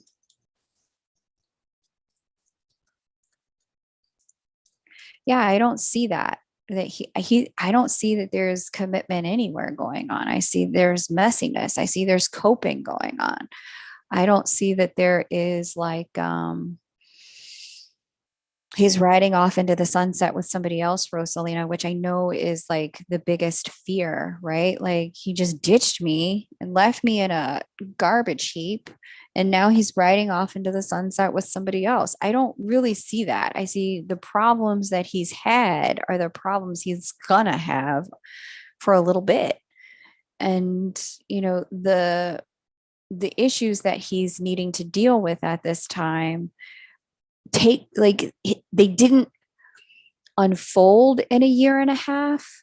And so they didn't develop in a year and a half. They're not going to be resolved in a year and a half, hun. They're not going to be resolved that fast either. And so, I know you guys have been divorced for about a year or two. The problems were there before y'all got divorced or separated. They're going to take some time to undo. Where is Miss Retail People? After Retail People, Anne, we're going to do Karina and then Amber. You're welcome, Rosalina. I'm wishing you a lot of healing, heart healing as you move through this. That what you're dealing with is not easy, babe. That's painful. You've got these adult sons who need him and he's just struggling. He's in his own pain. So hang in there.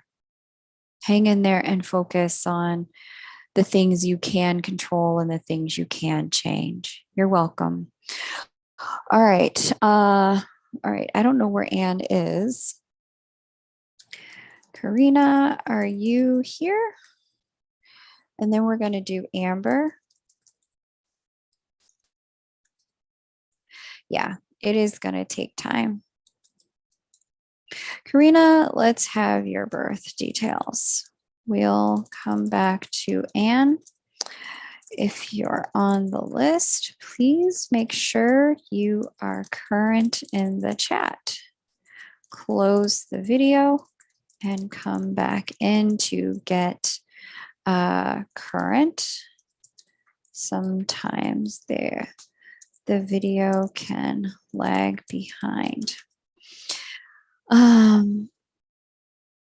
Hey, Leary, Richard, George, it's so nice to have you here. I hope you're doing okay and you're safe wherever you are on planet Earth, and that your family and loved ones are safe. We're just hanging out, doing some mini readings.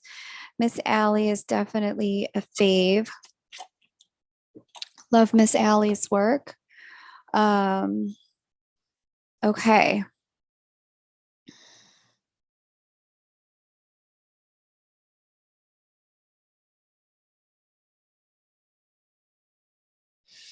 All right, Karina, let's get into it. Thank you so much for being ready.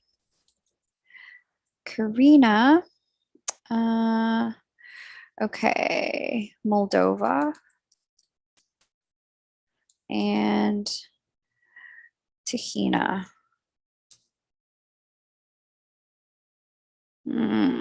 What's the closest city to Tahina, hun? Because that's not in my software. What's the closest city to Tahina? Let me know. Hey, Tommy Light. Lots of love to you too. So great to see you here. Welcome. My name is Anne.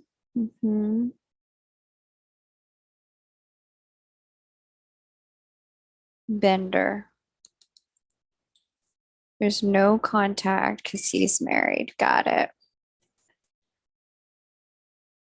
Okay. Okay, Bender. I have Bendery. Hopefully that's good. Okay.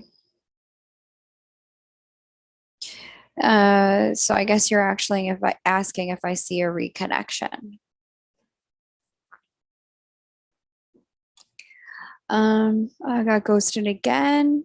I'm struggling. I'm letting the connection go. Could you please provide some insight on the connection while the running keeps happening and if there's a chance for you to actually happen? Yeah. Yeah, Karina, I can have a look. Okay. So he is born in Denmark. Let's just deal with that. His birth city. We'll just go with Besser since it's probably all the same time zone. March 24th, 1974. Okay. No birth time. So, Karina, I want to tell you a couple things that I tell my married clients. The first thing is it's really hard for someone who is married to someone who is not their twin to actually stay in contact with their twin while they're married. It just doesn't work. He's born in Cyprus. It just does not work, unfortunately, because the connection is so triggering for everyone involved. And so he's born in Cyprus. There's too many birth dates in here.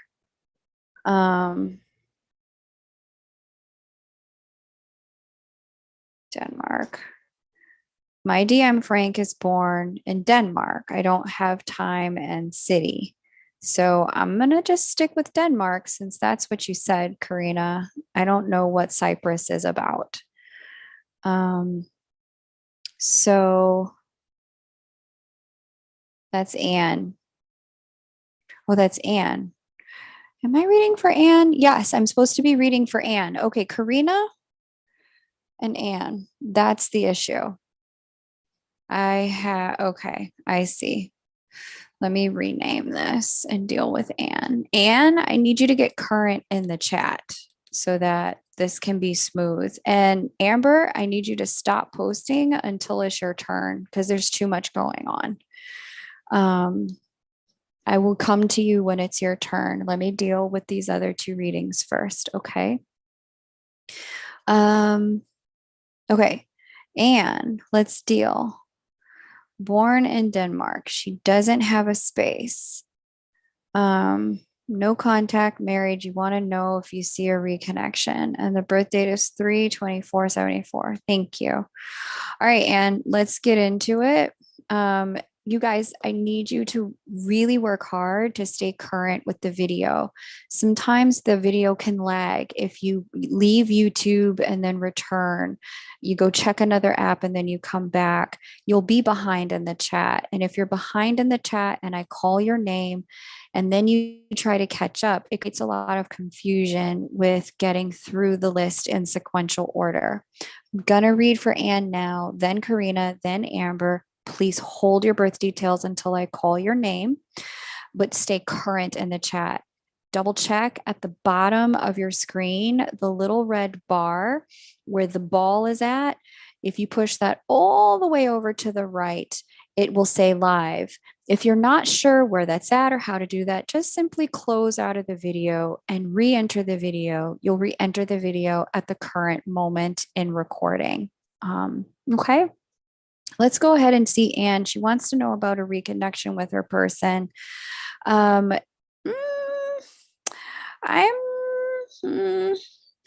you know what, Anne? I'm not really sure, sweetheart. If there's no contact, I see in your person's chart, he just completed a union window with you last year.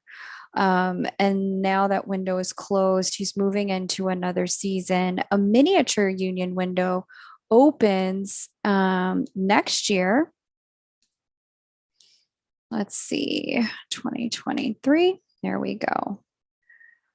In the early part of next year, it's not as big as the one that he had just now, but it's there. Nonetheless, it's there. It opens in the early part of next year, the first 6 months, and then it closes again. So union windows come and go, they bring energy of the connection being really strong and really pulling people toward one another. But this particular union window is a union with self union window. And it's really asking people, hey, what do you need? What are your blocks in love that are stopping you from being able to allow love to come in correctly? And so in your person's chart, this is really taking place on top of his sun. You can see both divine counterparts here on top of his sun. And so for him, this is for real, a union with self period of time where he's coming to know himself, love himself, accept himself, be himself in all environments unapologetically. And this is really facilitating for him transparency between him and himself about what he's doing, who's in his life, is it working? Does he want what he has? Does he want to do something different? That kind of thing. And so, as much as I would love to be able to say to you, oh, yeah, you guys are going to totally reconnect and he's going to get divorced and then he's going to choose you and then you guys are going to be together and it's all going to be perfect. I don't see that here. I'm going to be honest. I don't see a divorce transit here for him at all. If he's not divorced yet, I don't see that he's going to be based on the astrology. I see he went through a divorce transit earlier this year. It coincided right alongside with the union window that's in his chart. Unfortunately, if there's no communication and he's married to someone else, this is just kind of fuel for him to kind of stay in the cycle he's in and really work through it where he's at. And that's not necessarily a bad thing. I've seen twins during major union windows. I'll tell you a story about a twin that I know of. Doesn't even know he's a twin, but it's fine. I can see it. I've met his counterpart. She's a lovely person, but the two of them, they did not have the tools to deal with the triggers at all. And so, they poked each other and prodded each other, and their immaturity with love meant that, when they broke up, he ended up getting married to somebody else during the last union window in 2015. This union window is opening. And as we opened this year, him and his soulmate karmic person have gotten divorced. He's reached out to his twin, but she's not responded. And so, the back and forth can just be so intense. And so I say all of that to say, they might need to work some things out with their karmic during a union or during, a 7-year transit, which is what, this person did. He spent 7 years with the wrong individual. And I knew it. I knew it when they got married. I didn't say anything. I was like, this is not my business. It's just for me to be supportive. But I knew they were a mismatch. And I remember even asking him, I was like, why? You and this girl were so great together. I know you wanted to marry her. You were prepared to do that. You told me about it. How did you know this new girl was the one? And his response to me was, well, I had a plan to marry the first girl, his twin, and I didn't see a reason to change that just because she moved along. And so that struck me because I was like, okay, so this one wasn't the one. You're not in love with her. And basically, this is you getting revenge married. Because the way his twin treated him and the way he treated his twin, they were messy, too immature to hold the caliber of love that they felt for one another. Now, the next union window is upon us. He's already getting divorced. Could the two of them reconnect? Yes. He's learning a lot of tools about himself, but the time he spent with this soulmate person wasn't without purpose. It was divinely designed for him to understand the necessity of listening to himself. And so your person really may be in a season like that, Anne. And I just want to encourage you to understand that even though they're not around you, even though this union window is opening and it looks like your person is seriously coming into a union with self energy, I don't see anything here between him and a counterpart at this time. That doesn't mean in the fullness of time it won't happen. I'm just letting you know, trust the process, Anne. I'm seeing your person moving through a process where they're truly coming into personal accountability with who they are and how they show up, with the positioning of Saturn here, speaking to all of his natal planets in the next 3 to 5 years. And because of that, just trust that this is going the way it's supposed to. And if this isn't your union window, that doesn't mean that union isn't upon you. This means that he has some work to do before it's possible for him. All right, Anne? That's what I got for you, babe. Miss Corinna, now it's your turn. Let's come back to you. I know I called on you when Anne was behind. Now we're going to come back to you. Okay. Okay, amazing. Yes. So Anne, I did just read for Frank 324, right? You just go back. Yeah, 32474. That's Frank. And I'm answering your question about him based on where he's at. I do not see a reconnection, not at this time, not given how he's using the energy. Okay. All right, Karina.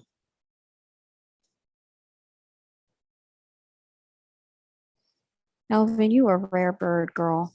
I don't know anybody who looks forward to that, but I love that you want to hear about these things. Okay. Lima Soul. Okay. Thank you for your patience, Karina.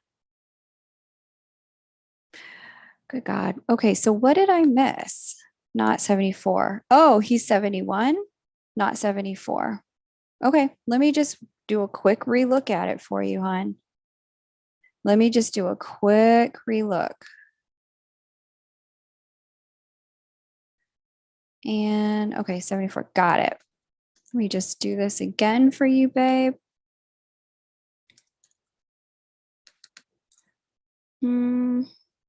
Denmark.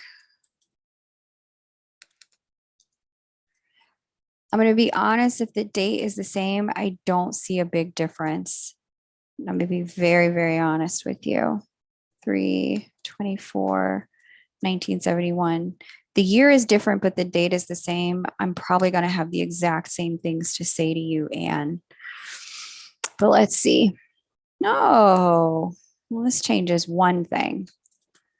Okay, the one thing that this changes is I do see here that he is moving through a divorce transit. And so this is lets me know that he has the opportunity to release the relationship with the person he's dealing with at this time. If he's not choosing to do that, once this transit ends, and it'll end in about another 2 years, he's already 5 years into it. It'll end in another 2 years, and what's going to be interesting about that is that he is going to be in a place where if he hasn't pulled the trigger on completing this relationship, they're going to start to work the issues through, because he's not going to get to a place where it's like, okay, leave this again until Saturn hits Taurus. When Saturn hits Taurus and he hits his Saturn return, that'll be the next divorce window. When I see these divorce windows and people, these are like the periods of time where it's the worst that it gets between two people. And because it's the worst that it gets between two people, it's the kind of thing where it's the easiest to say, I have outgrown this. If I have outgrown this, or I need new tools, and then I'll deploy the tools. And then if the tools still don't help me in this relationship, then I can see this is clearly not a match and it's time to let it go. But the problems compound during these periods of time. And we've come from generations of people who just ride these kinds of transits out. And so when people are riding these kinds of transits out, and they are, not necessarily taking action to figure out, why is this not working? Why is this uncomfortable? How can I either correct the relationship or complete the relationship? If they're not doing that work, once the transit is complete, the problems start to dissipate and they settle into a season that is kind of just getting along, going along with what it is. And so all of this to say, I'm seeing here that, if he's quiet right now, let him be. I'm not seeing this being a union window for him, hun. I still don't see that. I'm seeing he's got big fish to fry on his own plate in his own relationship where he's at. So, I say that to say, just hang in there and, like I said previously, trust the process. And continue to just keep doing what you're being shown to do is your next step. All right. All right. Moving on to Karina.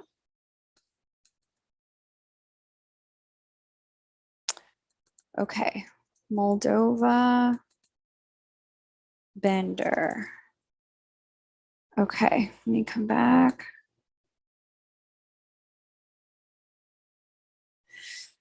Okay.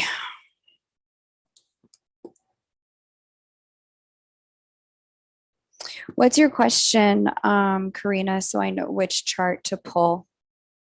Let me get your question and then I'll know what chart to work with. After we do Karina, then we'll do Amber. Amber, I said your name, but it's not your turn. Do not paste until I say it's your turn. Okay. All right. Let's see what else is going on these lists while Karina posts her question so that I know which chart to work with.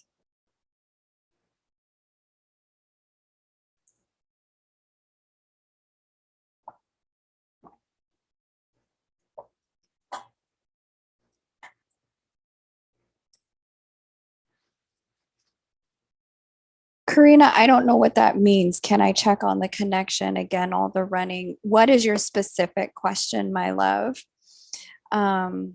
What do you want to know specifically? So I know, okay, you're feeling stuck. You are struggling. I will look at your chart. Okay.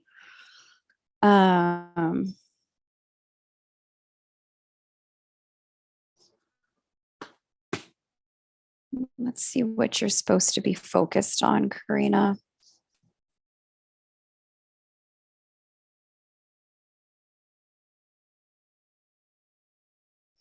Provide some insight on the connection, why all the running keeps happening, and if there's a chance for union to actually happen. Karina, I thought we looked at that. No? Maybe somebody else asked that question. Yeah, because you're only on my list once here. Okay. You want to know why the running, if there's a chance for union. There's always a chance for union. And this goes for everyone here in the chat. There's always a chance you guys could come together. There's never not a chance. As long as you both are on earth and breathing, there is a chance. So I just want to make sure that that's clear. However, sometimes it's just stuff to do in between then and the choice, the now and the choice for that to unfold. Sometimes there's stuff to do, and there's nothing wrong with that. It's just, I know it can be frustrating. I know it can be confusing. It can be hurtful. So, Karina, given that you are the one struggling and you are the one feeling stuck, my inclination is to look at your chart so I can help you understand what you're supposed to be learning from whatever the current configuration is. However, it sounds like what you want to know is what this person is doing and why they're behaving that way.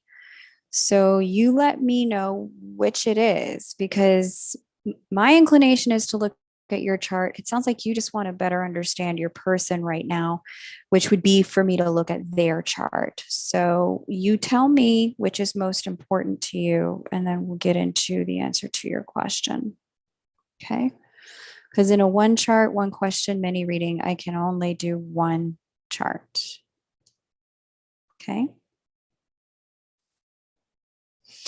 After we do Karina, then we'll do Amber, and the list is wide open. So if you would like to get on it, you certainly can. I'd be more than happy to read for you and have a look at what you are going through. Any questions about work, life, spiritual gifts, patterns in your life, etc. Okay, your date of birth is October 14th,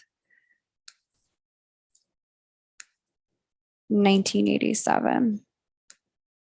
4:30 p.m. Bender, Moldova. My software doesn't have Bender, it has Bendery. So we're going to work with that. I think Moldova has one time zone and not five. So this should be just as good. Okay. Amazing.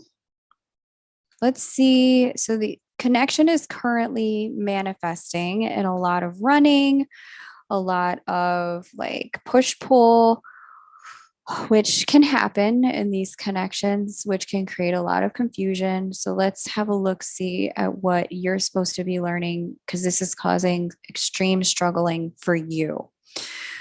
What is Karina learning? Got it. Karina is learning boundaries. Saturn conjunct divine feminine, kind of black and white. Saturn governs timing, it governs seasons and cycles. Saturn also governs boundaries.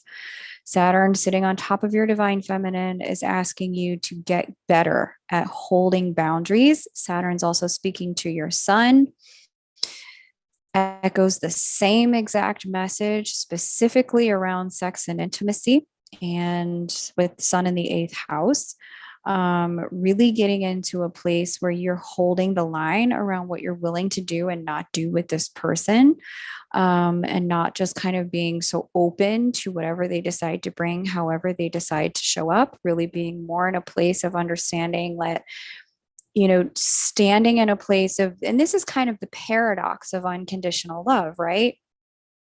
The paradox of unconditional love is that, if you get to a place where the other person is choosing to show up in a very conditional way and with very conditional loving toward you, very conditional presence toward you, this is where you break from mainstream thought processes, which want to tell you, oh, you don't deserve this. You don't deserve that. You shouldn't be with this person because you should. They want to should all over you with their concepts around love and connection and what's going on. And the reality is, in the very beginning of your journey, you will go through a deconditioning process with your counterpart whereby they're going to show up in a whole bunch of freaking formats that really may not work for you.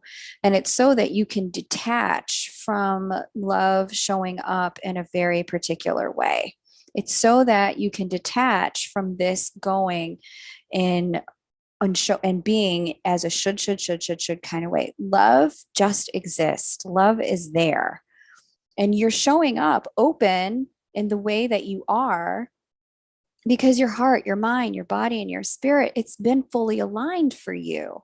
The love has been such that it would be a betrayal to yourself and to your own heart to not show up when he shows up. I get that. But the paradox of unconditional love that you're now experiencing with this Saturn transit is that you get to a point where when it's not returned, it then creates, instead of a unification of heart, mind, body, and spirit, a separation of heart, mind, body, and spirit, where it's previously been unifying. And if it's not returned by the other person, it becomes energetically demanded of ourselves. It cannot go unanswered. And so people may have told you up until this point, Karina, oh, you don't deserve this. You may have even thought that yourself. But the reality is that deservingness and love, they don't go together as concepts. Love in this way, in the way that you feel with your twin, this love will disabuse you of that illusion that it should be a certain way. Love just is. You're just going to love this person because you love them, period, full stop. It's free. Love is there for the experiencing. And deservingness as a concept is a block to that. But this turning point where you're at with Saturn speaking to your divine feminine energy, Saturn speaking to your sun, this turning point is trying to reveal to you that you have entered into the next season around understanding unconditional love. And this next season is really about giving that love back to yourself. Okay. And so it's this turning point, it's going to create more separation within yourself to be present with him in the ways that he continues to kind of be in and out. It's going to create more separation within yourself than to stay present and just allow him to be how he is. You know, with Saturn here talking to your divine feminine energy, Saturn here speaking to your sun, Saturn is about wholeness and integrity, the pulling together of the parts. And so there's a part of you that the reason why you're struggling is because you became unified through this love, but trying to stay present with the way he's showing up is now at a turning point where it's pulling you apart. And so you're at a choice point. Saturn governs our choices, and Saturn also governs separations. Now you're going to have to choose. You can either choose separation from him while he figures this the fuck out, or you can choose separation from yourself and then split what has been unified through this love. Your chart is indicating self-love. It's indicating choosing to stay unified by constructing some better boundaries when it comes to the way he's showing up, specifically in your chart sexually, more than anything else, because your sun sits in that 8th house of that physical intimacy. And this Saturn energy has been squaring your Venus since last year. This has been a problem for you, a call for you to construct these boundaries since Saturn was speaking to that Venus, which is the ruler of your 8th house of intimacy, since last year. So you're now a year and a half into this. And the lesson is really about, figuring this out in terms of evolution. So you've got some choices here. You can continue to let him do this, lead things at his pace, which is potentially in a circle, just repeating the cycle over and over and over again. You can be more honest and transparent with him, which is what Saturn Saturn is asking of you at this time, like to be more integrated. Hey, when you do this, when you show up in this way, and then you disappear, or you back away, or you go back to your ex, or whatever it is he's doing, you can tell him, this hurts. This doesn't feel good. Or you can, kind of withdraw and make some boundaries at your pace, right?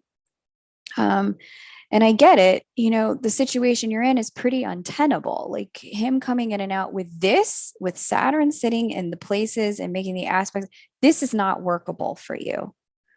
You're in a place of unworkability. So that first option is really not an option for you.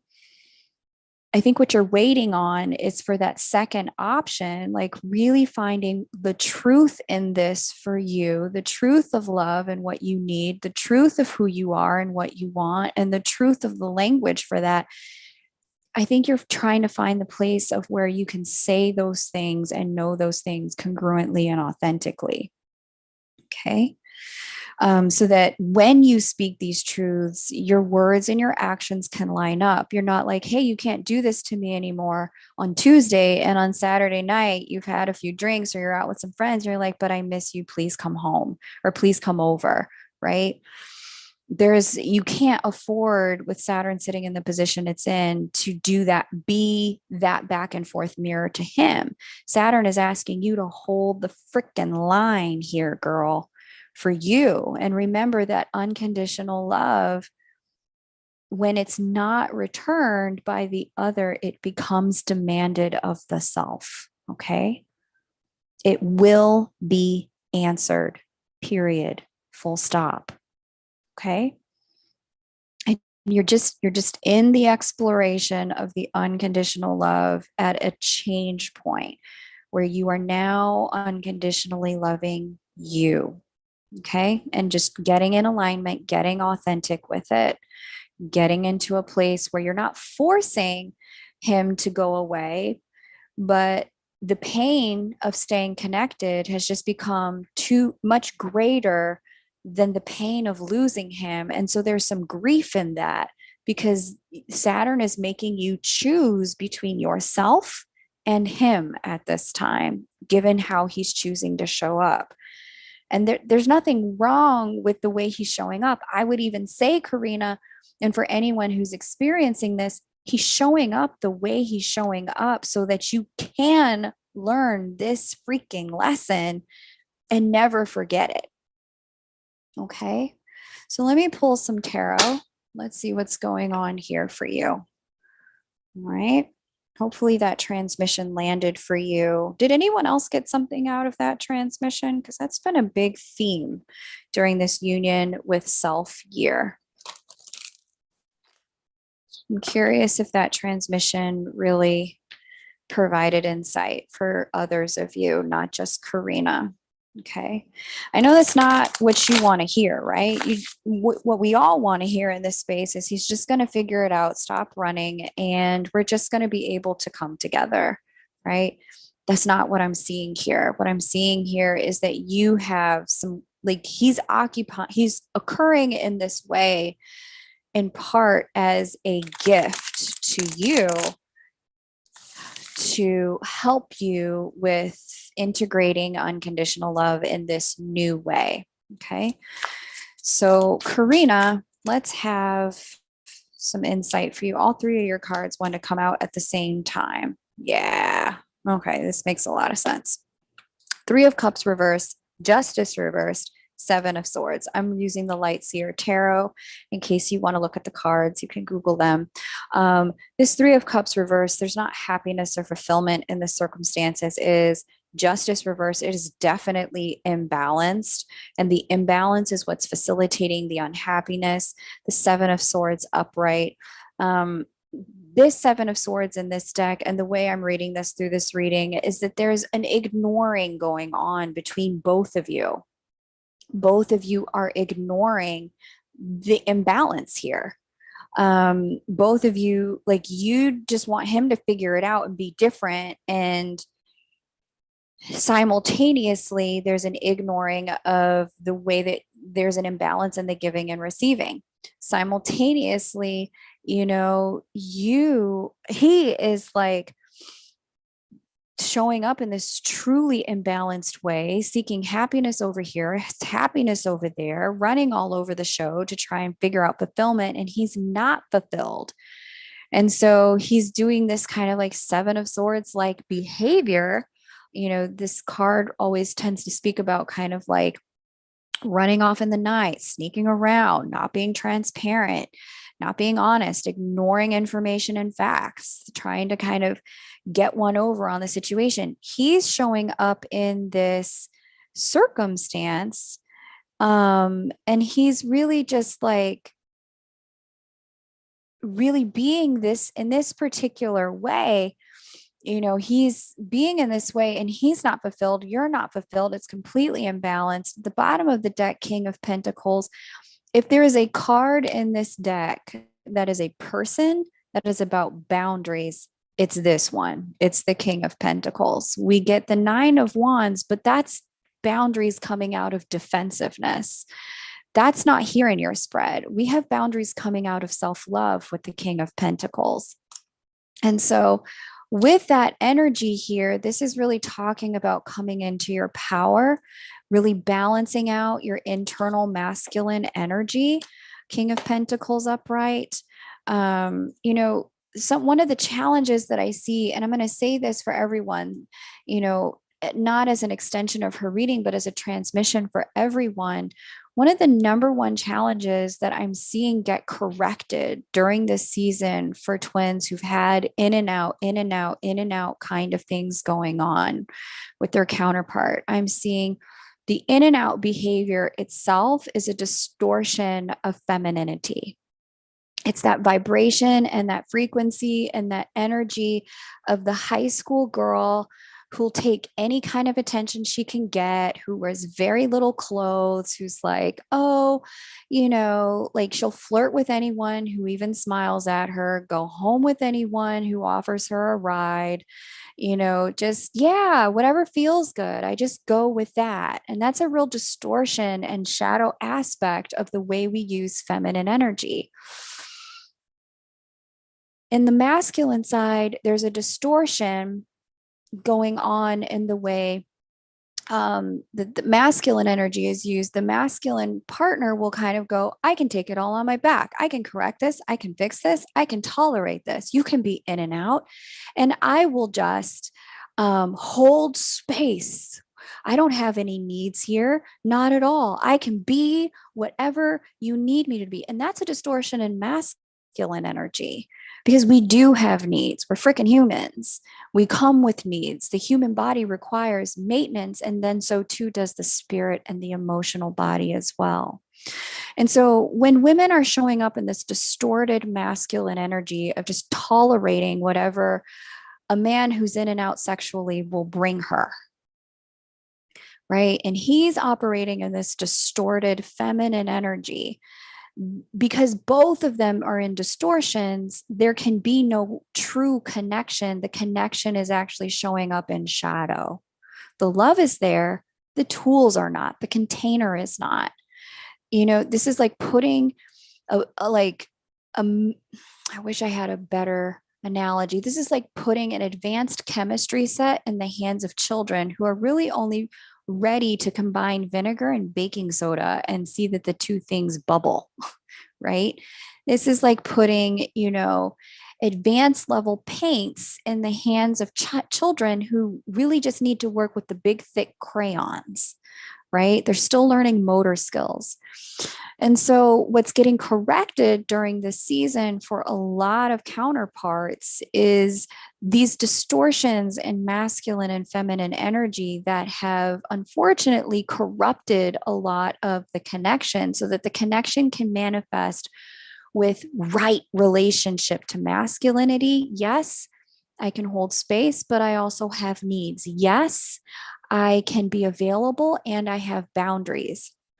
And on the feminine energy, it can really show up in, yes, I am sparkly and magnetic, but I don't say yes to anything and everything just because it feels good. I have direction. in my femininity. I have purpose in what I share and when I share and with whom I share. I'm conscientious about my energy exchange with people, right? And so, because this correction is going on, I'm specifically seeing twins who've had that particular dynamic get into a lot of pain around that dynamic so that they can correct it at this time, so that they can shift it, so that there's no longer these distortions. And that may mean that separation is upon you, but that separation is going to be an authentic separation, a congruent separation, an organic separation, a separation that is in alignment with you stepping into full power, internal divine masculine energy, and them stepping into the same. And that's the function of the self-love at this transit. But it can't happen if you're sitting there in this energy of, I'll just take whatever you give. I'd rather have you than in any capacity than have you leave in every capacity. Again, this is where the paradox of the unconditional love demands it reverberates back on itself. It's giving until a point where it loops and folds back on itself and must be answered by the self when the counterpart isn't available to reciprocate. Okay. So I hope that I explained that in such a way. You guys let me know how that transmission landed for you and what you got out of that. It's something I'm seeing happen a lot in my readings at this time.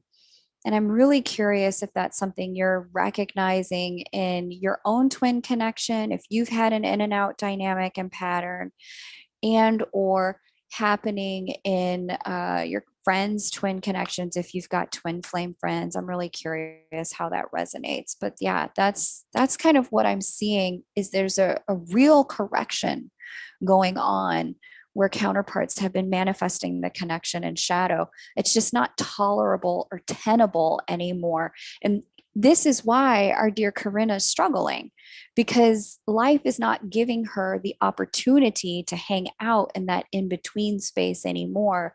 It is saying, Corinna, boss up, and not love yourself from a should, deserving way, but love yourself from a, okay, this isn't really aligned with what I need and it hurts too much. I'm losing too much me to stay connected to you in this format. So I'm going to have to reconfigure this. And my internal masculine, clearly your internal feminine, sir, needs some guidelines. My internal masculine is now going to provide that for you. Okay.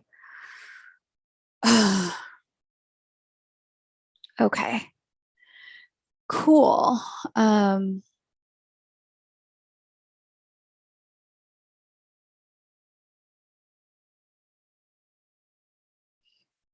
So let me just see. Corinna says, thank you, love, for all of it. Was on time, to the point, and needed. Yeah, been a ride. All of it just so true. Okay. So hang in there, Corinna. It's not easy. There's two things I'd recommend you do. There's a course from the Personal Development School called Release Resentment from Relationships and Truly Forgive. I think that would be a really great course for you, because the struggle that you're going through is just, it's happening with purpose because you're being called to step up and bring your internal divine masculine online. Okay. Let me catch up here in the chat. Miss Amber, good God, girl, thank you for your patience. There have been 2 transmissions that have really taken up a lot of time, and your patience has been so wonderful. I really appreciate your grace. Andy, welcome. Lovely to have you here. You're welcome to get on the list if you're called to it. Let's see what's going on.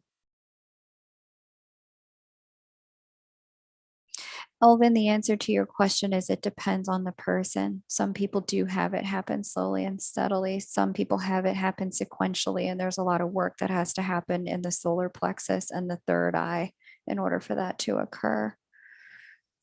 Diva, you can jump on the list, faux show. List is open. I don't know what you mean by reverse karma, Kylie, but that sounds very interesting. KT says, no, after 10 years, he gave me an ultimatum and said he would stay connected if I didn't push to meet again or be in a relationship. I wasn't verbally pushing, but I know he felt the energy. I reacted and ended it, and a year later regretted it. Yeah, KT. Yeah, that is I'm sorry that happened. You'll take an inch but love a mile. Where was Jackie Blue? I didn't see Jackie Blue post in here. Okay, let me shift this to live chat just in case I'm missing something. Okay. Okay.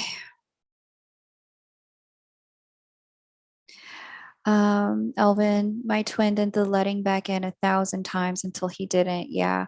And so what you guys are witnessing, what you're hearing is, if you are the twin who's on the other side of that, what you're hearing is that your counterpart from Corinna's example here, like there's a limit to how much unconditional love can allow the human to be able to do. There's a limit to that. And there's a real need to, when somebody's loving you unconditionally, to not throw it in the trash and then try to pick it back out. Stop trying to recycle it. Just learn how to be present with it.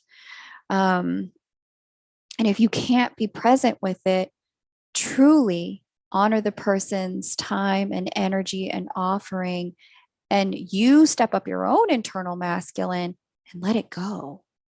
And so there's cycles and seasons to this. Corinna was in a cycle of, unconditional love, open, open, open, open, open for a long time. Now she'll flow into a different cycle. Her twin may learn some things like Elvin has described learning here, and so the learning is for both people. It's always ongoing for both people. It's never just one-sided. Okay. First song here sent was called Magnet. Yeah.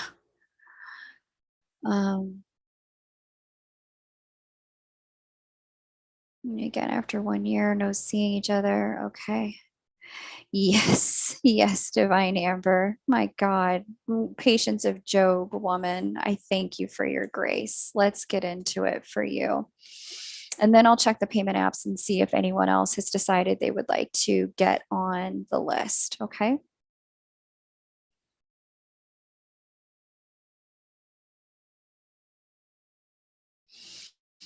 JL, that's a beautiful way to be, as hard as that is, and different configurations are for different people. There's not one configuration that's right.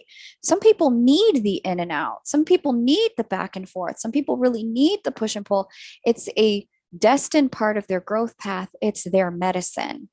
In your case, it's worked out a different way. There's not one right way to be a twin flame, just so you know. Okay.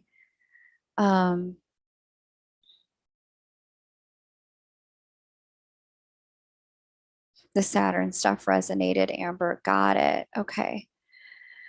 Got it. Okay. Why am I going through all this, and what is up with relationship with the guy you did before with tarot? Divorced after 23 years, ended, then met a new guy. Okay. All right. Let's see what's going on in your chart, Miss Amber.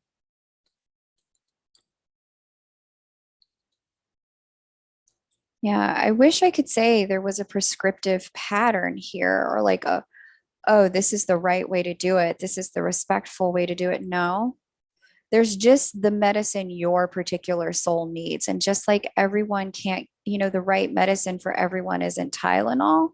The right medicine for everyone isn't going to be in and out. The right medicine isn't going to be, we'll just stay away until I can offer you what you can offer me. It's going to be different. It's going to be what your soul needs and what their soul needs. So, just trust your path, trust your process. Okay. Anything else here from Amber? Okay, nothing else.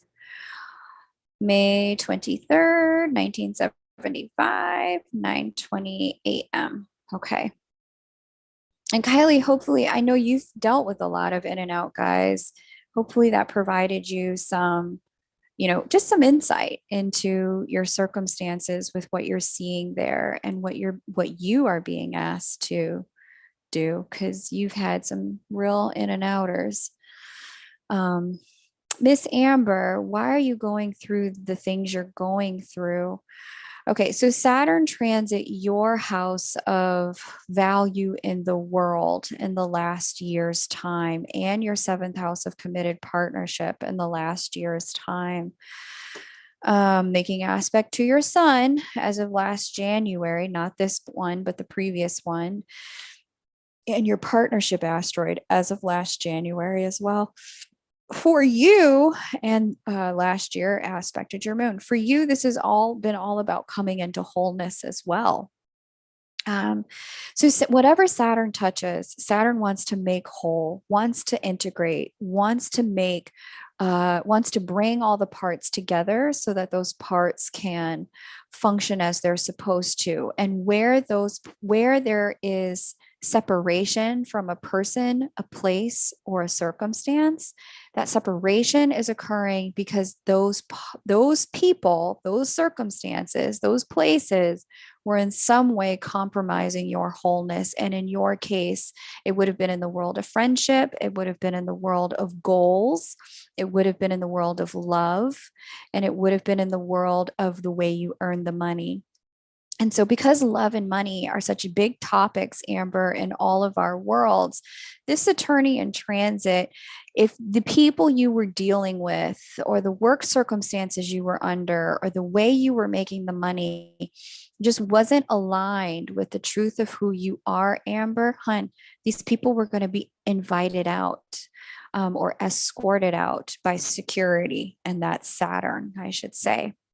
And so these changes that are unfolding for you, as painful, as difficult as they are, one of the things we're really invited into trust when Saturn creates the separations is the recognition there's a level of wholeness that I have capacity to be, that the circumstance as it stands, the person as it stands, will not allow me to be, but I am yet ready to ascend to. There is a level of wholeness that is knocking at my door, and security has ushered out that which would block it. And as painful as that is, especially because we can't always see what that wholeness looks like, we don't always know that there's some part of us missing that needs to come back home, needs to come online. But at the end of the day, when Saturn rolls through your chart in this way and starts ushering people out, Saturn, it's basically like a transit where, two, cowboys walk into a bar, and they lock eyes, and they draw their guns, and they say to one another, only one of us is leaving here, and it's gonna be me. And so Saturn is like, okay, I'll do the dirty work. You just stay put. I'm escorting these people out, because there is some level of compromise to who you are. And so with any Saturnian transit that exits people, there's always going to be a grief with that, right? There's a sadness, because we thought we saw the potential, we saw the big picture, but what Saturn saw was the steps. What Saturn saw was the potential, like, oh, okay, if that's the big picture to get there, we have to reconfigure this in this way, and this person cannot be in your life in this capacity. They have to go sit over here. We have to wait until they get healed. They have to go do the da da da da da. You have to learn these things to value yourself in those ways, and then these people can come back round if in fact it is aligned. And so for you, this was taking place in the way people were valuing you, Saturn in the eighth house, your self-worth and self-esteem aspect to the second, the way relationships and partnerships are unfolding, with Saturn having made the aspect it made last year in the way that it's showing up this year. Anything that is not of the level of Amber's true wholeness, gotta go. If Saturn has to make a choice between you and these people, Saturn will always choose you and remove these people from your world every time, every time.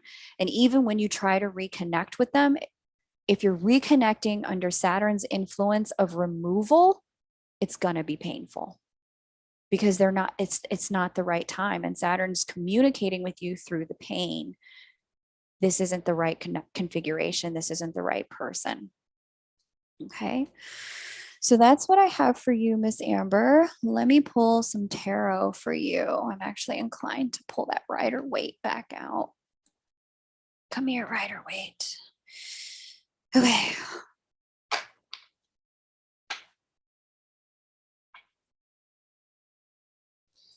Okay. I lost everyone except the guy who is not ready.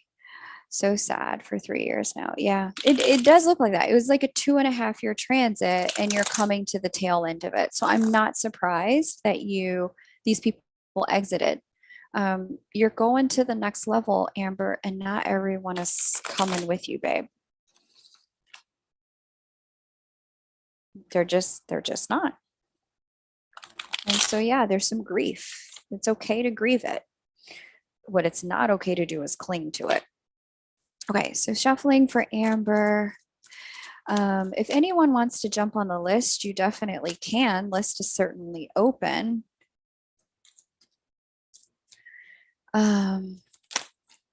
Shuffling for Miss Amber. Yeah, I like that card. Yeah.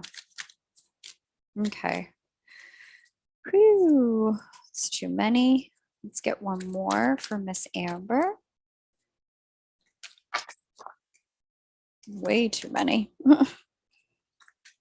One more for Miss Amber. Help her understand why everyone's going, what she's dealing with in the world of relationships specifically. Like, why is her relationship life unfolding the way it's unfolding? Why are things going the way they're going? Yeah. Okay. Makes sense.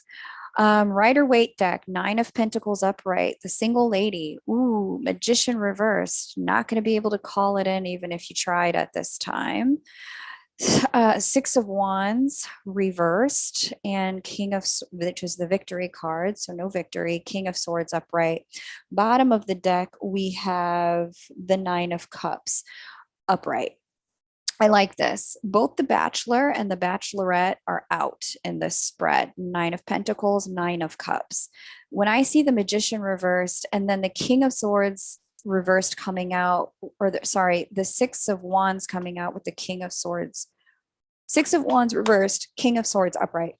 This combination tells me that there's some wisdom to be gained in what you can't have and why you can't have it at this point. Because with both the Magician reversed and the 6 of Wands reversed, the reality is, honey, the things that you're not having right now, it's because you're not supposed to. With the 9 of Pentacles upright and the 9 of Cups upright at the bottom of the deck, this is telling me if the underpinning energy is wish fulfillment and there are all these things happening that are not what you wished, it's because the universe heard you and these things need to happen in this way in order for you to get what you want. What you wanted wasn't possible on the path you would have taken it on, which is why the universe has stopped you in your tracks. Magician reverse, major arcana, universal interference. The hand of the divine has said, oh, that's what you want? Oh, you can't get there from here. Let me help you. It's essentially like that. It's that kind of energy going on. Oh, you want to go to Wisconsin? Oh, baby, you are driving to Mexico right now. Let me help you. Let me get you pointed in the right direction. And that's why the things that you're thinking that you're wanting, you could definitely want them, but trust that the universe knows the path to get there a bit better than you, and they can see the bigger picture. And that what's departing, what's leaving is going with purpose and intent. There is something much better ahead. Okay. So if you want to jump on the list, you absolutely can. There is the way to do that. I am going to read now for, let me see. Um, uh, Let me see. Let me see. Why isn't it letting me do what I need to do? I don't want that. Let me close this app and come back. I think we're reading for you, Diva. So hopefully you are ready. My gosh, my bladder feels so small. I have to go pee again. There we go. That's what I'm trying to do. Let me see.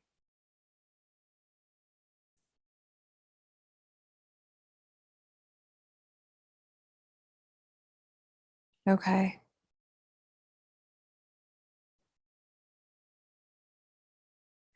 Jennifer and then Diva in that order. So, Miss Jennifer,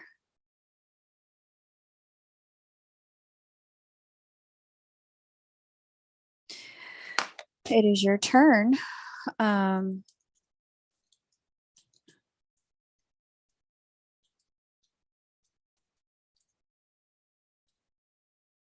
Oops. I didn't mean to open another window. All right. Cool, Jennifer. Thank you for being ready. Really appreciate that. Let's get into it. So, Amber, you'll have to tell me how that resonated for you. I know that was like we got into the divine purpose of it, and sometimes that can make things easier. But I know it's the reality is when you're in the human vehicle, it's just hard. We need connection.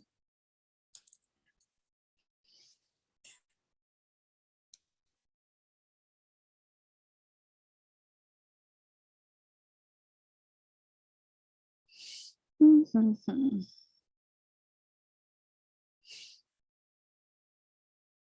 Let me share screen. Yeah, I think I've read for Diva before. She's got a very different transit going on.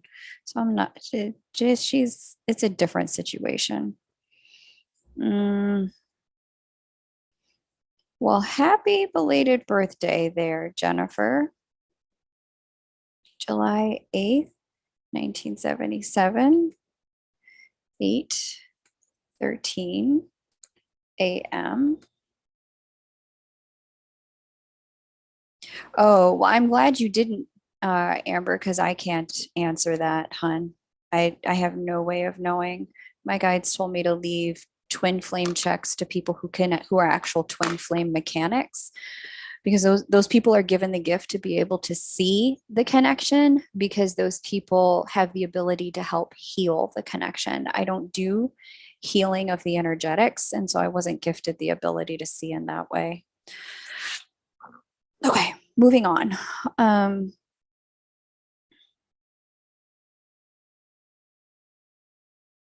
I did. I read for you years ago, JL. Okay. JL says, I'm in separation with counterpart. What is happening in love for me moving forward? Let's see what's happening in love for you moving forward, Jennifer. Let us see.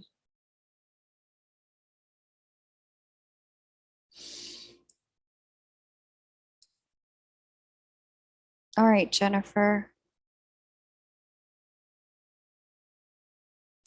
Your love house has a major transit of restoration of integrity going on right now with Saturn moving through your seventh house of committed partnership. Similar vibes. If it's going, it's because it's not aligned for you right now. Saturn's trying to elevate you, and anything that would have departed at this time is holding you back. Um, Saturn sextile your moon is facilitating a lot of personal development in the world of understanding your ninth house faith, beliefs, and potential. And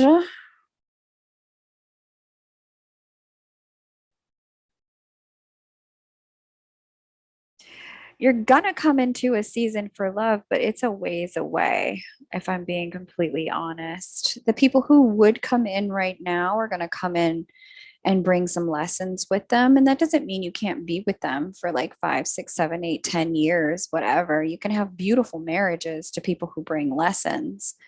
But it just doesn't look like anything that is like kind of like, oh, this is kind of scheduled as long lasting love beyond, once the lesson is learned. It doesn't look like that is on schedule yet.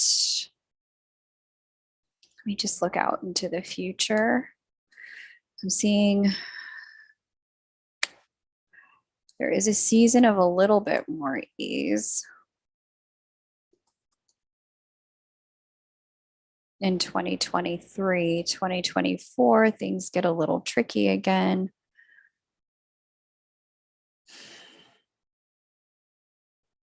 Okay, so then let me see what 2023 is doing.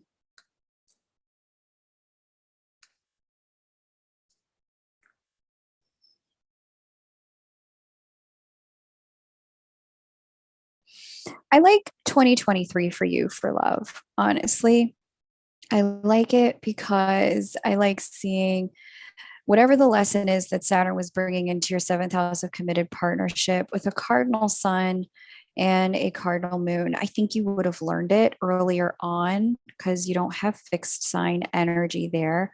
I'm also seeing here that the divine counterparts will meet up in the house of second marriage for you. And there's a real potential for you to get like, love to come in again. I like seeing that.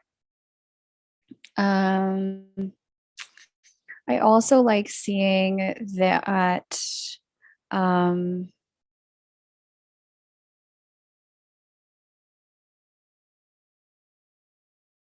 to look for a transit to Uranus or Saturn, the rulers of your seventh house. I like knowing that next year Jupiter will speak to your natal Saturn from that house of second chances and opportunities. That does seem really lovely. It looks like you're kind of just minding your business, kind of being out in the world, leveraging your potential, and love just kind of comes in. So look, I wouldn't look too hard for it, but definitely I would be as open to it as you can. There does seem to be a lot of really lovely energy here. For potential for love, what is Neptune doing? Why do I feel like you're being a problem, sir?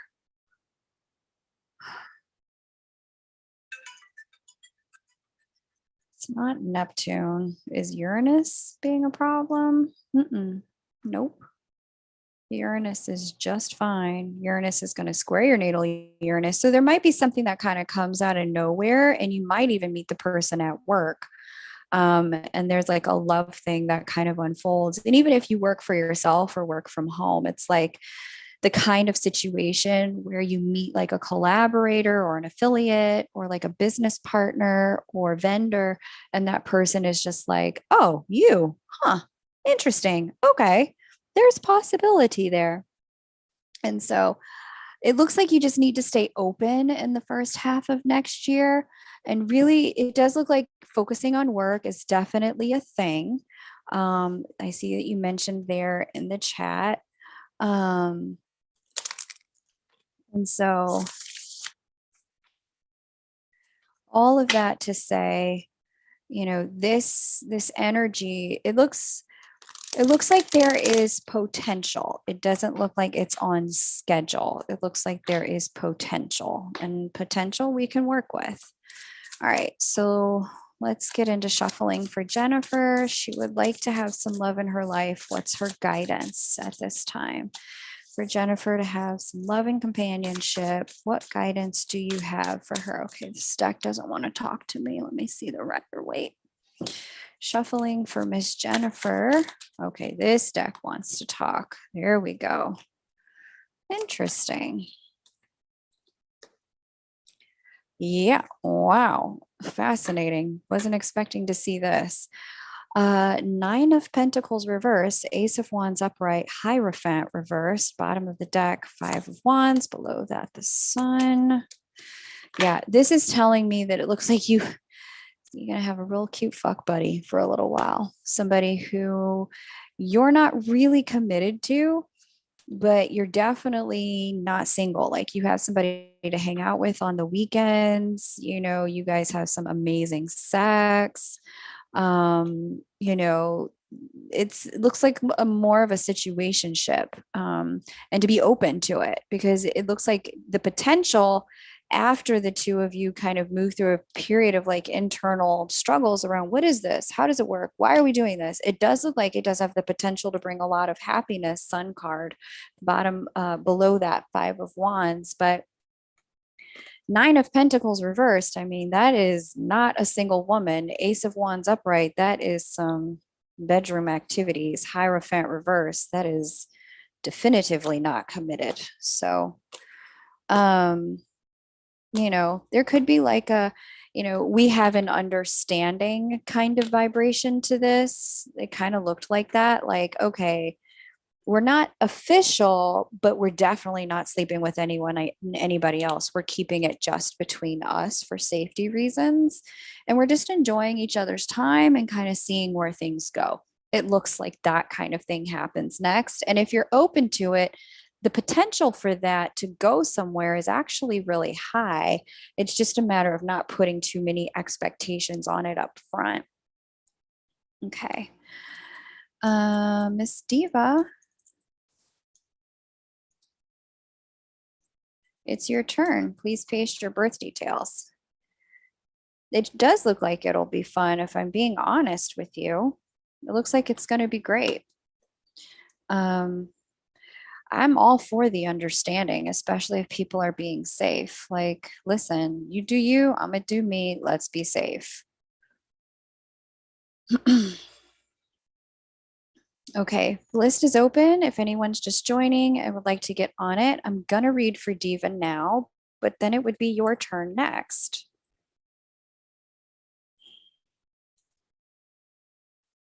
Diva, you're the one with the cap moon, aren't you?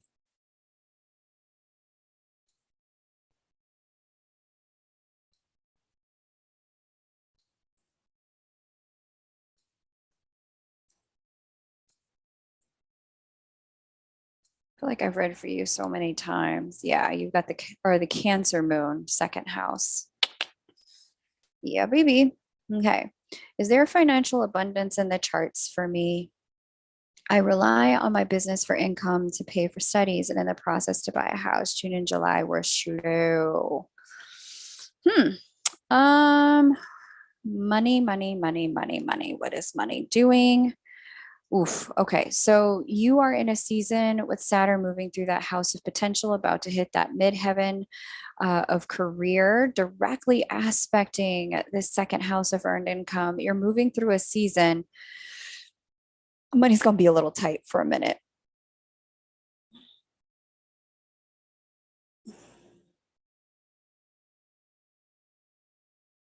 So Mercury governed house. I see next year, it does look like you come up with some sort of idea to make money. And it looks like it works. So let's get into the timing of that. Transits. When does this idea get executed? Yeah, April. March, April. It looks like by the end of the first quarter, you've got some sort of idea that assists you with the money making. And it looks like things start to come together financially a little bit more between now and then. But I'm going to tell you right now, it's going to be effort. It's going to be work. And if you already know what the idea is and you can start putting the pieces in place in the now time, I highly advise it. If you don't know what the idea is, it does look like by the holiday season, November, December, and January, with the Mars retrograde in your first house, the idea does present itself. And then it looks like you're able to start moving on it once we get into the first quarter. of next year. But it does look like between now and then, you're going to need to be really mindful of what you're spending. Don't overspend in areas that you don't need to. Be really focused on financially, lowering expenditures between now and then. If you've got subscriptions that, you're just not using, cancel them, or that you can stand to not use between now and the end of the year, save the money. If you were planning a big trip, I would skip it for now. I would save the money, and I would put it towards school if school has anything that's due. It just looks like financially things are tight until the first quarter next year, and then things seem to open up a little bit. Just see what else we have going on financially. Mercury. Yeah. Yeah. Things look better once we hit January, February, but between now and then, I want you to be very careful about the way you're using your money, because it's not flowing until then. It looks like it begins to flow in the first quarter, but between now and then, what is this lesson?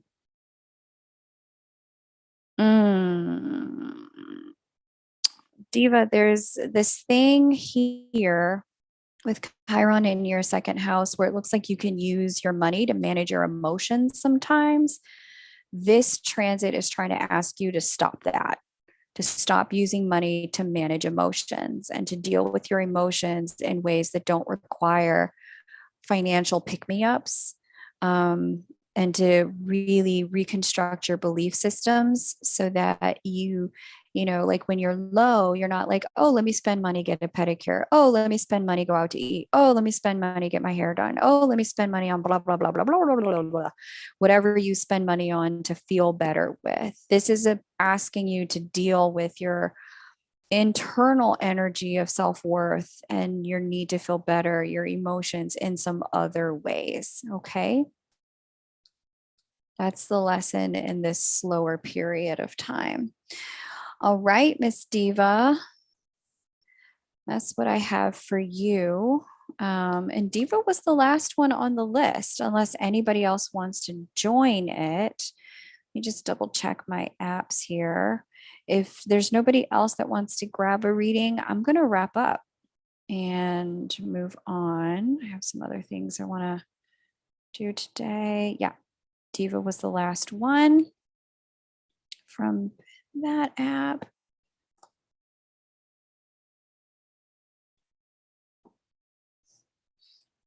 Okay. Great. Jojo, I can read for you, hun, if you want to get on the list. The way to do that is to make your payment via PayPal or Venmo. So yeah. But let me know, because otherwise I'm going to wrap up. Okay. Kylie, I have not forgotten, girl. I have not forgotten. I have not forgotten.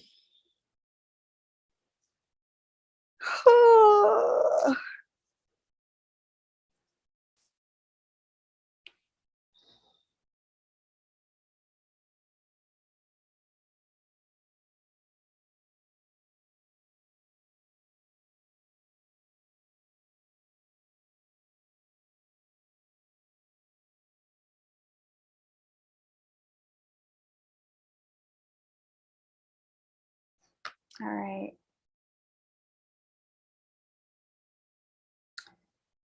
Close Diva's chart there. And let me just pull up this full moon in Aquarius situation. Okay, so the full moon happens on August 11th, which is just 3 days after August 8th. So we're just going to use this chart. I was actually getting ready to record this, so let me just speak to it briefly now. Here's our full moon there at the 19th degree of Aquarius. I'm just going to edit this and take it back to the 8th. And actually, the Lion's Gate is like yesterday, given the way planetary energies and planets have shifted in time and space. So we've got this like Capricorn moon going on here. And we've got, yeah, so as Kylie, you mentioned, earthy energy. Here's the sun here at 16 degrees of Leo. And we've got Saturn squaring the, sorry, Uranus squaring the sun opposite Saturn. It is a changeful energy.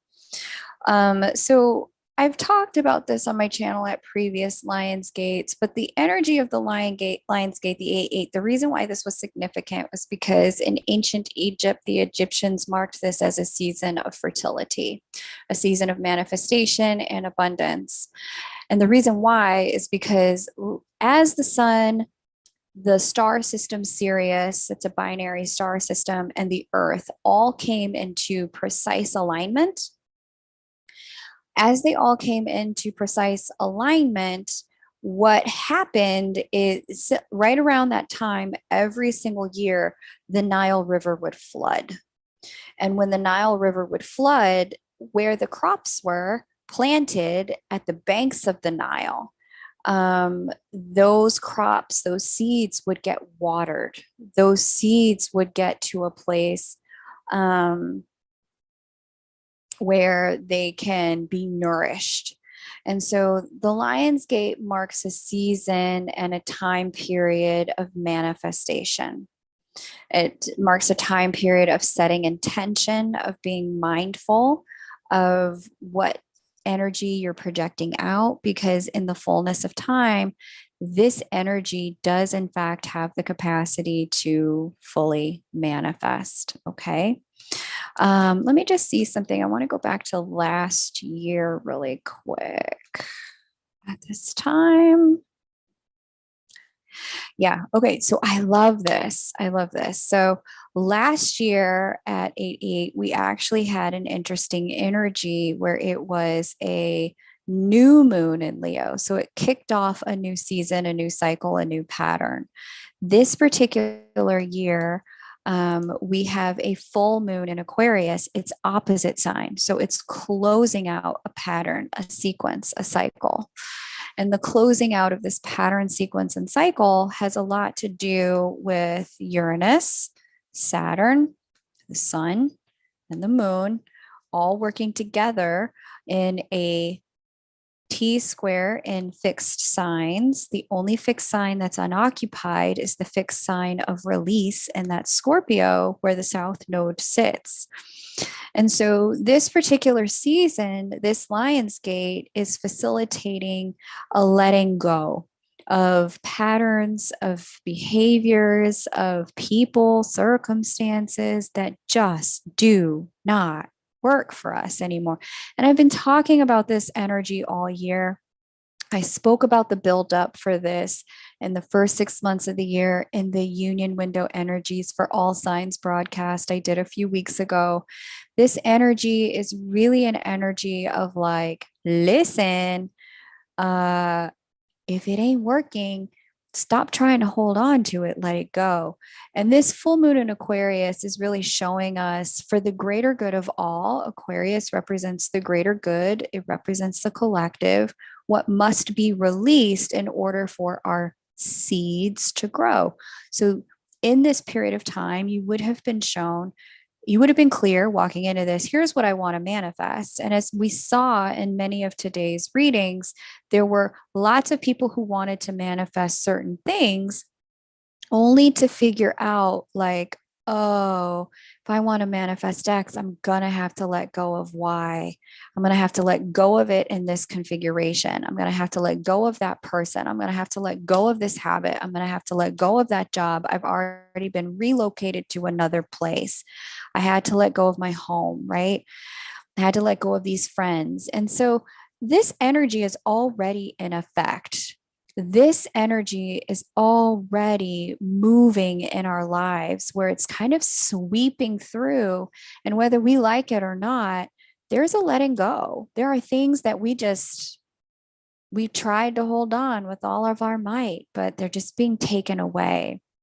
And so The thing to do with this full moon in Aquarius and this Lionsgate energy, as we really step into it, is to be in a place of surrender to the release and trust that the universe has heard your prayers up until now. Trust that not only has the universe heard your prayers, but it's co creating with you that which you most want. It's just a matter of honoring the universe's process, God's process for getting you there, and trusting that, okay, if this is meant to be in my life in one way or another, I'm going to get it. It may not look the way I wanted it to or the way I thought it would, but it would literally come in the way that the universe sees me and sees me in my wholeness and in my highest self. Union window in Aries, sign of the self in January. Okay. That's funny. People who are choosing yourself, this will send it forward via director's cut. That's funny. I love it. And we had a reading earlier for one Miss Kanisha. Those of you who were here, ouch, would have remembered that. And she pulled initiation by fire as the energy, where there's just a lot of things being burned away at this time in our lives. And there's a real need to just, if it's going, let it go. Let it go. Not the way I like my shit, but hey, I'm a little control freak. I kind of roll like that. So, the universe has had to work with me. Let's just put it lightly. I've had to, universe has had to sit me down a few times. Like, listen, Missy.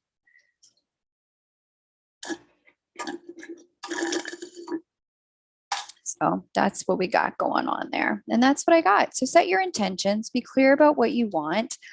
And I would be conscientiously inviting the universe in to co-create with you through this energy.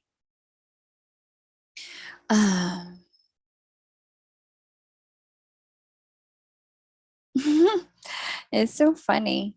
You're funny, Kylie. Hey, Fiona, I did see your payment come through. We'll take you and then we'll go ahead and close out. So go ahead and paste your birth details, Fiona.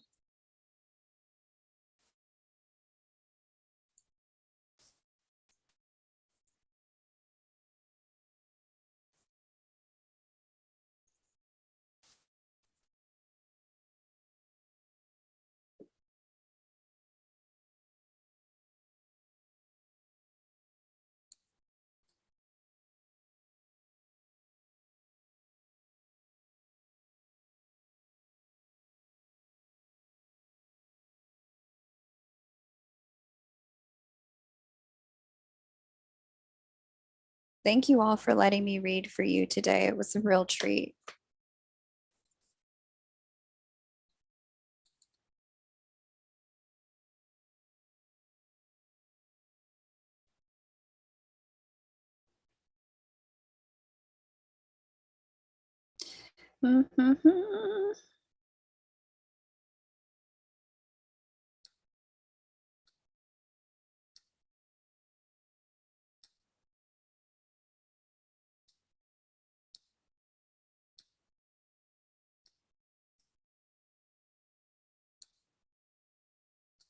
Now I feel like I'm behind. Yeah, I am behind. Okay. Let me refresh my page. Yeah, you're welcome, Flower. Thanks for being here, hun.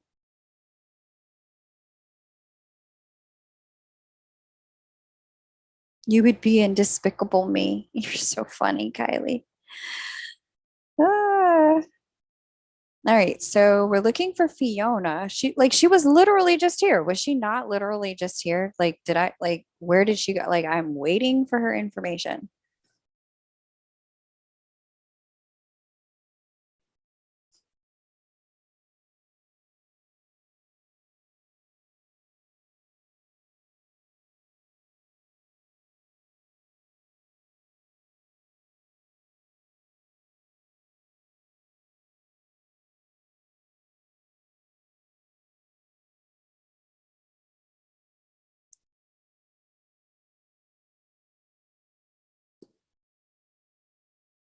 Okay, she's typing. I think that's fine.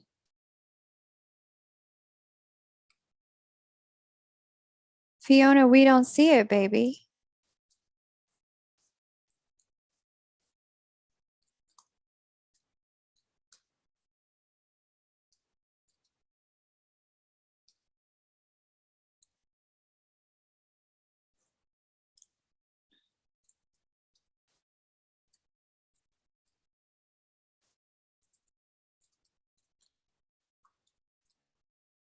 If you can't get it all in one, just try separating them.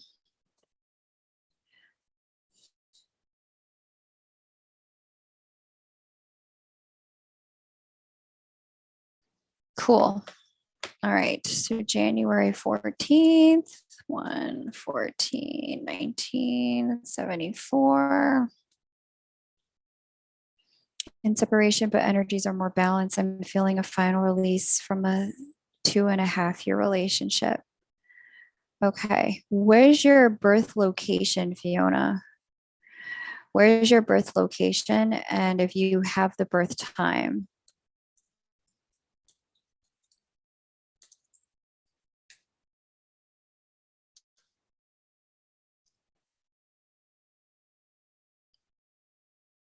Manifest princess. I love it.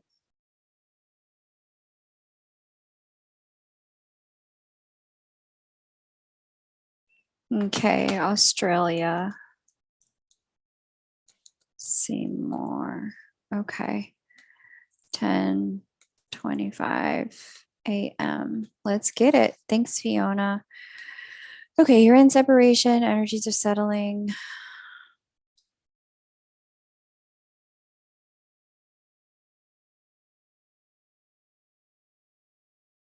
Interesting. Interesting.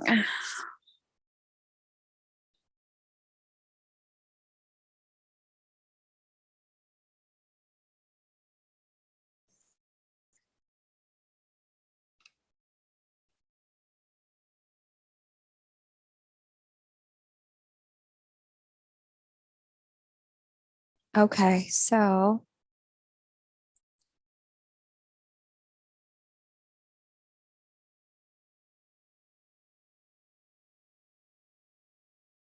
2.5 year relationship and you're letting it go.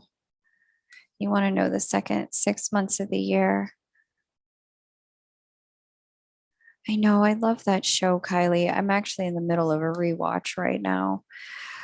Second 6 months of this year look to really be, yeah, I see the separation here. Saturn hit, and Pluto hit your natal Mercury. Okay, Saturn's hitting it now. You are in the final stretch of the letting go. That would be accurate.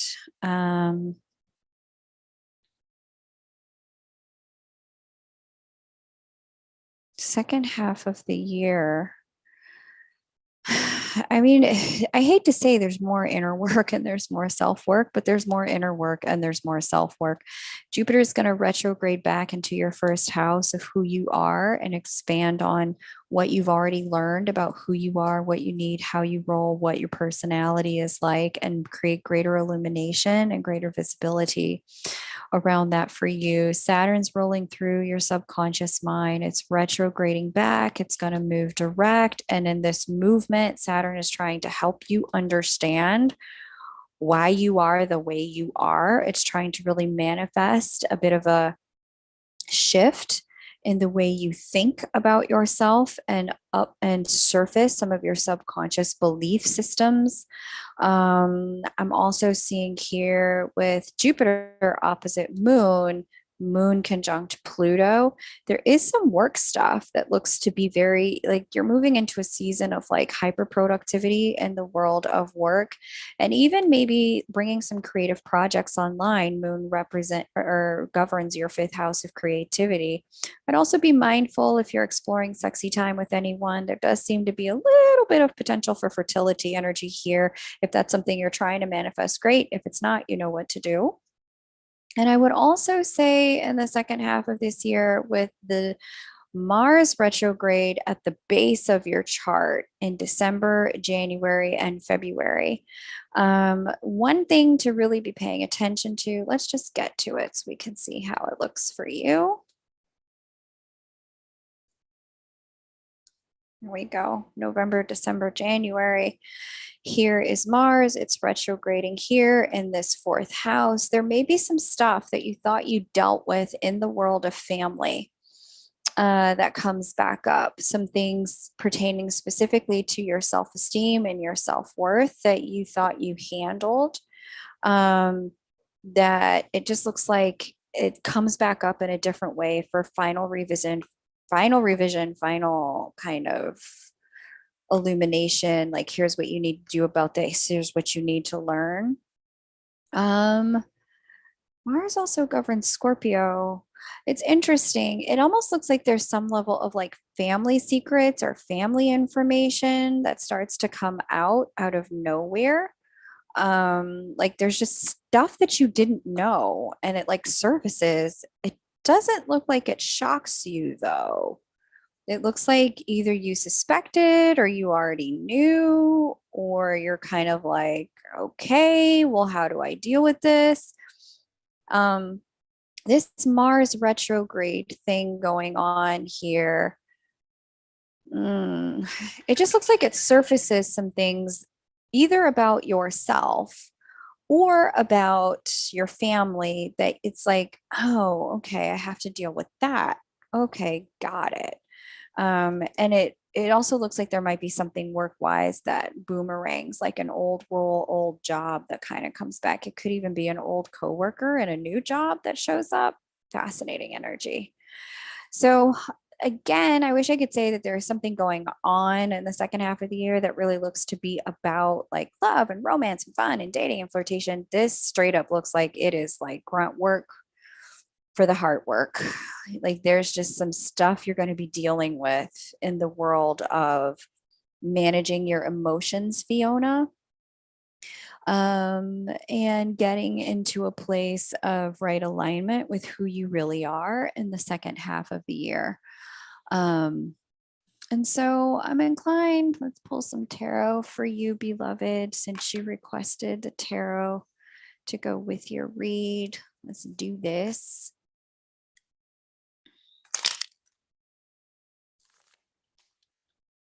Yeah, you can use the energy the way you want, you know, now that you know what the energy is, use it your way.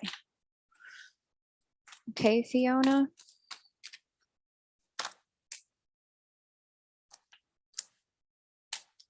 It's too many cards.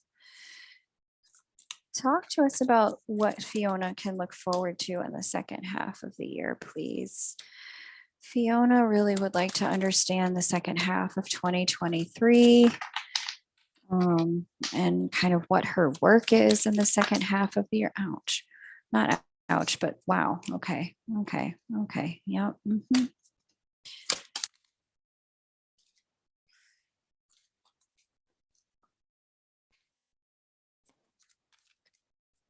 there anything else? Yes. Damn. All right. Well, I could be wrong based on what I saw astrologically because your cards are saying something very specific in the world of love. It didn't look lovey-dovey to me. But here's what the cards are saying. 9 of Pentacles upright came in with its own clarifier, 6 of Cups upright. Then there's the world reversed in the middle, final card, Page of Cups. It looks like somebody comes in to either you or somebody you've been dealing with decides they would like to apologize, reconnect emotionally, revisit certain memories, because for whatever reason, like they're just not over it, whatever the connection was. And to be honest with you, it actually looks a little bit like you. Like you make an attempt with someone in the second half of the year to not put a good face on things, but to like create just to, because there's nostalgia here, there's fond feelings here. There's a recognition that what we had is good here. It just doesn't look like it's done for you. So whether you're revisiting this in the memories or revisiting this energetically or revisiting this behaviorally and conversationally, it looks like there's some level of like cycle not closed. You're definitely single, but it's definitely not finished or not over for you. And so, somewhere in this period of time, it looks like there's some level of like, okay, if this isn't done for me, I got to go back in. There's more for me to develop from emotionally. It also looks like maybe you reach out, like you make a peace offering with somebody that you tried to, or they tried to close things out with you. And there, it's just like on your heart to extend goodwill, to let them know no hard feelings, to let them know your door is always open, to, either to that person say happy birthday. This feels happy birthday ish. As I'm looking at this, or, say happy holidays or something. There's something in the vibe here that lets me know that the cycle isn't all the way complete, especially not emotionally, and that there is going to be an urge or a desire to just extend goodwill, in whatever way that you can. Let's see, I have reached out to my counterpart in the past week, and I was led to email. I just needed to express how I felt with no expectations. Yeah, I see that. I mean, this is really showing up here. Let me see what the bottom of the deck is. Yeah, Hermit reversed. There's some level of like just not doneness here. So, when I see this kind of thing, the beauty in it is that, I don't see anything that's like contentious about the outreach or the connection. I don't see anything that's rejected about it. I don't see anything that is like angsty, like longing or anything like that. It just looks like there's goodwill, door is open, hearts are open, here's where we stand kind of thing. And so, all of that says to me that, cycle ain't closed. And when the cycle ain't closed and you got these kind of cards, cycle could reopen. So, good stuff. You're welcome, Fiona. Hope that resonated for you. Looks like there's plenty of self work going on, but these cards we're talking about reconnection stuff. So, got to let us know. Keep us posted. All right, my lovelies, it was so much fun to play with you today. I appreciate all of your time, all of your patience, all of your goodwill toward one another. For everyone who hit the like button, who purchased a reading, it was a lot of fun to be here with you. I'm honored I got to read for you. BW, I'm just closing out, hun. I'm going to move on with my day. Thank you so much. And so, you guys, I don't know when I'll be back again, maybe next weekend, maybe next week at some point. But VW, as long as you're on my private list, you're going to be able to get a mini reading with me then. Otherwise, there is a way to get a reading with me this week. There are 30-minute readings available over on my website, kmoonastro.com. You can certainly book a 30-minute reading there. And if you'd like to hang out and look for mini readings, again, I'd subscribe to the channel and hit that notification bell so that you know when I go live. You can also get on my private list through the link I just dropped. You guys, I am so happy we got to do this. So much fun. You guys have a fabulous rest of your Sunday, and we will reconnect again. Take great care, everyone. Bye for now.